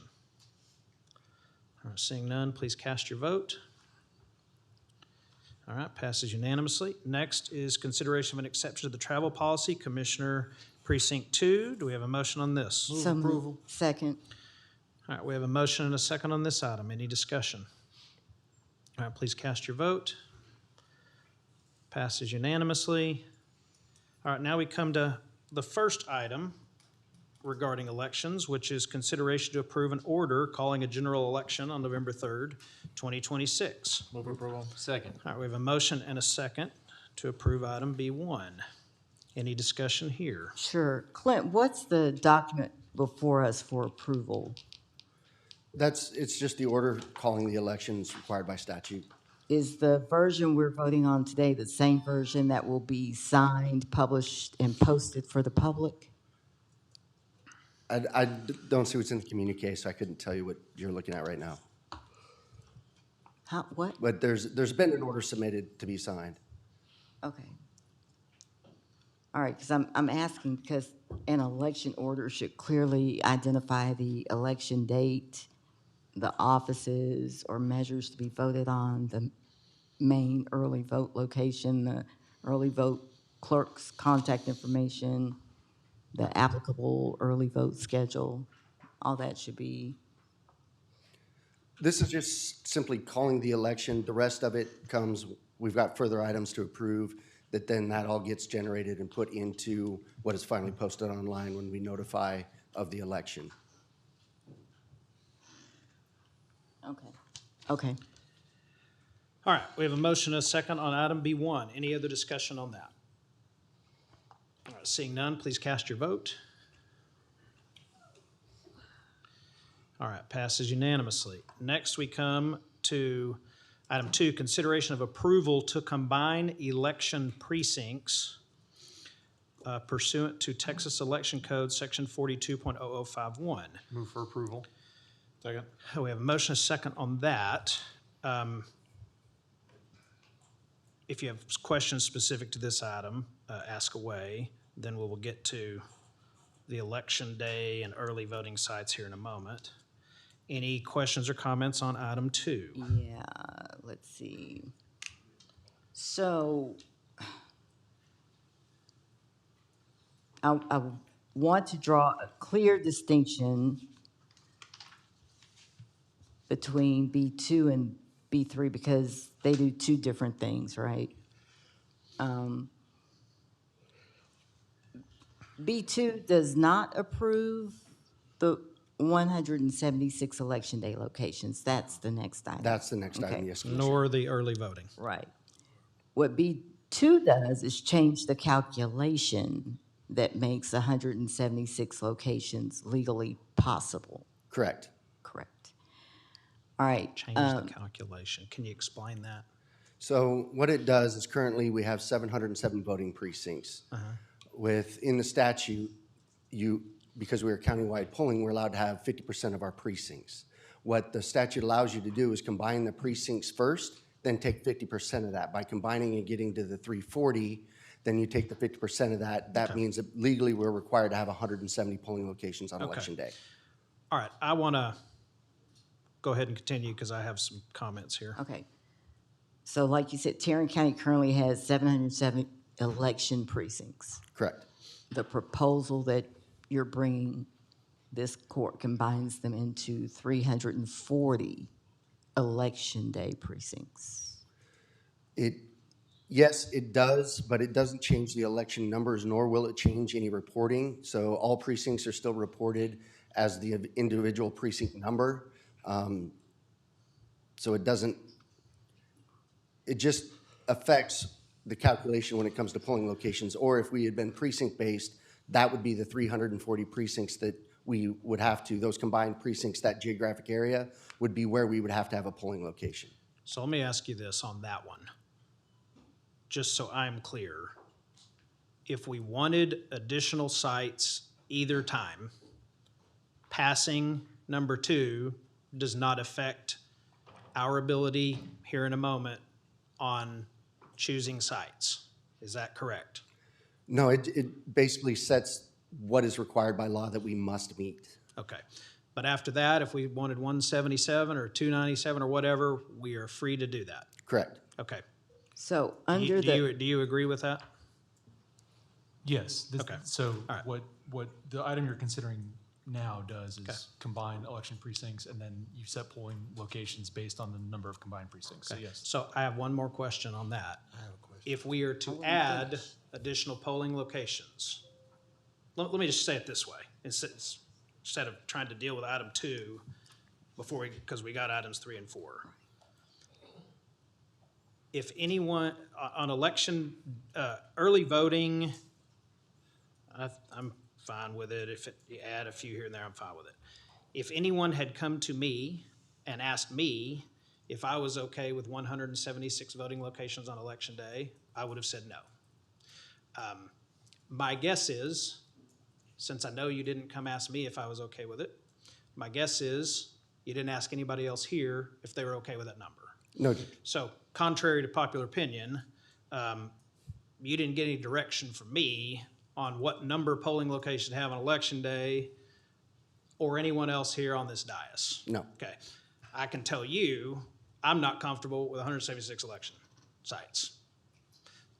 Found out this number, I want to say it was Thursday or Friday. I'm not okay with it. Never would have been okay with it. Not okay with it now. I think that's way too large a cut.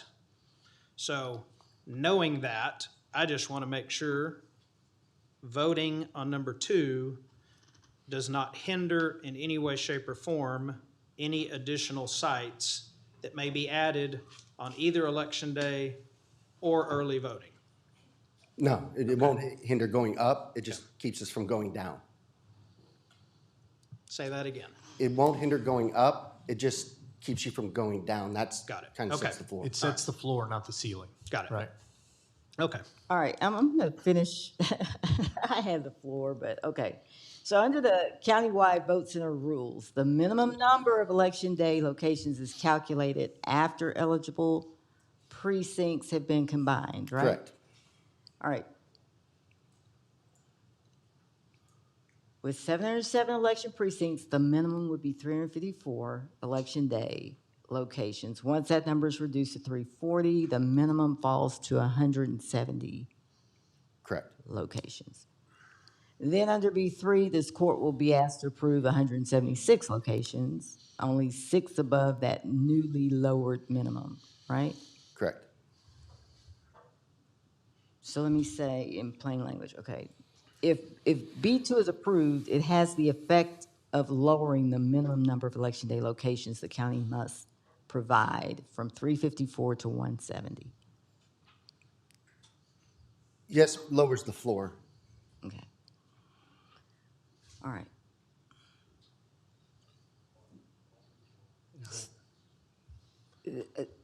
State law may allow eligible precincts to be combined, but this alone does not establish that these particular combinations are justified. You're talking about in 3 and 4? Mm-hmm. Well, yeah. I guess I'm not following, Commissioner. So state laws allows your eligible precincts to be combined, right? Correct. But it does not establish that these particular combinations are justified. I mean, you can, I mean, there's rules to what can be combined. It's not, you can't just combine stuff to get to a number. So you've got to have the precinct that's got to be under 3,000. When it's combined with other precincts, they can't go over 5,000. They must be contiguous. It can't be stuff from all over the Right, counties. right. So there's So the there's court- rules that get to the combining, Yeah. and which is why we got to the 340. the court still has to determine whether the combinations meet the statutory requirements and remain within that 5,000 voter limit, are supported by an actual cost analysis and have been reviewed for voting rights concerns, right? Nope. So they fit within the rules of the election code, the combining does. The map that was submitted, all the numbers on there showed you the number of registered voters in every one of those combined precincts. None of them went over the 5,000. And the combination, because we are countywide, we are not limited to where the polling locations go based on precincts. It's based on what you all decide on where you want them. So this isn't affect number 3 or 4. Well, actually, it's really number 3 that this ties into. It doesn't affect number 3 other than saying when you approve them, you cannot go lower than 170. Right. Sets the floor, not the ceiling. All right, so who came up with this? You, your team? Did you involve citizens, the party folks? The combining of the polling locations, that was myself and my team. Obviously, we just took the rules that were there, followed them, used our GIS mapping people to figure it out, precinct numbers, and got the combined precincts.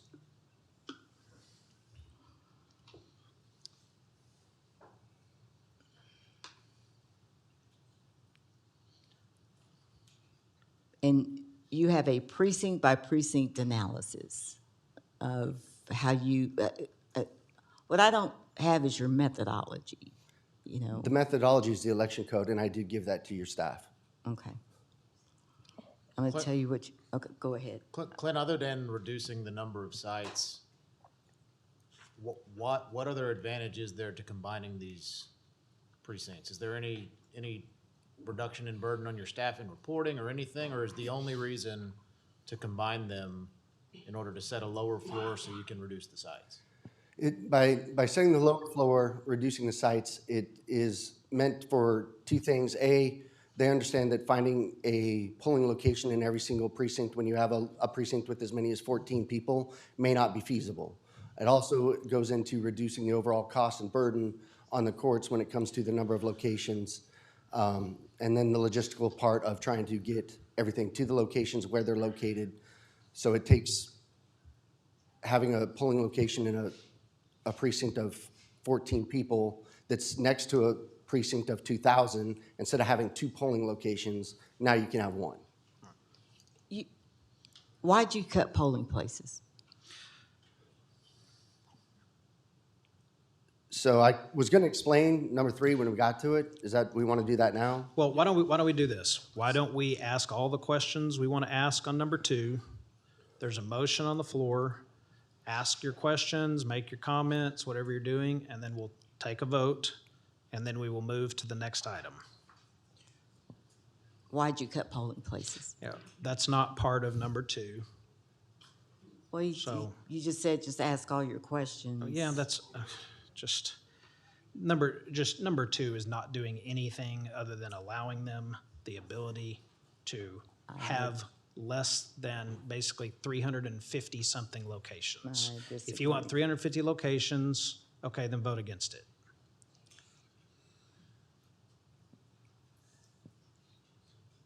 Would you like, or we don't like this idea?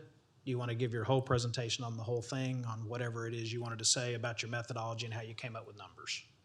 I've got two questions before we get to that, if I may. Okay. The first one is, will the consolidation in this item impact the party chair, the precinct chairs for each party? No, again, it's very hard. It's almost, other than the fact that it's used to calculate the number of locations, because if we were precinct-based, then possibly it could, because now you're defining that geographical area where you must have a polling location. Because we are county-wide, we are not limited to any one of those defined areas. So it just creates a method to do the math that sets the floor, but we can still place the polling locations. And again, all the precinct numbers, everything else by law, they all still have to be reported. So all reporting will still be by all 707 precincts. So with this item, you won't have to update the maps or anything like that, right? No. Okay. Yeah, this is just a statutory requirement that he has to do, and then once we get over this hurdle, then we can start talking about all the actual precinct or voting sites and all that. Was it statutorily required to combine the precincts? The Commissioner Court may combine the precincts. You can choose not to combine the Correct. precincts. May. Yeah, I misspoke. I wasn't saying you had to do this. I'm just saying this was part of statutory code. It just didn't have to do with what he came out with the voting sites. Okay, what is the ramification of not voting for number 2? Then it just means that the minimum number of locations that we would have to have is the 354. Right. Okay.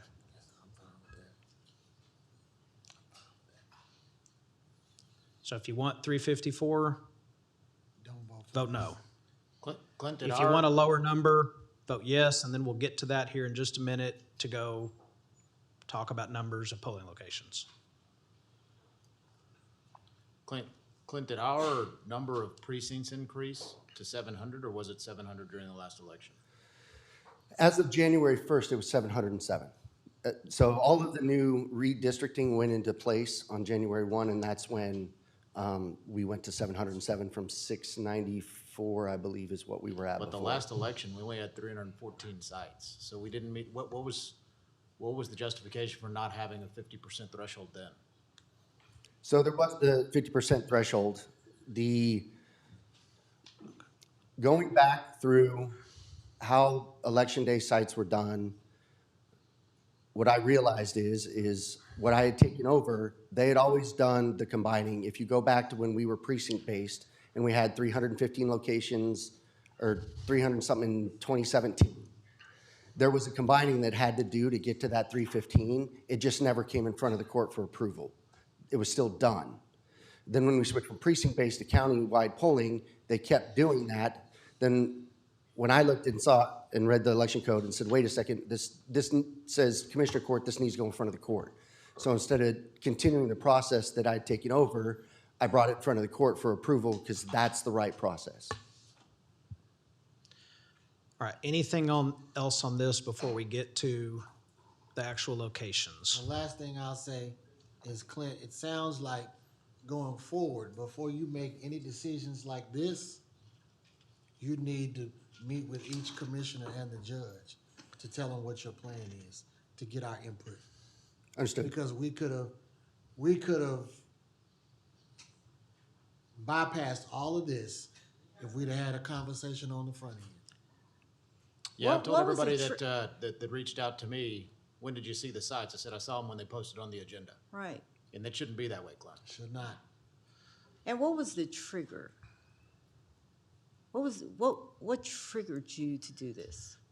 To do the combining? Yeah. The combining has always been done. It's just the trigger was when I realized that it had never been brought before the court before, and that it should have been brought before the court. So it's. I thought you were going to say redistricting, but okay. All right, so on this item 2, all the votes are in. Anything else anybody wants to say before we move to the actual sites discussion? All right, seeing none, the votes are in. It's 3-2, so this passes.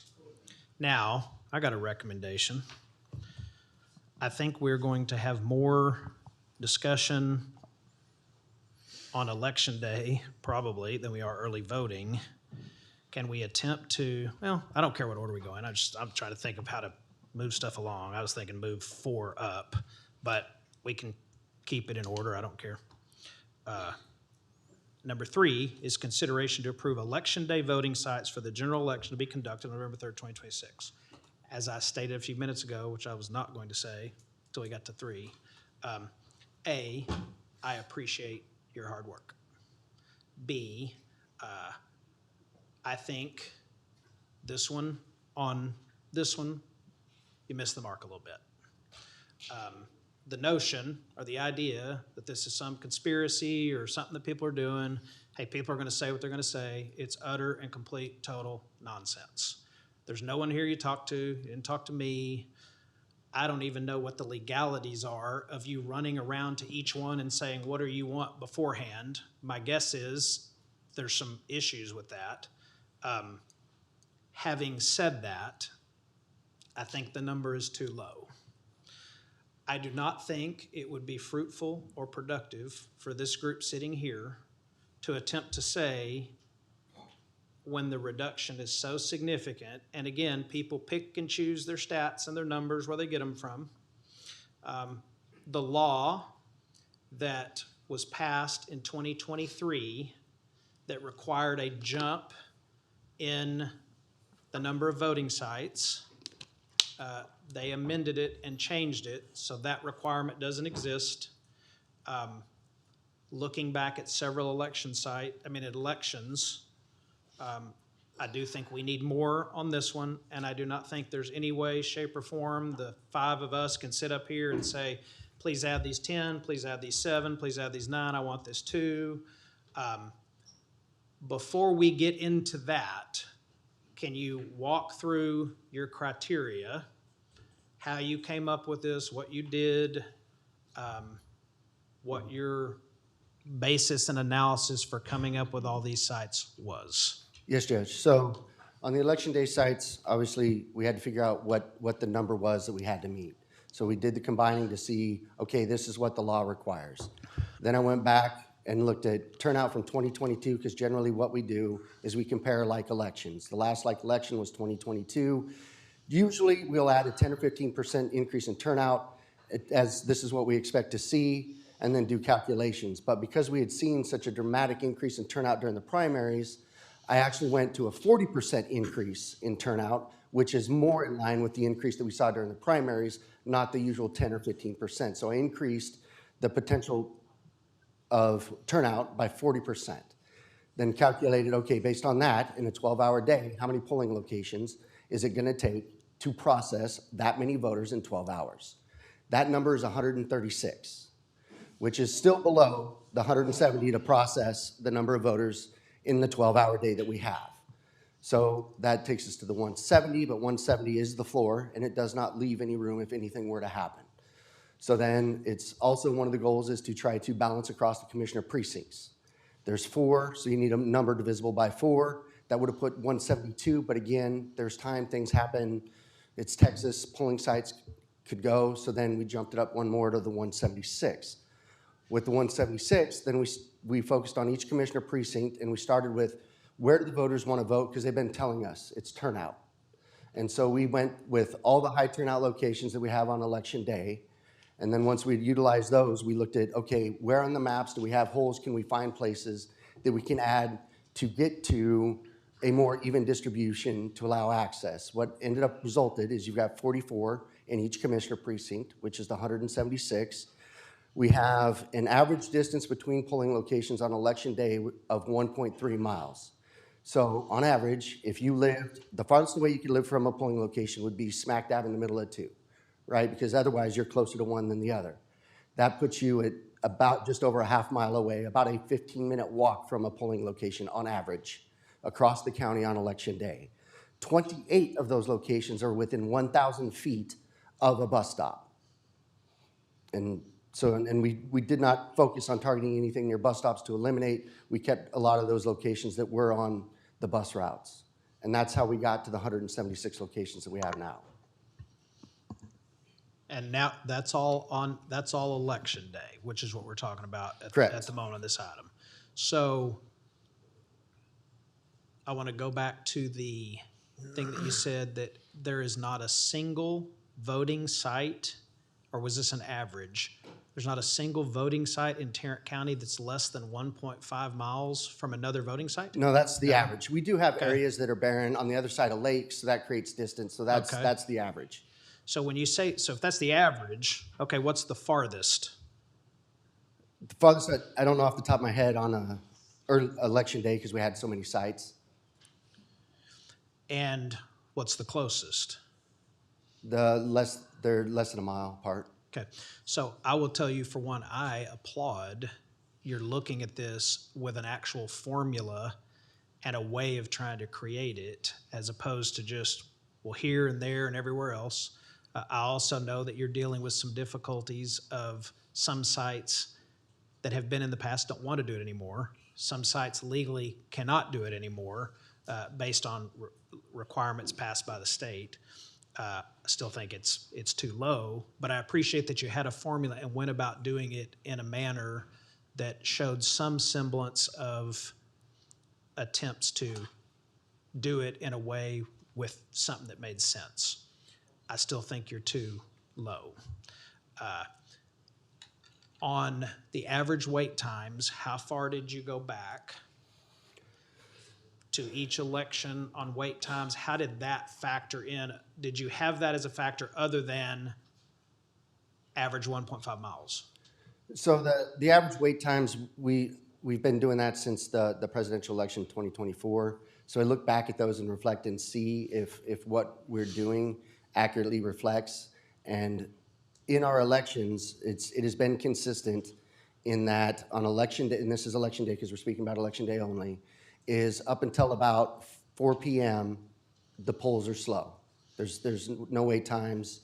Then at about 4 p.m., across about 20, 30 locations, depending on the election, those polling locations start getting a lot of voters. And then, so the wait times increase from 4 to 5, they increase again from 5 to 6, and then from 6 to 7, they start to come down again. But it's a small group of the overall polling locations that happens. Off the top of my head, I think it was last November, we had at least 36 locations that had absolutely no wait time all day long, and it was somewhere in the neighborhood of almost 160. I think that the wait times all day were less than 10 minutes. It's just those few locations like the Keller Town Halls, the sub-court houses that everybody just shows up to instead of going to the other. On election day, they probably drove past a location that wasn't as busy to get to the Keller Town Halls, the Mansfield sub-court house. Obviously, they would drive past Vernon Newsom Stadium coming down Broad Street. So that's why we've started using the wait times applications. We made a concerted effort to push it. Between then and now, we've created we've got orange A-frames that have a big sign mounted to it that say, don't want to wait in line. We've got 100 of them for our busiest locations with instructions for the judges, hey, put this out, but where the lines form, instead of a person waiting until they get to the door that shows the nearest polling locations. So before they ever get in line and get committed to standing in the line, they can find somewhere else to go. So we are doing some things to try to disperse to bring down the overall average wait times and utilize some of these underutilized locations. All right, one of the things that I also will applaud you for, and I'm assuming this was part of what you did, was I think you gave us a presentation, if I remember correctly, before choosing the voting locations for the 2025 constitutional amendment and special election, I think is when you did that. You may remember better than me. Or it may be after the 24 election, you provided it to us. I don't remember, but I seem to remember it was up here. But we had some locations that I think on election day had single-digit voters show up, or if it wasn't single digits, it was like 12 or 13 people showed up in an entire day. And so it's thousands of dollars to run those. And when there are alternatives, that makes no sense to me to do. So I appreciate that you've gone through and done that, which I'm assuming you have. Yes, sir. Sure, I'm assuming that's part of this. Now, that certainly wasn't a majority of the locations, but it was quite a few locations.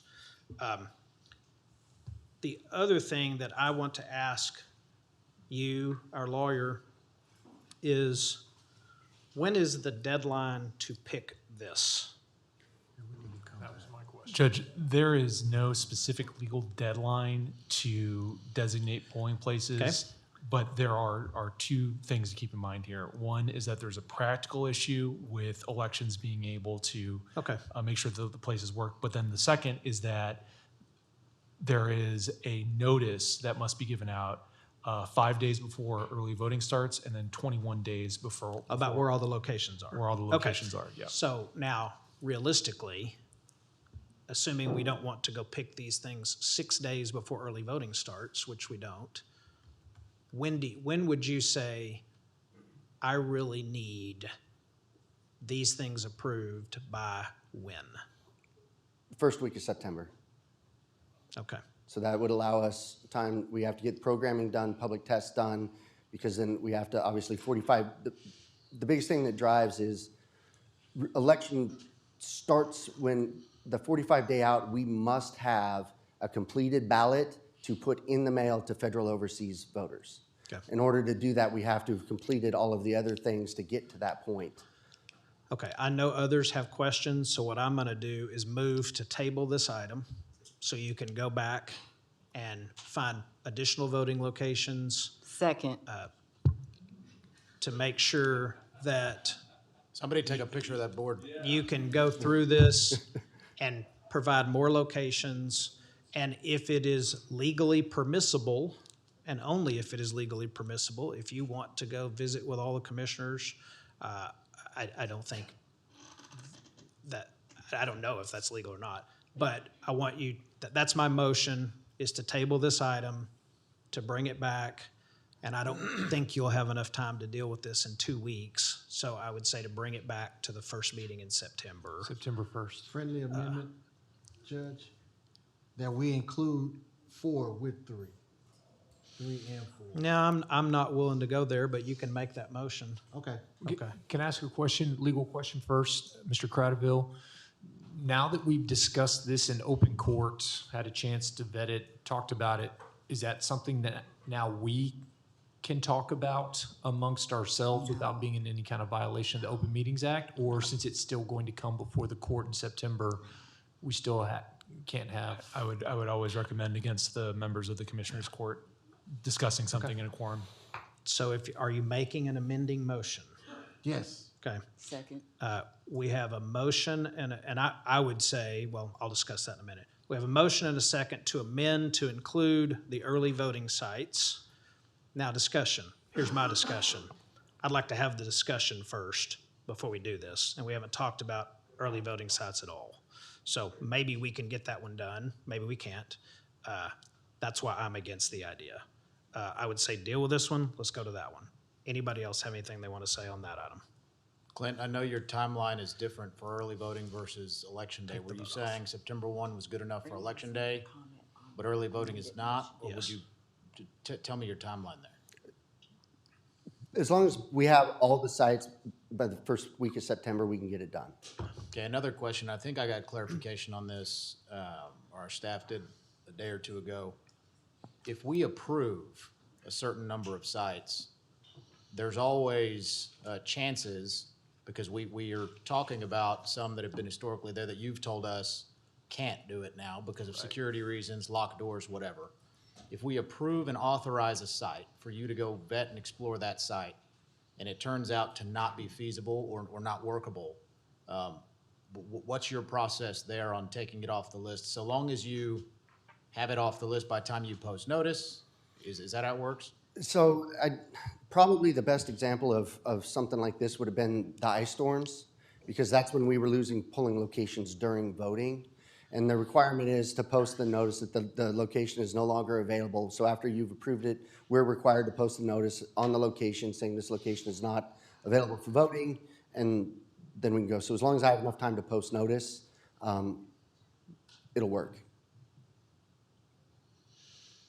Okay, so at the moment, we have a motion, an amendment to the original motion to include in the tabling of Election Day voting sites to also table early voting sites. We have a second on that. Any discussion on that item before we go to the original motion?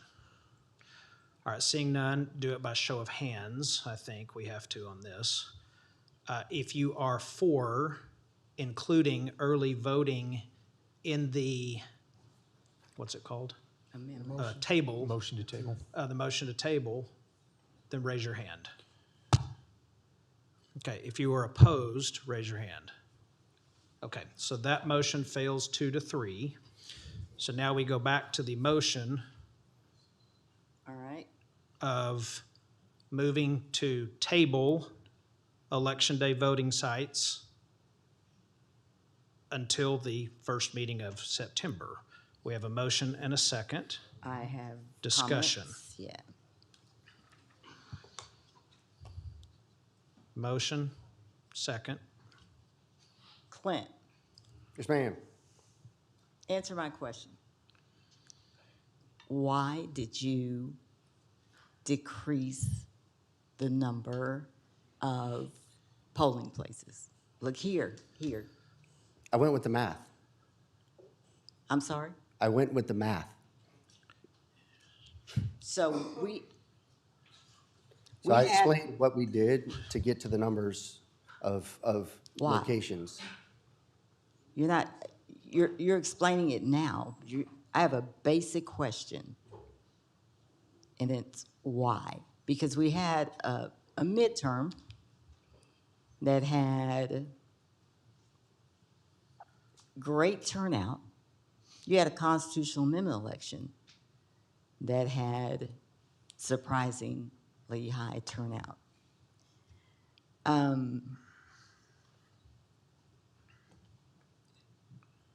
You, on your own, you're saying you didn't, or he's saying you didn't talk to him. Did you talk to any other court member? I did not talk to the court members. I kept it completely subjective to the numbers and the math and left the who's, the what's, the people, the politics were not a consideration in it. It was simply, what do we need? How do we go above and beyond that? Does that fit into creating an even distribution so that we're going to have access, be able to run a secure election, and then bring that number forward? If the polling locations, if the math had come out and said we needed 440, I would be standing here saying we needed 440. So as long as I've been here, I've heard you say, and I can roll the tape, that you always need more polling places. That tape is from prior to 2024 when the legislature changed the law and it had upped the number that we had, and we were drastically behind in even meeting the minimum requirement. And so, yes, I did actually, at that time, went from precinct to precinct to meet with each commissioner, try to find more in order to meet the statute. You got no input from this court. You had a 2022 midterm election that had 316 election day vote centers. You're proposing 176. You got no community input, no party input, no nothing.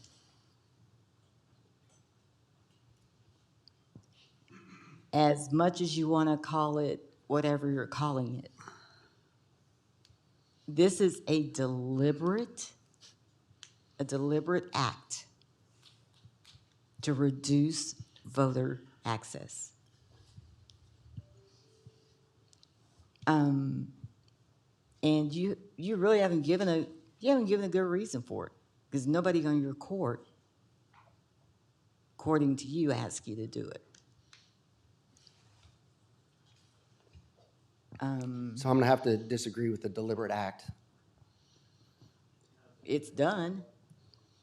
It wasn't deliberate. It was simply following the math.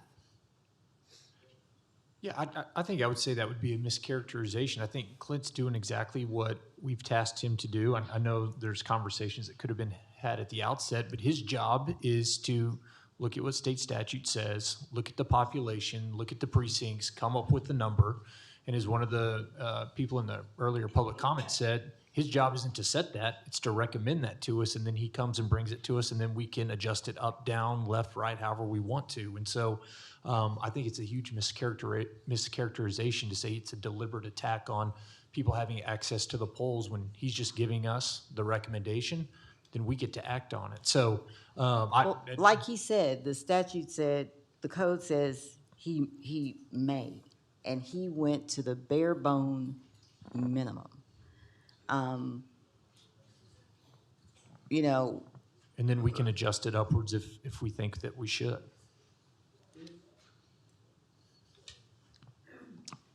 and Clint did respond. I'm looking at my email.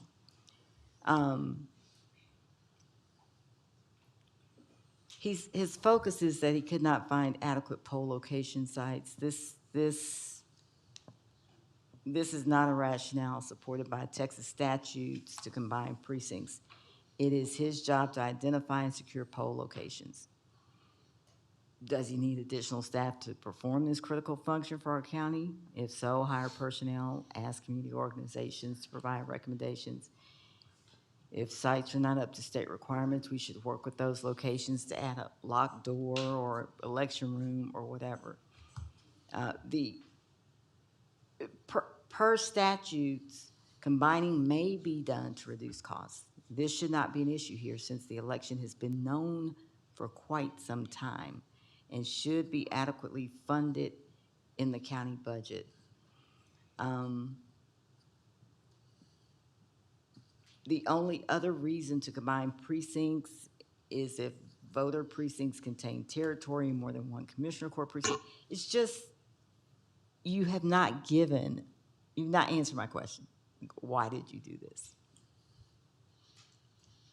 It was not, you did not have to get down to 170 sites. I think you were influenced, but that's me. Well, obviously, if you remember, I believe the first time I brought up polling locations, when I brought forth just all the locations, because these are all the locations we'd always used, there was a resounding response from the court that they wanted me to do the math. You all wanted me to do the analysis and to look at what we needed and not just come with, this is what we've always used. And those changes that was heard and the changes were made. The math this time, obviously, the numbers got a little bit lower than what everybody's comfortable with. I will go back, take the feedback, and we will come forward with a number that everybody's more comfortable with. All right, we have a motion and a second. Any other discussion? All right, seeing none, cast your votes. It's moving to table. All right, so that passes 5-0.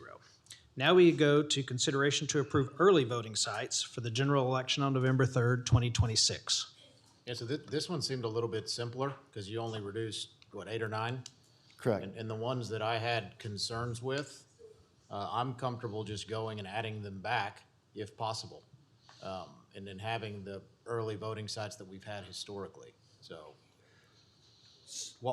Move to The 50 table. sites that were used in 2022, not all of those are even still available to be sites. Some of them have told us, no, they're not going to be sites anymore. Some of the difference in the 50 to what we have now, currently what we had available that we know could be a polling location, there were 46 locations that we know for sure could have been a polling location. That was the Diamond Hill, which again, we've done the math. We have the ability with the current sites to process 800,000 voters during the early voting period. We're not going to get 800,000 voters to show up during early voting. We have the capacity for it, but it's not going to happen. And the reason it came out that high is because I focused on the last day of early voting because that tends to be the busiest. and how do we keep the wait times from getting too drastic on the last day, and how many sites do we need to process that many voters on that day? And that's Go why ahead we and do have. this, the same way you went through your criteria on election day, do the same thing on the early voting sites. So yeah, it was very, very similar. Again, I focused on the last day of early voting. I baked in a 40% increase again, not a 10 or a 15, but a 40% increase.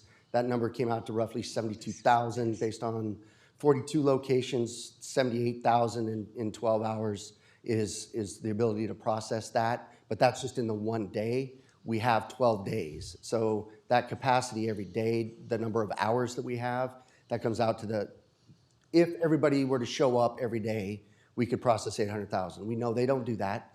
Generally, they show up the first day, some the second day, and then we see an influx some the day prior to the last day, and then the last day is by far the busiest day. So in order to keep the wait times down on that last day when we see the majority of voters, we went with a higher number of polling locations. Again, we started with all of our high turnout locations. Where are those locations?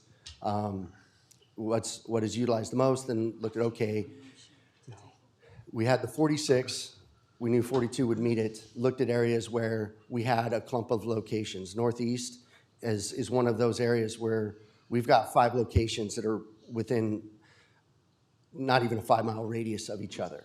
And so we took and would move like Brookside Community Center, which generally has, in the area, it's lower turnout, but it's better turnout than what Azle PD gets. But Azle PD is the only thing we have up in the northwest corner, so we left put an Azle PD there. Like I'm aware that Everman is a big hole in the map. We contacted the city of Everman. The polling location that they normally allow us to use is not available because they're remodeling the city hall and they're moving all their people into the polling location, so I don't have a polling location in Everman. That was it.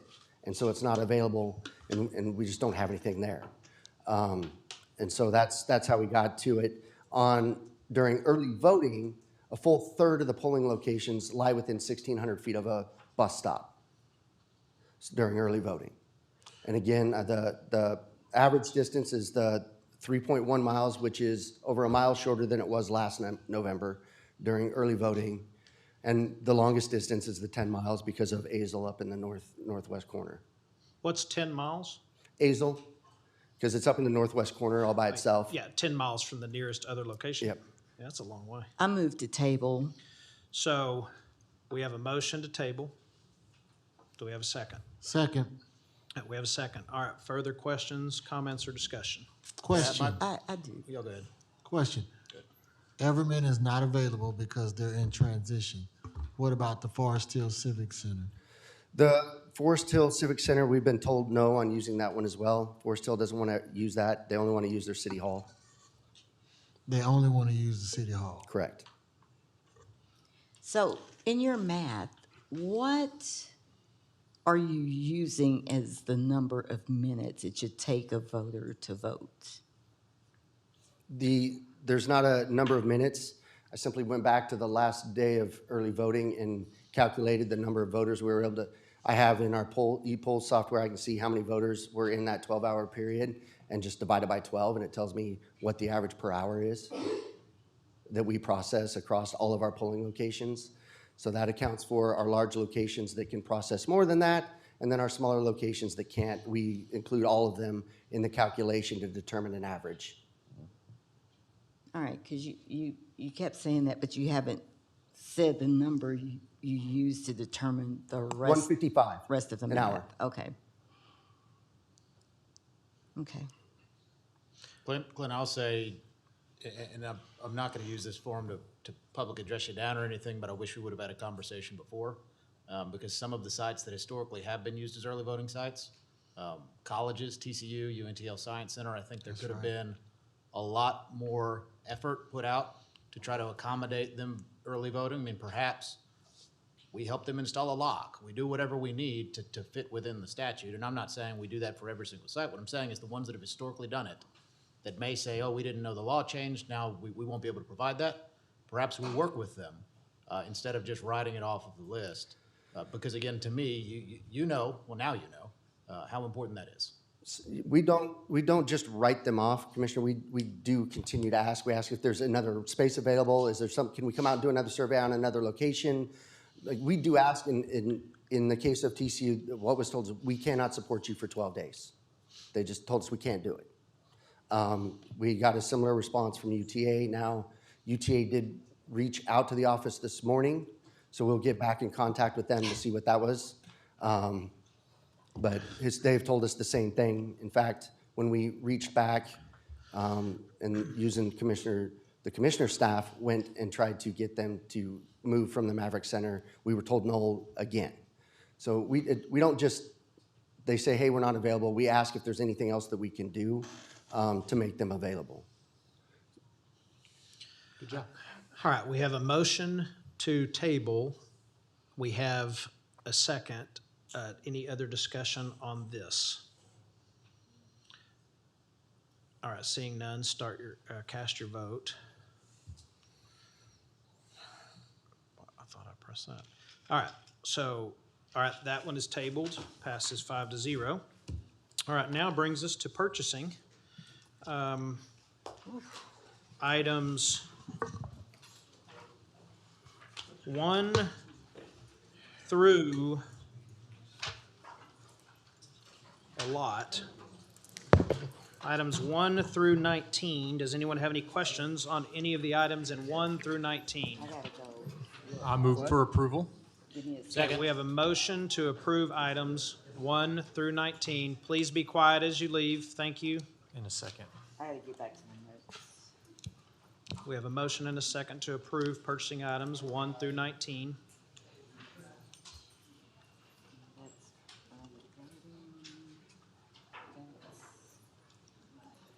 I'm good. Okay, motion is second. Any discussion? All right, seeing none, please cast your votes. Passes unanimously. Brings us to item 20. 1, permission to take bid on RFPs. Move for approval. We have a motion, a second on item 20. Any discussion? All right, please cast your vote. Passes unanimously. Item D1, consideration to submit a fiscal year 2026 Model Cities Initiative application to the U.S. Department of Justice in support of Tarrant County Public Safety Initiatives. Go ahead. You go ahead. Move for approval. I'll second it. Second over here, Commissioner Ramirez. Any discussion? All right, cast your vote. Passes unanimously. Item E3, consideration to approve acceptance of donations for a monument to the Alamo Letter, funds, labor, or both for monument implementation expenses from the Alamo Letter Society, Inc. I'll move for approval. Second. Okay, motion and a second. Any discussion there? All right, seeing none, cast your vote. All right, that passes 4-1. Do we have any board or commission appointments? All right, now there are 2 briefing items. One is a briefing on the Tarrant County Election Integrity Task Force. Who is briefing that? I see our district attorney.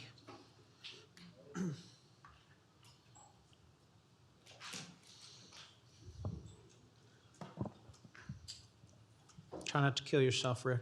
Yeah. What's that? Rick was just stumbling all over the back of the room. Oh. I walk in, he walks out. Yeah. Good afternoon. Afternoon. Afternoon. Good afternoon. So I was asked to come and talk to y'all about the Election Integrity Task Force. I'm going to talk to you today about its purpose, its performance, and the public value that it has. The Election Integrity Task Force is made up of 2 prosecutors and 2 investigators, 1 investigator in the DA's office and 1 investigator in the Sheriff's Department. It was established to provide a clear, consistent, and professional process to receive, review, and investigate alleged violations of the Texas election laws, and the task force ensures that election-related complaints are evaluated according to the evidence and the law. Its mission is not a specific number of prosecutions. Its mission is to determine whether the facts establish a violation of Texas law and merit prosecution. The task force reviews all potential criminal violations arising under the Texas Election Code. Its work extends beyond allegations commonly described as voter fraud and includes matters involving illegal voting or voting by an ineligible person, double voting, misuse of a voter registration or voter identification information, campaign finance reporting, personal financial statement violations, candidate or office holder misconduct, election administration, and other conduct made criminal under the Texas election laws. Texas law contains about 80 different election-related criminal statutes. Every complaint is evaluated under the relevant statute and the available evidence. So why was this task force created? If you can remember back, we've talked about this before. In 2022, Matt, you probably remember this, Commissioner Kraus, that, the Stevens case ruled that the Attorney General lacked independent authority to prosecute election law offenses. That made it increasingly important that local prosecutors have a clear process to evaluate election-related complaints. Task Force provides a specific place for citizens, election officials, law enforcement agencies, and candidates alike to submit complaints, knowing that they will receive an objective review. The Election Integrity Task Force operates under the same ethical and legal standards governing every criminal case that comes into my office. Every complaint deserves an objective review. Every person is presumed innocent. Political affiliation plays no role in the investigation or charging decisions. Investigations are driven by evidence, not speculation, not public pressure, or politics.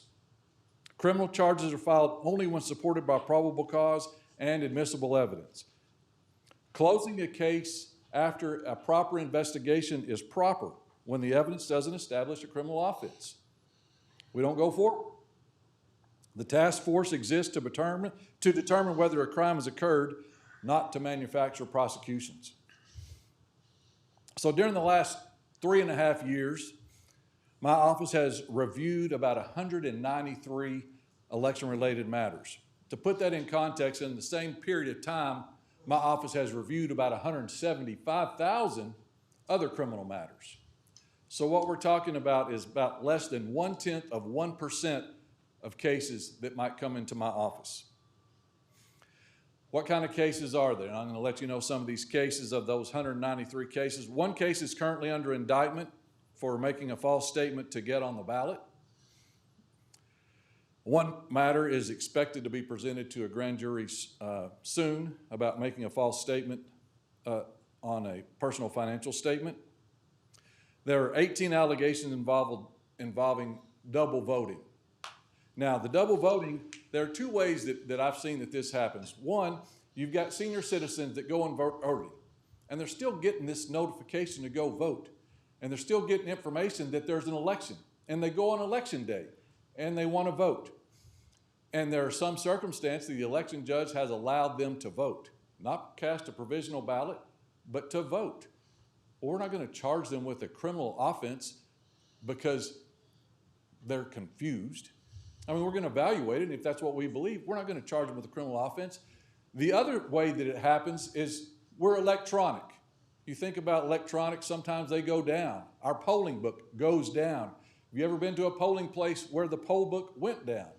Well, here's how things happen. You go and you check in through the poll book. Now you're in line to vote, and the system all goes down.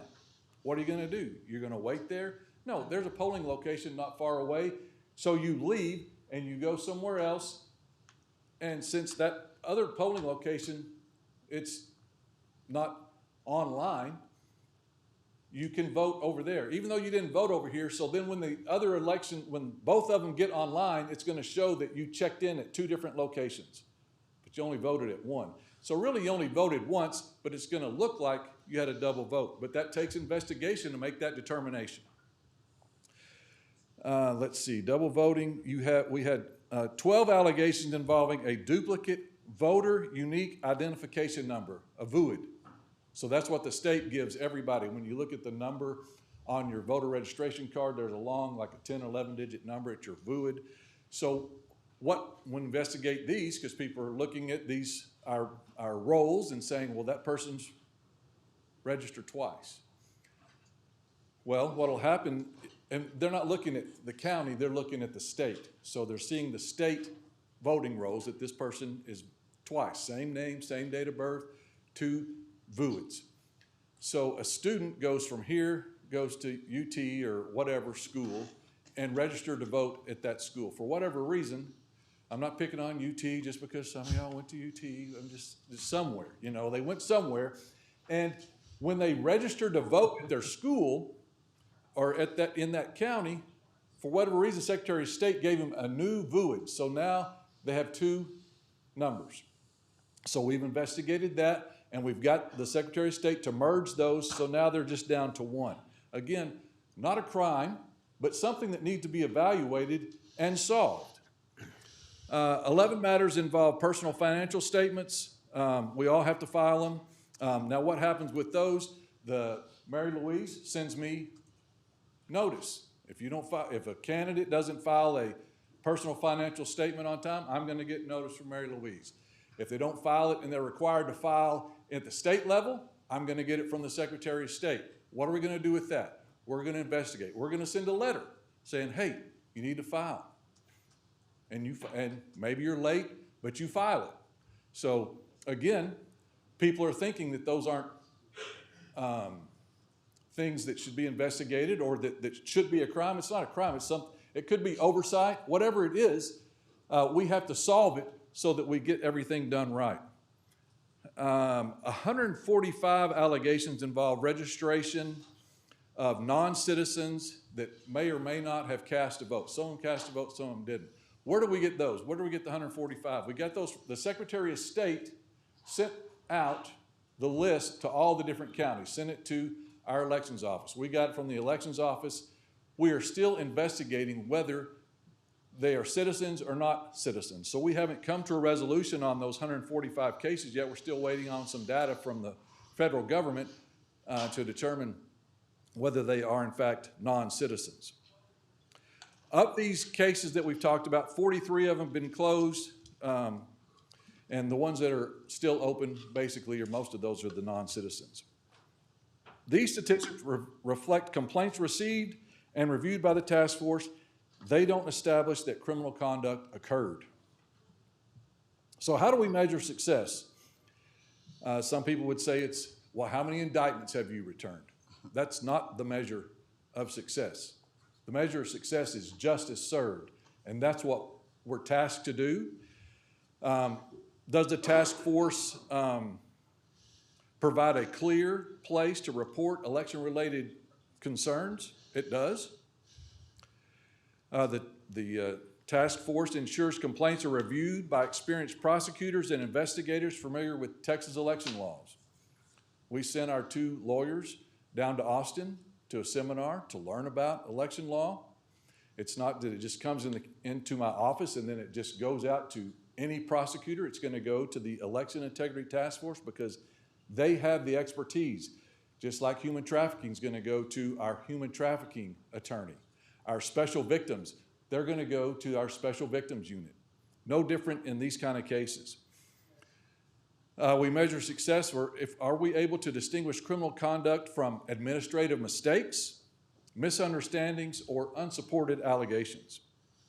We protect the innocent individuals from unwarranted criminal prosecution. It would be easy just, oh, the case, somebody wants to file a case, well, we'll just file an indictment or we'll file an information if it's a misdemeanor, and now you're charged with a crime. No, we're going to investigate it before we go that far. It ensures the fact that there is one central place. It ensures that there is a consistent enforcement of the Texas election laws. This strengthens public confidence that the election complaints will neither be ignored nor prosecuted without sufficient evidence. Success should be evaluated by the quality and integrity of the review rather than by indictment totals.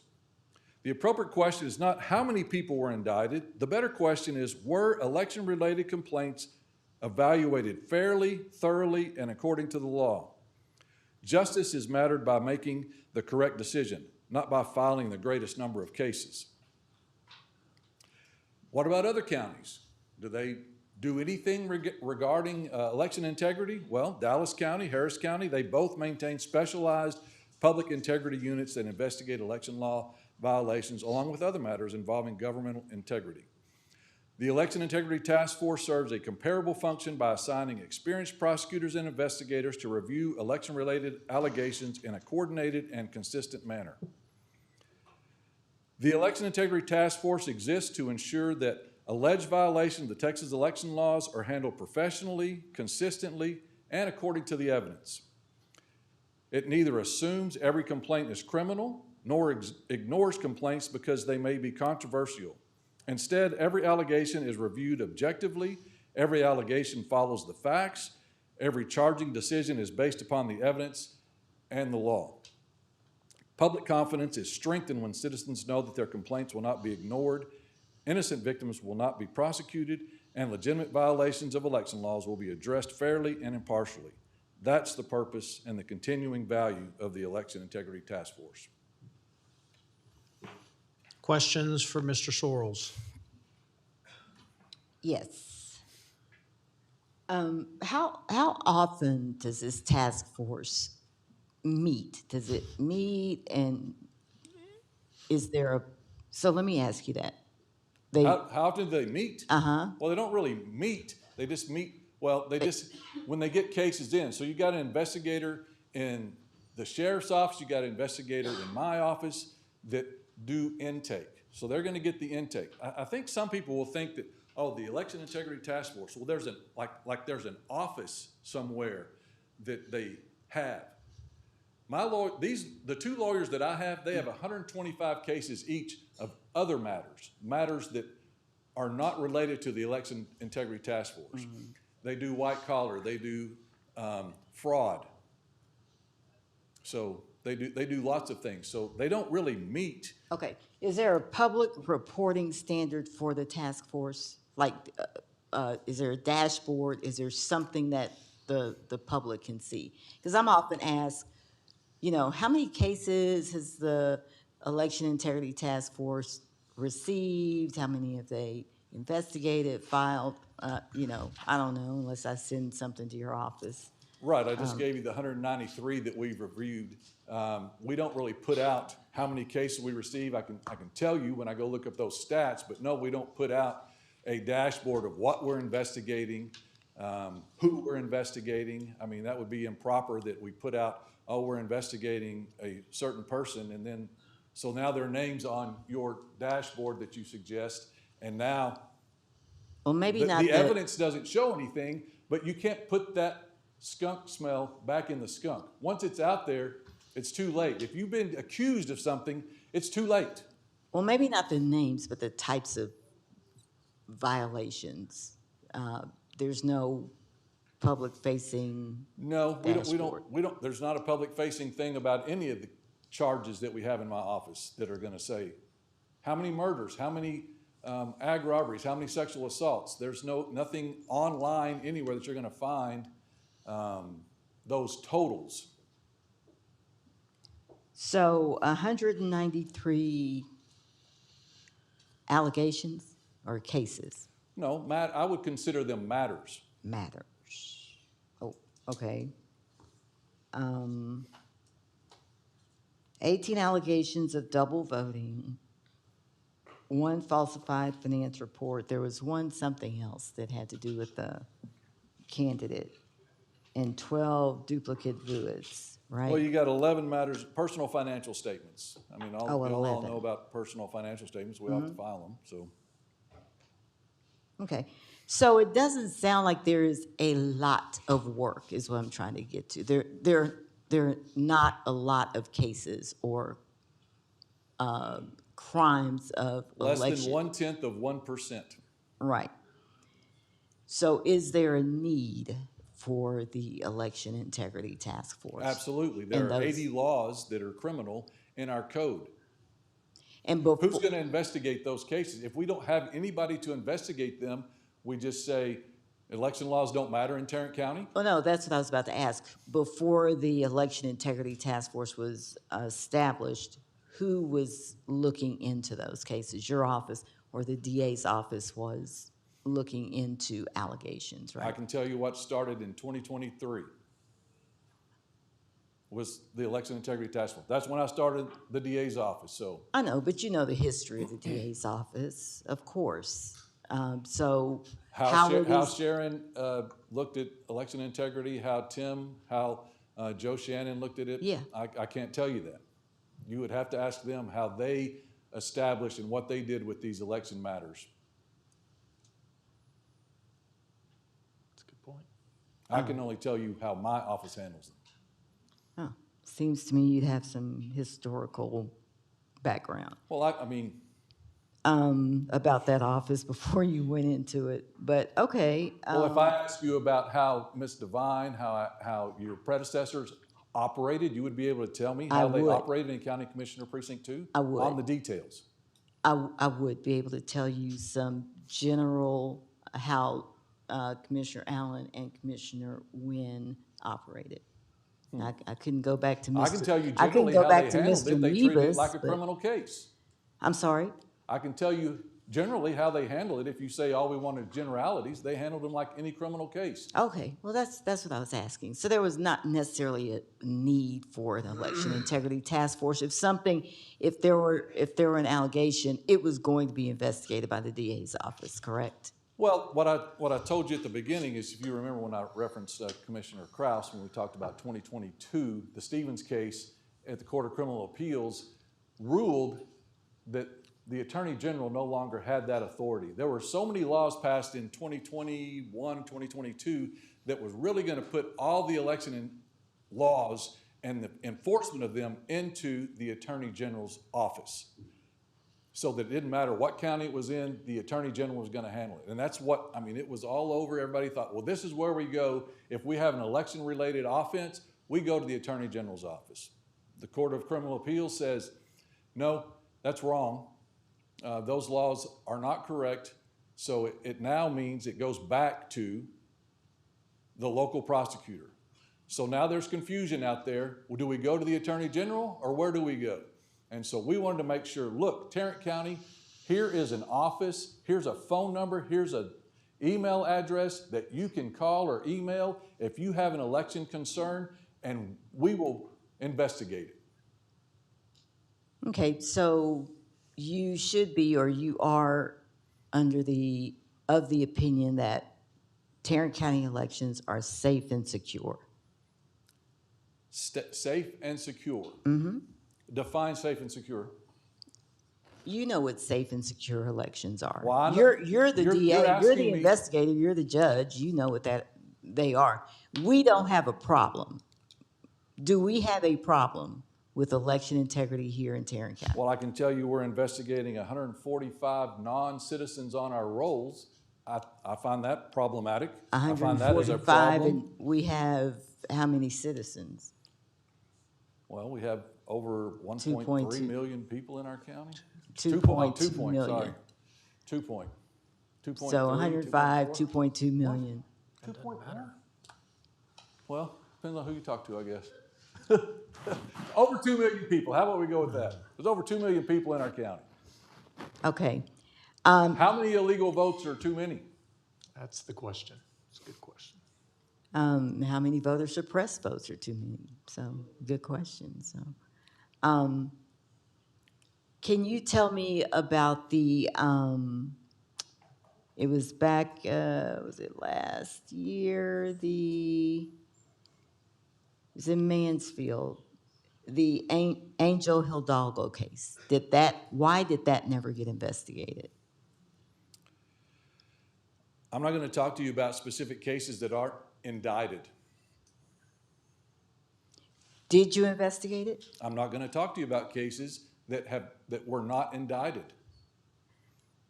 Okay. As we talked about before, we could bring up names of people that are not charged with criminal conduct, but the mere bringing up somebody, the public may assume that they're guilty of something. And I'm not going to engage in that type of behavior.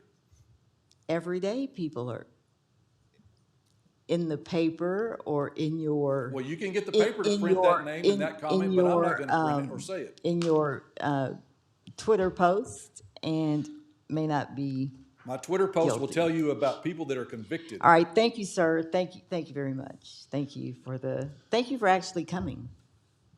All right, does anyone else have any questions for Mr. Sorrells? No, I just have one brief comment. I think you've hit the nail on the head when you say the success of the task force isn't about indictments, it's about investigation and making sure we don't have voter fraud going on in Tarrant County. I remember on the campaign trail, you talked a lot about we ought to investigate it. If nothing comes up, great. That gives more people confidence in the system. If something does come up, we can prosecute them and do what we need to do according to Texas law. So I think you're taking the right approach. I appreciate what you're doing. And because those investigators and prosecutors work on a whole bunch of other cases, you're not dedicating funds to somebody to just do election integrity, correct? Okay. All right. All right, thank you, Mr. Sorrells. Next, we have a briefing on Rakana Solutions LLC.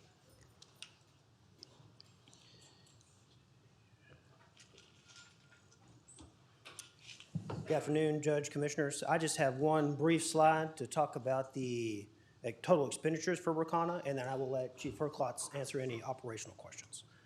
I can say that Rakana operated in our jail from January through June of 2026, approximately 5.5 months. During that 5.5 months, the total amount invoiced and paid by Tarrant County was approximately $2.3 million. Of that, in operations with the jail, I believe they had a max of about 34 people operating in the jail at one time for a couple of months. And then after we severed the contract, we did retain, I think, 25?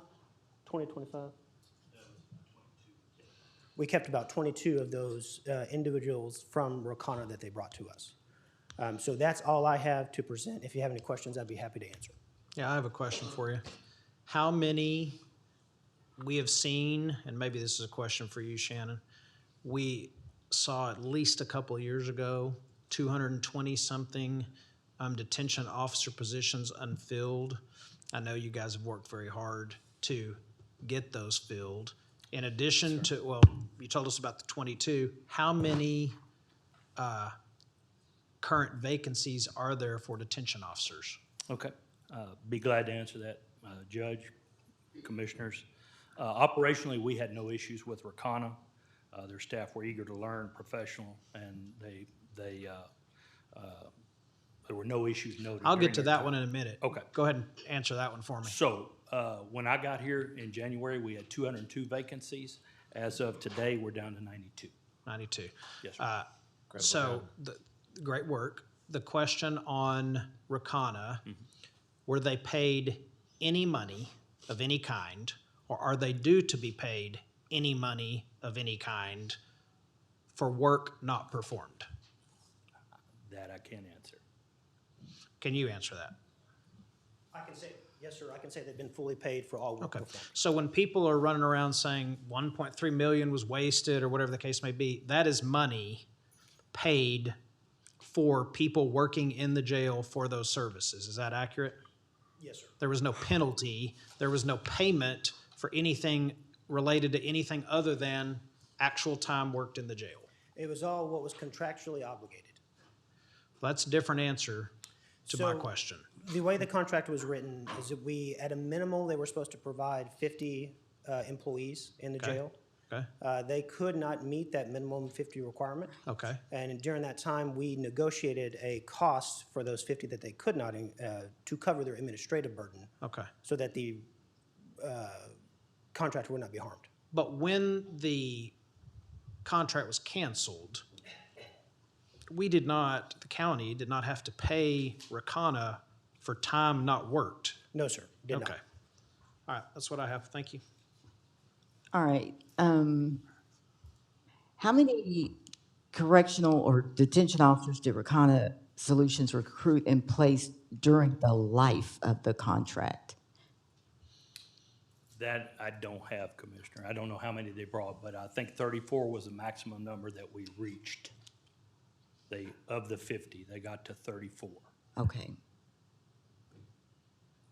Of the 50, they got to 34. And how many, so 34 successfully completed onboarding and remained employed through the termination of the agreement? I believe so. Okay. And you've been able to keep, after the termination, you've been able to hire Some of them, yes, ma'am. how many, 20? Yeah, Some. I can get you the exact number, but I 22 don't, I or think it's something like about that. 22. So what measurable benefits did the county receive from this contract while it was in effect? Well, for those 34, we definitely didn't have the extra overtime, but not being able to meet the 50, we still had incurred overtime to meet the 1:48 ratio. And so, Matt, what you're saying that the total amount paid to Rakana over the life of the contract was 2.309? Yes, ma'am. Because last year we had, not year, month, we had an appropriation adjustment for 2.4 million. What was that? I was absent. We did 2.4 just in case, we didn't have the final invoice, so we didn't know how much that final invoice was going to be. That was a projected amount. So that's why we did 2.4, so we would not have to come back for some additional money through another appropriation. So had we not paid them at all? Oh, we had. There was just a final invoice for June that we had not received from the vendor to be paid. And that invoice was approximately $300,000.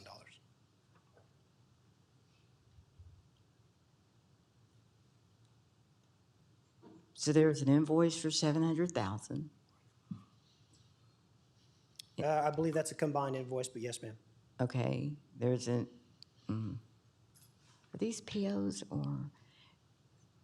Then there was one for 476. I'm not, I can get with you to make sure we're speaking the same numbers, but those are not matching to what I see paid to the vendor. 413. 413 is April. There were some discrepancies. When Rakana sent us the first invoice, we had the sheriff's office review to make sure to their rosters that they were performing or on site to be paid. And so we did have a few invoices that we had to send back to get revised. So that may be the ones that you're speaking of. Okay, because I got 4 dollar amounts. And on that don't purchase add order, up. sometimes those are just estimates, not necessarily what was actually paid. Okay.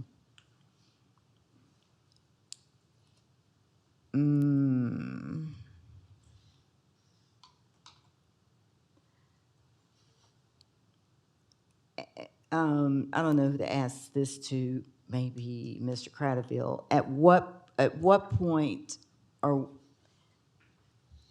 we going to be able to talk about why this contract was terminated? Because I believe we didn't have to pay this amount because we didn't get all of the services that we should have received. Commissioner, that from would be an answer for another attorney in our office would have to give to you. That's not something Well, ask that question. Did we get all the services that we paid for? We did to the contract, yes, sir. Because the contract, again, guaranteed a 50-person minimum, and we had to negotiate that price down for the services Well- that they could provide. Well, let me say this. We terminated this contract for a reason. We know that. We know that. We terminated this contract for a reason, even though we came out here and said we didn't. And so, not any fault of our sheriff, not any fault of this court.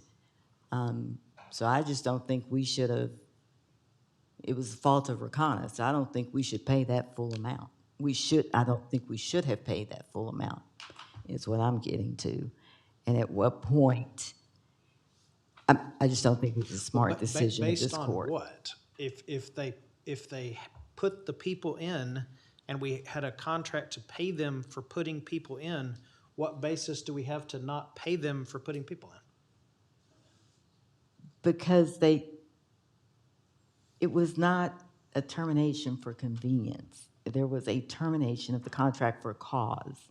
And so we shouldn't have, I don't think we should have paid Which them. would have subjected us to being sued for not paying and subjected us to Nope. not only the damages, but also attorney's fees, court costs, and interest. Nah, no, Okay. for cause. We should have terminated for cause and not convenience. Okay, what was the cause we should have terminated for? We discussed that in closed session. That's why I was asking if it could be discussed out here. He's gonna check with a different Did you have attorney. any problem with the way they performed? No, sir. Okay. Did they do all the things they were supposed to do? That we asked them to do, yes. Did they, did they,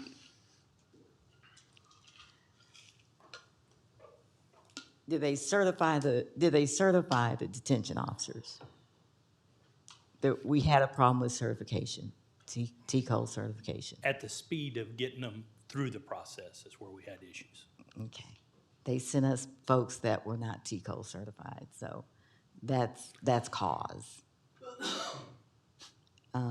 So, all right, thank you. Hey, we should have made a different decision from the beginning. We should have made a different decision at the end, so we would not have had to pay this full amount because they failed us. But this court, some people disagree. All right, thank you both. How did they fail us? That's, I guess, I still don't understand any of this. I just told you. What? How did they fail us? They sent us detention officers that they did not get T-code certified. And by contract, did they have to do that? Yes, you have to send. Well, let's get the answer to that. By contract, I'm asking you two a question. Did they have to send us T-code certified people to work in the jail? Yes, Okay, and did they not send us T-code certified people? 34 certified people. Yes, They were all certified? Yes. That worked in the And jail? the contract was terminated for what? convenience. No. All right. So, all right. Thank you. Anybody else have any staff. questions for Shannon or Matt? Shannon, one question, I don't know if you quantify it, we do in other places, but what is the approximate cost to recruit, train, and then deploy one sheriff's deputy jailer? Anywhere from $7,000 to $15,000 per person. 7 to 15 per person, includes equipment, time, everything, training? Training, whole 9 yards, yep. Okay. All right. Any other questions? All right. Seeing none, we now move to announcements and comments. Anybody have any announcements or comments? Yes, I do have a comment. I want to congratulate the purchasing department on its 2026 Achievement of Excellence and Procurement Award that they received. So kudos to Melissa and her team.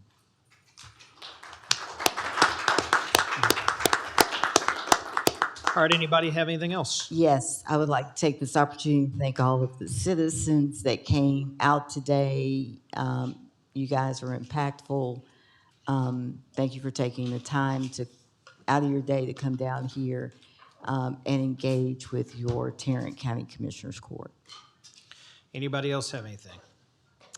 All right, seeing none, the court will now recess the open session and proceed to closed session to discuss items exempt under sections 551071, 072, 074, 076, 087, and 0725 of the Texas Government Code. The executive session will begin at 4:45. We are now in recess.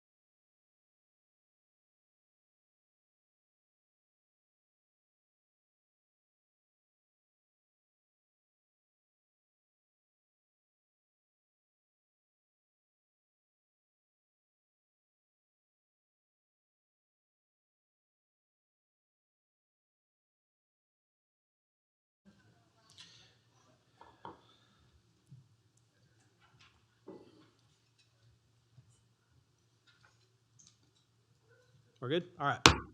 All right, we're back from closed session. No action to be taken. We are now officially adjourned.